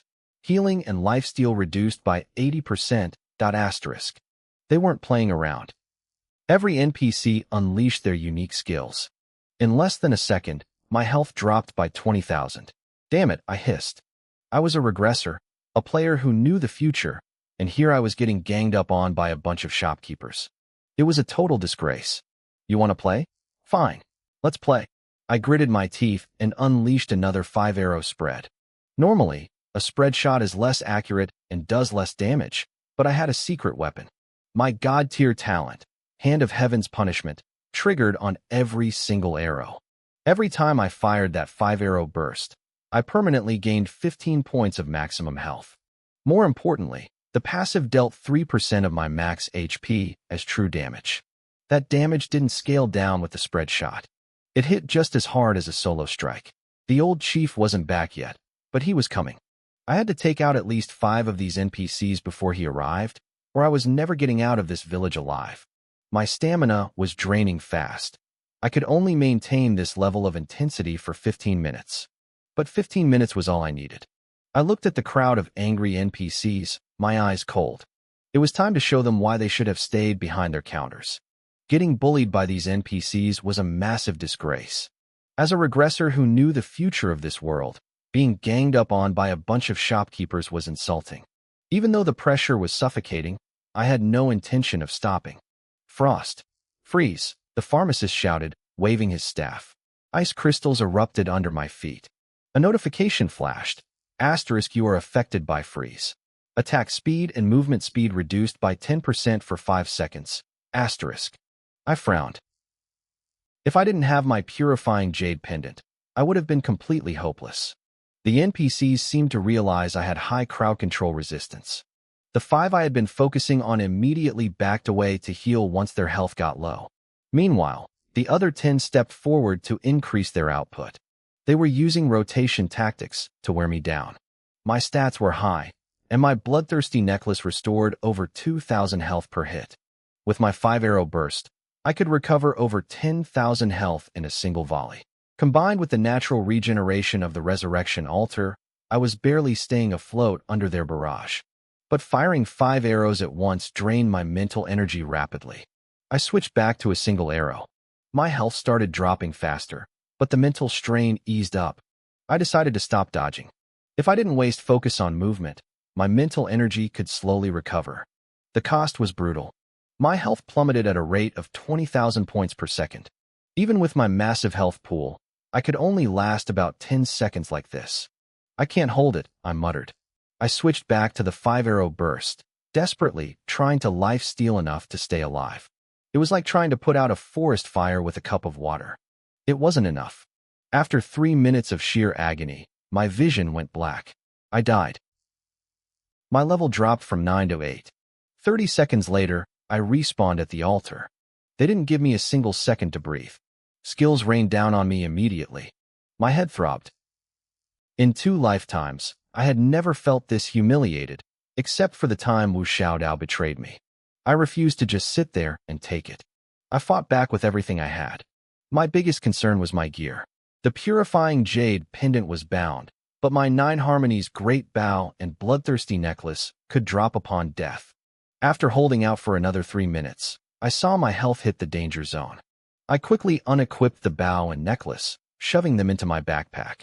Items in the bag had a much lower drop rate, and since my inventory was full of junk, the odds of losing my core gear were slim. I died again. No gear dropped, but I was down to level 7. Then I saw him. The old chief had returned. I respawned 30 seconds later. The old chief looked at me with cold, murderous eyes. Shuedi, do you understand the consequences of offending me now?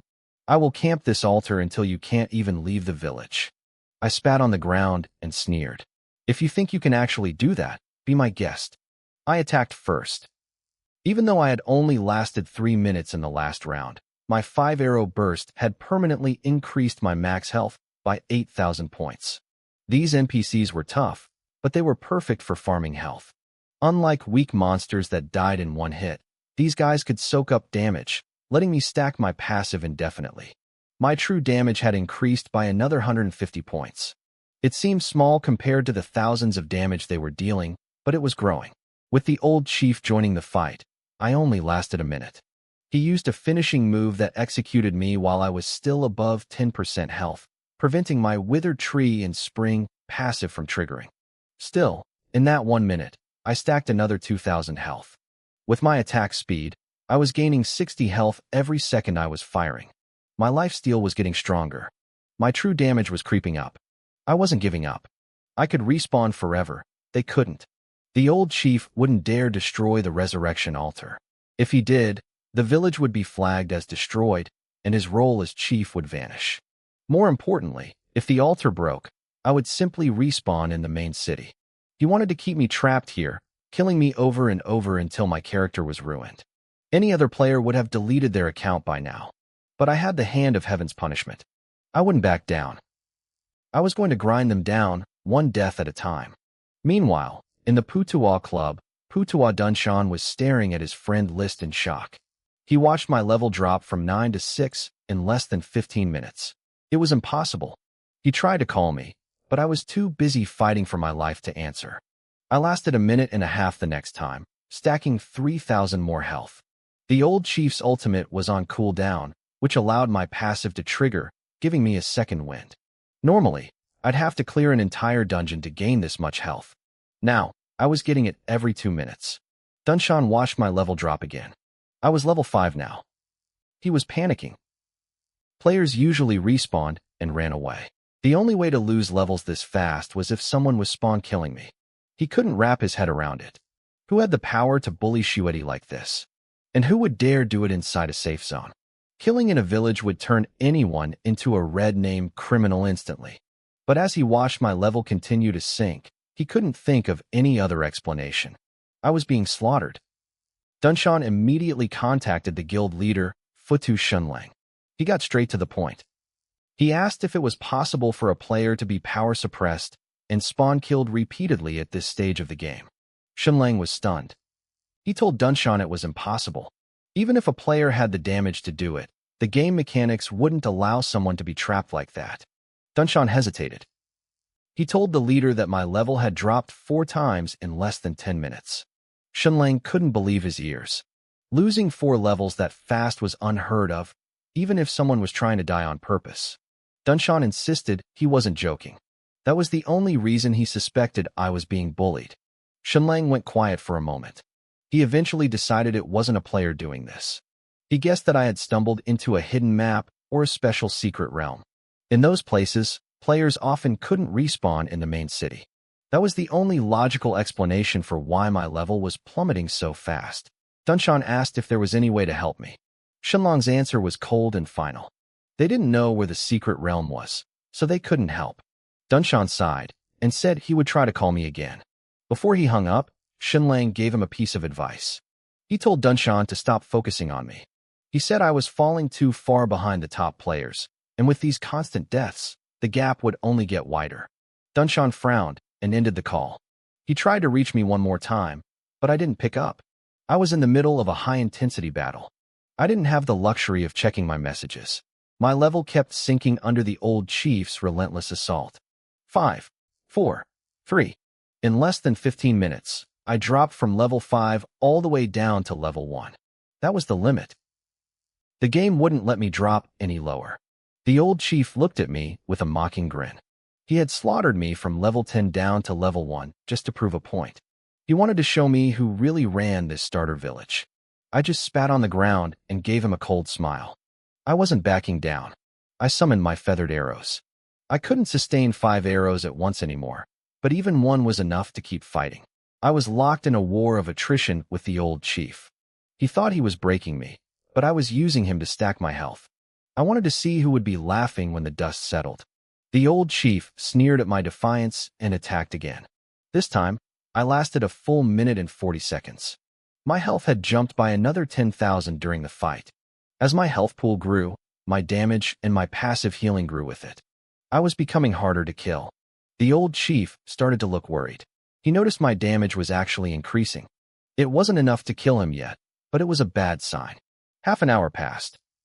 I added another 50,000 health to my stats. My total health hit 320,000. Every basic attack I landed now dealt 9,600 true damage. I was only level 1, but my attributes were skyrocketing. The old chief was visibly trembling now. He asked me if I really wanted to keep fighting. I looked at him with cold eyes and asked if he was scared. His face twisted in anger. He demanded to know what I wanted. I didn't give him an answer. I let my arrows do the talking. An hour later, my health increased by another 120,000. I broke 440,000 total HP. Each basic attack now hit for over 13,000 damage, and I was healing 4,000 HP per hit. The old chief was terrified. During the next clash, he finally managed to kill me, and my golden longbow dropped to the ground. He laughed, thinking he had finally won. He grabbed the bow and mocked me, asking how I would fight without my precious weapon. I didn't blink. I simply pulled out my beginner's bow. It couldn't be dropped. Its stats were trash, but I didn't need them. My base attack speed was already high enough. Losing the lifesteal from my main bow hurt, but it didn't matter. As long as my health kept stacking, victory was inevitable. I took a breath and prepared my next move. My health pool was massive now. I activated my strongest skill, 5 arrows simultaneous fire. Each hit healed me for over 20,000. I was dealing 10,000 damage to 5 NPCs at once. Between my passive healing and the altar's recovery, the NPCs were only dealing about 20,000 damage to me per second. I was effectively immortal. Within a minute, the 5 NPCs in the front row couldn't take the pressure. They retreated to heal, and 5 new ones stepped up. I didn't chase the runners, I just hammered the new targets. In less than a minute, they were crippled too. The last 5 NPCs stepped forward, but they were helpless against my damage. The old chief's expression was dark. I focused all my fire on him. With my jade pendant, I wasn't afraid of his brawler skills. To save himself, he forced the other NPCs to jump in front of the arrows. But their health hadn't recovered yet. They couldn't handle my onslaught. A notification flashed. I had killed Amy the pharmacist. I gained over 12,000 experience points. Another notification followed. I had secured the first kill on Amy the pharmacist. The game asked if I wanted to hide my name for the server-wide announcement. I chose to hide it. The announcement echoed across the entire server, congratulating a hidden player for the first kill on a boss. Usually, this would cause a massive stir, but several guilds had been killing level 10 bosses lately. However, when Dunshan saw the notification, his eyes lit up. He noticed that this boss had been killed solo. Most players were still hunting in groups, and those who could solo bosses usually didn't hide their names. He knew exactly who it was. If it were just the first kill, Dunshan might not have thought much of it. But then he looked at his friend list. My level had jumped from level 1 to level 5 in a single heartbeat. There was only one explanation. I had killed Amy the pharmacist and absorbed a mountain of experience points. I chose to hide my name for a very specific reason. I didn't know what the consequences of destroying a starting village would be. I wasn't afraid of other players. I was afraid of the NPCs. In the world of Twilight of the Gods, NPCs weren't just lines of code. They remembered things. If they found out I was the one who wiped out their home, they would hunt me down with a vengeance I wasn't ready to face. Notifications started flooding my vision. I killed the tavern waiter. I hid my name. I killed the village hunter. I hid my name. I killed Auntie Lou the tailor. Again, I hid my name. Server-wide announcements began to scream across the Dragon Kingdom region. At first, people didn't care about the pharmacist. But now, the messages wouldn't stop. The entire server was losing its mind. The world chat exploded. People were asking what kind of god-tier player was slaughtering a starting village. It was something no one had ever dared to dream of doing. Back at the Futo Club, Duncan's hands were shaking. He was the only one who knew the truth. It was me. It had to be. My level had just hit level 10 again. Everything clicked. He finally understood why I had been stripped of my levels earlier. I wasn't being bullied by players. I was fighting the NPCs. He couldn't wrap his head around how I was winning, but he was ecstatic. Back in the village, the old chief watched his friends fall one by one. He roared in fury, his face turning a sickly shade of purple. He called me insane. He asked what I wanted. I just looked at him coldly. I told him before. I was here to see him off. The old chief snapped. He screamed that he would take me down with him. His aura turned violent and wild, but he didn't lung at me. Instead, he turned his weapon toward the resurrection altar. My heart skipped a beat. If he broke that altar before I was ready, all my work would be for nothing. I didn't hesitate. I let my arrows fly, targeting his weak points with lethal precision. The old chief triggered his super armor and berserk states, pushing his strength to the limit. I ignored his attacks and focused everything on the altar myself.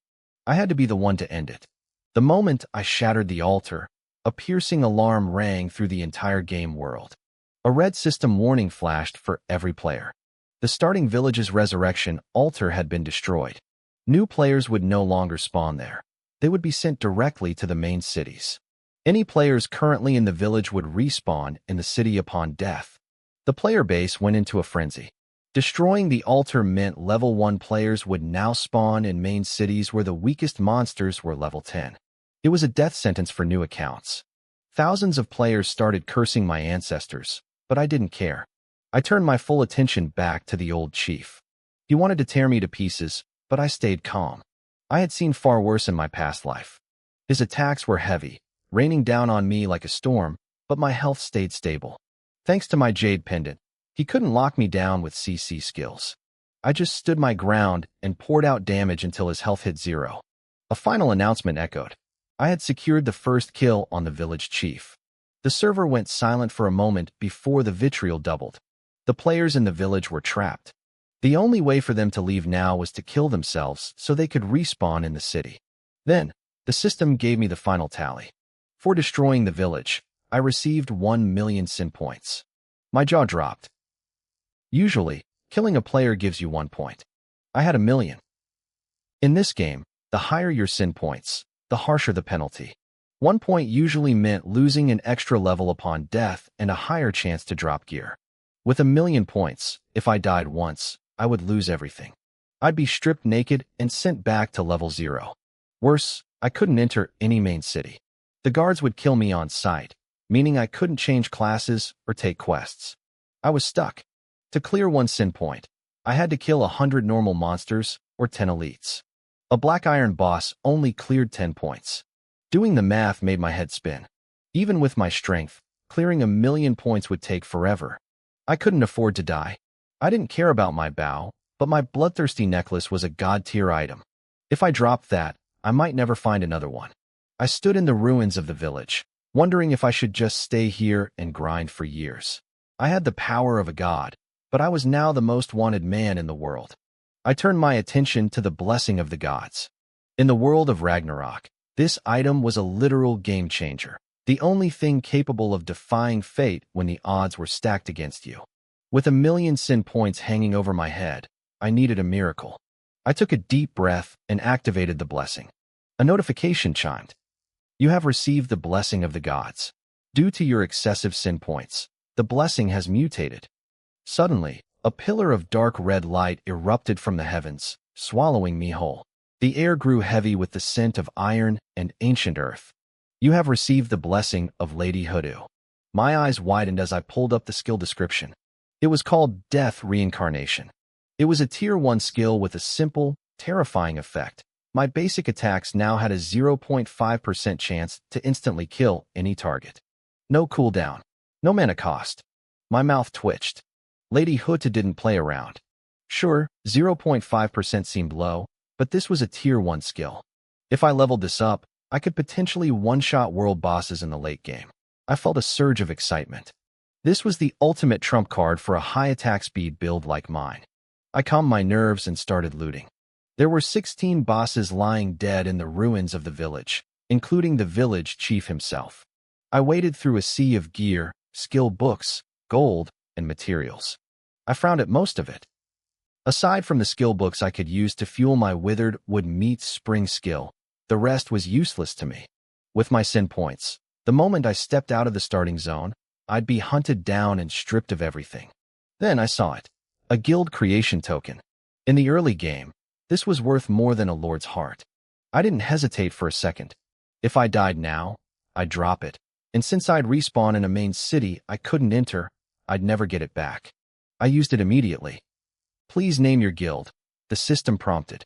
Lonely Snow, I said. It was the name of the guild I had built in my past life.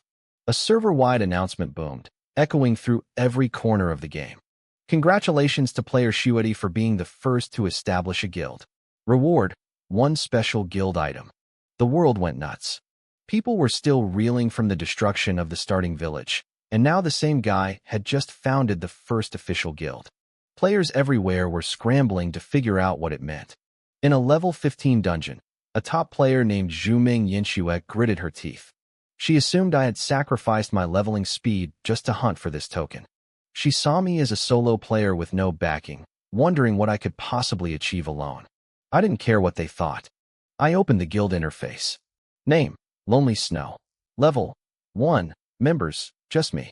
I felt a massive weight lift off my shoulders. I realized I could use the guild warehouse. I dumped every single gold coin, piece of gear, and rare material I had looted into the guild storage. In Ragnarok, items stored in a guild warehouse don't drop upon the leader's death. It was the perfect loophole. I could die 1,000 times now, and my hoard would be safe. I also checked my reward, a bronze tier guild statue. It gave all members a 10% critical hit rate bonus. In the early game, most guild buffs were a measly 1%. This was massive. I activated it immediately, gaining 200 guild achievement points. These points were the only way to level up a guild, and they were notoriously hard to get, usually requiring hidden classes, first clears, or boss kills. As I finished organizing, my message pings started exploding. Most were from Putuwa Dunshan, ranging from frantic worry to offers of help. He was a good guy, loyal to a fault. Then, a voice call came through. It wasn't Dunshan. It was another contact, Ingsha. Shuedi. Ingsha's voice was urgent. My captain wants to know if you're willing to sell the guild. We'll offer you 100 million credits. I raised an eyebrow. 100 million? That was a fortune.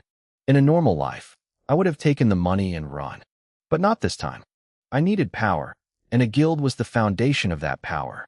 If I could stack buffs for damage, crits, and speed until they reached 100%, every elite player in the world would be begging to join me. Sorry, I said firmly. I'm not selling. The price is negotiable. Ingsha blurted out. It's not about the money, I told him. I paused, thinking of my purifying jade pendant and how it had saved me against the chief. Unless you have a piece of special grade gear to trade, don't bother. There was a long silence on the other end. Special gear was rarer than gold.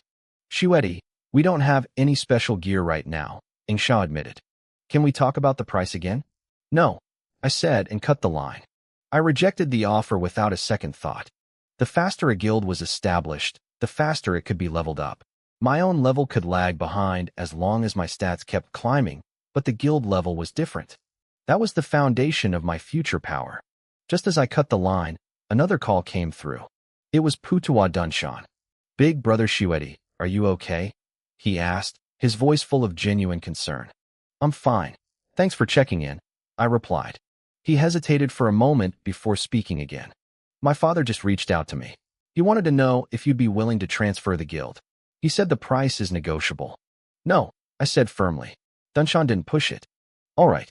Well, when you finally head to the main city, remember to carry me. I'll pay whatever you want. Deal? I said and hung up. I turned my attention to the second task. According to the legend, the son of the emperor had died in ancient times and turned into a drought demon. He had fought for the emperor against Chiyu, but he ended up sealed right beneath this starting village. The mission was simple: release the sealed son of the emperor. The penalty for failure was brutal.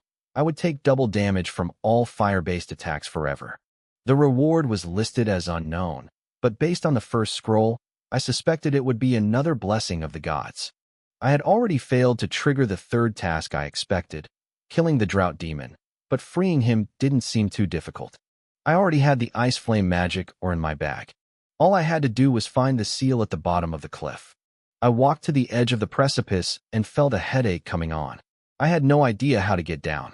Every player who had tried jumping before was dead. Now that the village resurrection altar was destroyed, dying meant I'd be kicked out of the starting village and forced to respawn in the main city. I couldn't afford to leave yet. I paced the edge, searching for a path. I shot an arrow into the abyss, but there was no response. I crafted a Molotov cocktail and tossed it over the side. I watched the flame flicker and shrink until it vanished into the darkness. There has to be a hidden mechanic, I muttered. I regretted not squeezing more information out of the old drunkard before he died. I scanned the thick mist, squinting until my unblemished eyes caught a faint glint. Steel wires. They were stretched across the chasm, hidden perfectly by the fog. I took a breath and leaped. I landed squarely on a wire, my balance holding steady. Then I jumped to the second and the third. Any other player would have slipped and plummeted, but I moved with precision. 30 minutes later, I reached the bottom. A massive yin-yang dual fish array was carved into the ground. I walked up to the center where two distinct slots sat in the black and white stone. One slot was the perfect shape for the ice flame magic ore. As for the other, I already had the key. It was the mysterious key I had looted from the raging yellow weasel. I had wondered what it was for. Now, the pieces were falling into place. Who's there? I snapped. I sensed movement and looked toward the end of the canyon. A figure was walking toward me through the heavy mist. His steps were slow and rhythmic. As he drew closer, I finally saw his face. I froze. My heart skipped a beat, and I instinctively stumbled back 2 steps. How are you here? I stammered. I couldn't believe my eyes. When an NPC died in the starting village, they stayed dead. There was no reason for a dead man to be standing in front of me. You're supposed to be dead, I said. The man gave me a mocking, cruel smile. Who told you I was dead? The one you killed was just my younger brother. He looked up at the sky with a touch of fake sadness. It's a pity. We planned this for so long, and his sacrifice was necessary for the goal. Brother, your death was worth it. Our plan is almost complete. Blacksmith Wong was your brother? I asked. Then who are you? There's no record of you in the village. I was the rightful village head, he sneered. On my first day in office, the previous head refused to give up his power. We fought, and he drove me out into the wilderness to rot. My pupils drifted as the realization hit. That was why the current chief was called the Old Village Head. He was the one who had refused to step down. I quickly checked the man's stats, and my blood ran cold. Village Head Wong, Silver Boss, level 20. Health, 5,255,500. Attack, 3,999. The description said he had turned into a demon boss while plotting something horrific in the shadows. The system gave a dire warning. Do not let him succeed, or you will face the punishment of the gods. 5 million health, 4,000 attack. At this stage of the game, he was an absolute monster. So, Village Head Wong, I said, trying to keep my voice steady. What are you actually planning? Destroying the village doesn't seem to benefit you. Who said I wanted that pathetic village? He hissed. I want to be the prince consort of the Star Empire. I narrowed my eyes. Princess Leona. She was a royal from the Star Empire, and she just happened to be hiding in this village. Leona is right there, I said. You could have just courted her. Why destroy the village?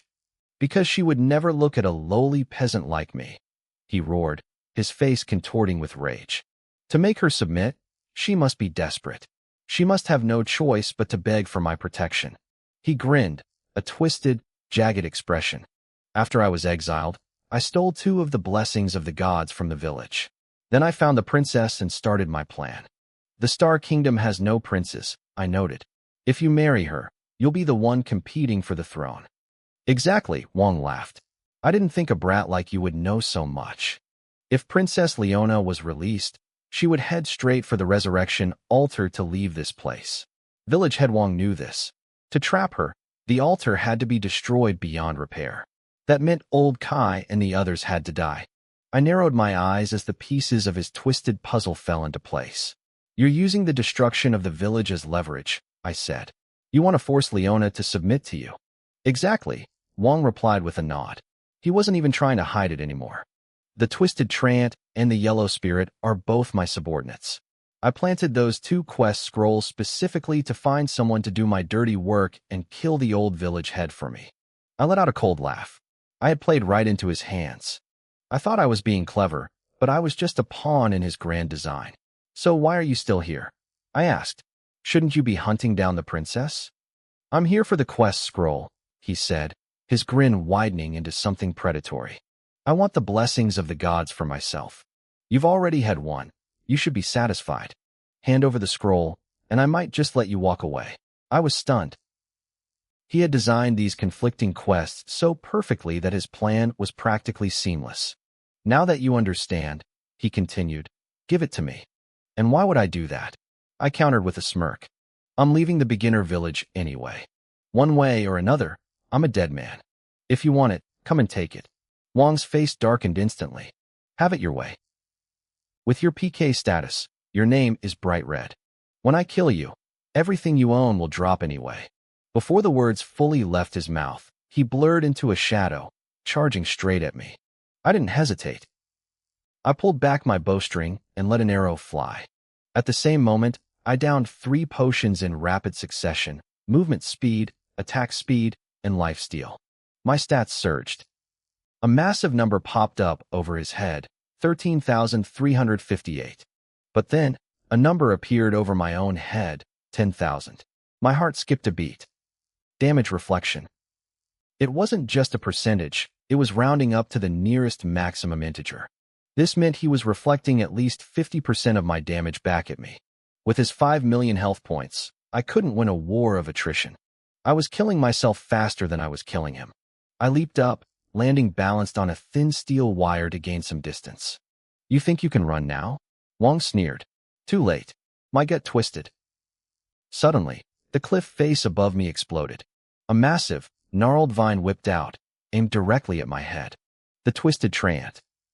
I pulled off a desperate backflip, feeling the wind of the vine graze my chest, but the impact shattered the steel wire. I was falling. Before I could hit the ground, I heard the whistle of air behind me. Clang! Sharp claws scraped against my armor, sending sparks flying. Damage: 1,580. The damage from the Yellow Spirit wasn't lethal on its own, but the situation was becoming a nightmare. I had a level 20 silver boss in front of me and 2 elite bosses flanking me.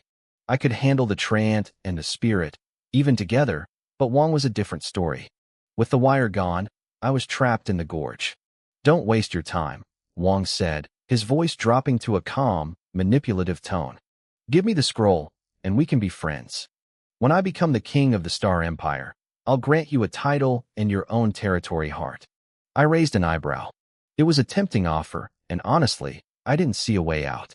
The blessings of the gods were great, but they weren't worth a permanent death if I couldn't win. Just as I was about to answer, I looked up. Snowflakes were drifting down from the top of the cliff. The temperature plummeted instantly. System, you are affected by extreme cold. Movement speed minus 12%, attack speed minus 12%. System, you are taking continuous frost damage. Minus 240. Minus 240. Wang's expression shifted from triumph to pure shock. He, the Treant, and the Spirit all started losing health. High above us, a woman in magnificent, flowing robes stepped out into the open air. She didn't fall.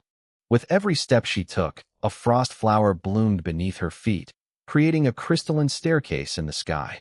1 step, 2 steps, 3, she walked on nothing but ice. I knew exactly who she was. In this village, only one person had that kind of power. Princess Leona. My dear princess, Wang said, his voice instantly switching back to a oily, kind tone. You've arrived. Leona looked down at him with eyes as cold as the storm she brought. I know exactly what you were trying to do. Wang stiffened, then let out a sharp laugh. Since you know, then you must know how much I admire you. Why be so cold? You think everything is under your control? Leona's voice was like cracking ice. Did it ever occur to you that I could simply kill you? Wang spread his arms wide. Great princess, you could. But if I die, how will you leave this place? Your ambition won't let you stay trapped in a starter village forever. Leona didn't argue. She just raised her hand. A wave of frost erupted from her, and the air itself seemed to freeze solid. Wang panicked. Berserk, Iron Body, Dance of the Broken Wing. He burned 3 skills at once. Shabby, tattered wings sprouted from his back as he tried to fly toward the top of the cliff. But Leona was faster. A massive blue magic circle manifested above his head, and a hail of jagged ice spears rained down. 15,928, 15,929, 15,930. The damage numbers flooded the air. In a single spell, she shredded over 1,000,000 of his health points. It was terrifying. I knew she was strong, but this was on another level. No wonder Wang was running for his life. The Treant and the Yellow Spirit lunged forward to intercept her, trying to buy their master time. Within seconds, both bosses were encased in solid blocks of ice. Leona flicked her wrist, and a massive ice shield slammed into Wang from behind, pinning him to the ground. Realizing he couldn't escape, Wang stopped struggling. He looked up at her, his eyes filled with a desperate, ugly defiance. Go ahead. Kill me if you can. Leona paused. She didn't strike. I realized the problem immediately. Wang wasn't an NPC anymore. He was a world boss. And world bosses respawn. If she killed him, he'd just come back later to continue his scheme. What's the matter? Not going to kill me? Wang asked, slowly regaining his composure. Then listen to me. I want to marry you. I want to be the king. Leona's aura flared, the temperature dropping even further. Don't get angry, Wang sneered. This is just a business arrangement. We both get what we want. You've been away from the Star Kingdom for a long time, Wang sneered, his voice oily and confident. If you go back now, no one will help you.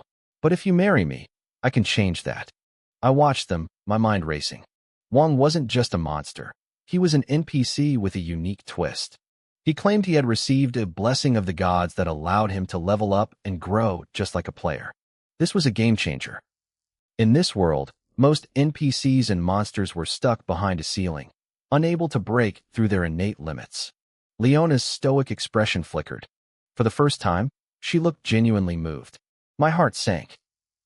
If she agreed to his proposal, my chance at getting her second blessing would vanish. All my hard work, all my planning, it would be for nothing. Think about it, Wang continued, sensing her hesitation. A partner who can grow infinitely and resurrect forever. Imagine how much help I'll be when you fight for the throne. We can even have a fake marriage. I won't touch you. We just need to become the rulers of the Star Kingdom. I had to admit, from a purely strategic standpoint, Wang's offer was incredible. I sighed inwardly, feeling the opportunity slipping through my fingers. But then, Leona spoke, and hope flared in my chest. I think I have many choices for a partner, she said coldly. For example, Shueti. Wang's eyes narrowed. He's just an adventurer. You can't trust his loyalty. No, Leona shook her head. I'm not going to marry him. I'm going to give him a quest. She turned her icy gaze toward me. Shueti, are you willing to support me in becoming the queen of the Star Kingdom? If you succeed, I will build 3,000 shrines in your honor and name you the god of war of my realm. I stared at her, stunned. In the late stages of Twilight of the Gods, raw attack power and magic meant nothing. The top players all chased divinity. To become a god, you needed incense power, the faith of followers. By building shrines, Leona was offering me a direct path to godhood. A notification pinged in my ear. Ding! Princess Leona has issued a quest. Help her become the next queen. Reward. title of God of War, and 3,000 incense shrines. Penalty, unknown. I didn't hesitate for a second. I accepted. In my past life, countless experts died trying to gather even a drop of incense power. This was a golden ticket. That's all well and good, Wong barked, his face twisting in rage. But how do you plan on leaving the starting village, princess? Leona looked down at the Inyang fish seal on the ground. Simple. I'll release Hanba. It will shatter the spatial barriers, and we'll leave through the cracks. Wong looked like he was having a heart attack. You're insane. Do you have any idea what releasing Hanba will do? Leona just smiled. It was a beautiful, terrifying expression. I know, but so what? Without another word, she unleashed her power.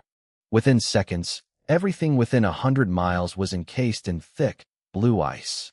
Wong was frozen solid mid-scream, a statue of desperate fury.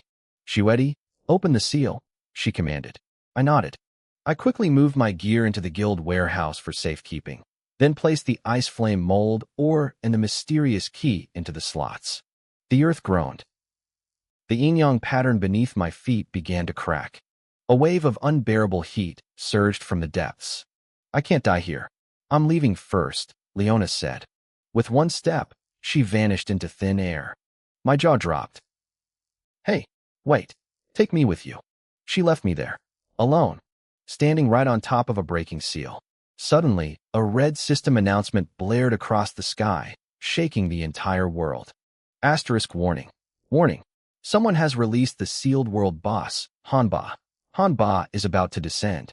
All adventurers, prepare for impact. Asterisk. The server went nuclear. Players everywhere were losing their minds. A world boss. At this stage, most players were still struggling to kill basic iron rank bosses. In the real world, the big clubs, massive corporations, and even the government called emergency meetings. Whoever took down a world boss would control the future of the game.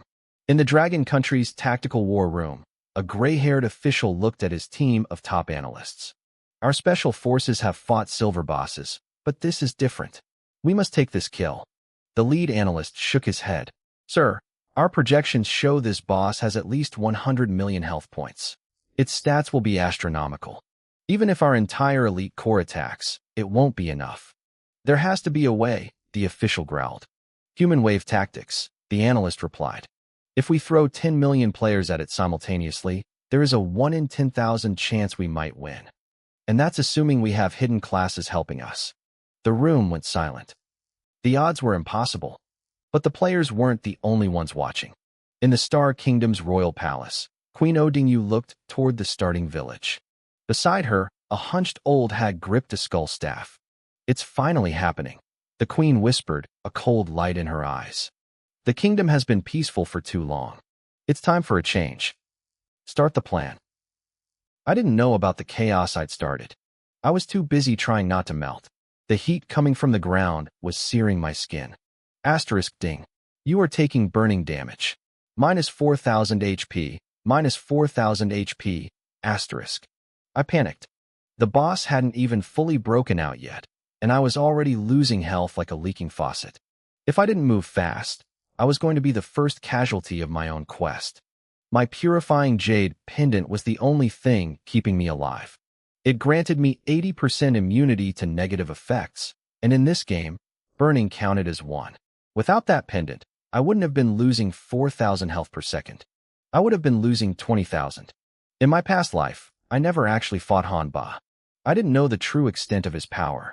Now, I was getting a very clear, very painful demonstration. A massive explosion rocked the earth. The ground shattered like glass. The shockwave hit me like a freight train, sending me flying through the air. A massive red number popped up, minus 99,000. Just the grazing force of the blast nearly emptied my health bar. I didn't care. In fact, I wanted this. If I died here, I would finally respawn in the main city. A figure wrapped in roaring flames soared into the sky. Everywhere he looked, the world turned into a funeral pyre. But when his gaze landed on me, the fire suddenly vanished. He drifted down, walking slowly toward me. I tried to inspect his stats. Level, attack, skills, everything was just a row of question marks. You were the one who released me, his voice rang out. It was magnetic, a strange mix of soft and hard that made it impossible to tell if he was a man or a woman. His face was a twisted, hideous mask of scars. The quest logs called him the Emperor's son, but the legends I remembered said Han Ba was a daughter. I kept my mouth shut. The game's lore wasn't always accurate. Yes, I replied.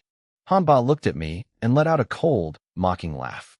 Did you never consider the suffering I would bring to this world? I don't think you will, I said firmly. You were a good person once. I believe you still are. A good person? Han Ba laughed again, but there was no joy in it. I helped so many people. Even after I became this monster, I continued to help. And how did they repay me? With curses. With hatred. They wanted to destroy me. If I weren't immortal, they wouldn't have just sealed me. They would have erased me from existence. Suddenly, his hand flashed out. He gripped my throat, lifting me off the ground. I'm done being good. I will be a demon. The greatest demon this world has ever seen. I stared into his eyes, gasping for air. No, you still have a conscience. If you were truly a demon, you wouldn't be talking to me. You would have wiped me out the second you saw me. A cold light flickered in Han Ba's eyes. I only let you live this long because I haven't spoken to a soul in centuries. He slammed his palm into my chest. My vision turned white. My health bar hit 0 instantly. I woke up in the respawn plaza of Hafeng City. I didn't even have time to catch my breath before the system announcements started screaming in my ears. A red alert flashed across the sky. The city lord had issued an emergency mission. A most wicked criminal had entered Hafeng City. Every player in the city received the same notification. The goal was to hunt down a player with a PK value higher than 10,000. The reward for every single kill was a piece of bronze gear and 10 free attribute points. You could claim it 100 times. The city went wild. Players were losing their minds. 10 attribute points per kill? That was like gaining 2 levels of stats for doing nothing. If one person managed to kill this criminal 100 times, they would become an absolute god. I looked at the timer for my protection to wear off and felt a cold sweat break out. My PK value wasn't just 10,000. It was over 1 million. I was a walking, breathing jackpot. I checked my stats and my heart sank. I was level 1. My massive PK value meant that dying once stripped away every single level and every bit of experience I had earned. I had to move. I had to run. But how do you hide when you have a giant, glowing red number floating over your head? Then, the announcement upgraded. It wasn't just a citywide alert anymore. It went national. The King of the Star Kingdom had doubled the rewards. Now, every player in the entire Dragon Country region knew I was here. Since every player had to pass through the Star Kingdom before their second-class advancement, I was officially the most hunted man in the world. There he is, someone screamed. I didn't wait. I bolted toward the city gates. My level 1 stats were pathetic, but I still had my purifying jade pendant, my 9 harmony longbow, and my bloodthirsty necklace. None of them had level requirements. The problem was that none of them provided defensive resistances. Because I was in a main city, players were allowed to attack me without penalty because of my criminal status. But if I fought back, the NPC city guards would move in. With a PK value like mine, they wouldn't just kill me. They would throw me in a dungeon for years. I ran. I didn't look back. Damage numbers started flooding my vision. 500, 200, 300. Dozens of spells and arrows rained down on me from every alleyway. Behind me, a literal tide of hundreds of thousands of players surged through the streets. I was fast, but the entire city was closing in. I was a level 1 player against an entire kingdom, and I had nowhere left to hide. I was trapped. The streets of Hafeng City were completely blocked, and the crowd was closing in like a suffocating tide. I cursed under my breath. They weren't giving me a single opening to breathe, let alone escape. I gritted my teeth and leaped into the air. I tried to use their heads and shoulders as stepping stones, desperately sprinting across the sea of players. It didn't matter where I landed. As soon as my feet touched down, a barrage of skills slammed into me from every direction. Individually, the attacks weren't much. They were only hitting for a few hundred, or even just 100 damage at a time. But there were hundreds of thousands of people here. The only thing keeping me alive was the sheer congestion of the crowd. If every single person could have gotten a clear shot at once, I would have been vaporized in a millisecond. Even with the chaos, my health bar was melting. I was losing over 100,000 health points every single second. I looked toward the city gates, then back toward the respawn altar. For the first time in my life, I realized just how far apart they were. My face turned pale. I knew I wasn't going to make it.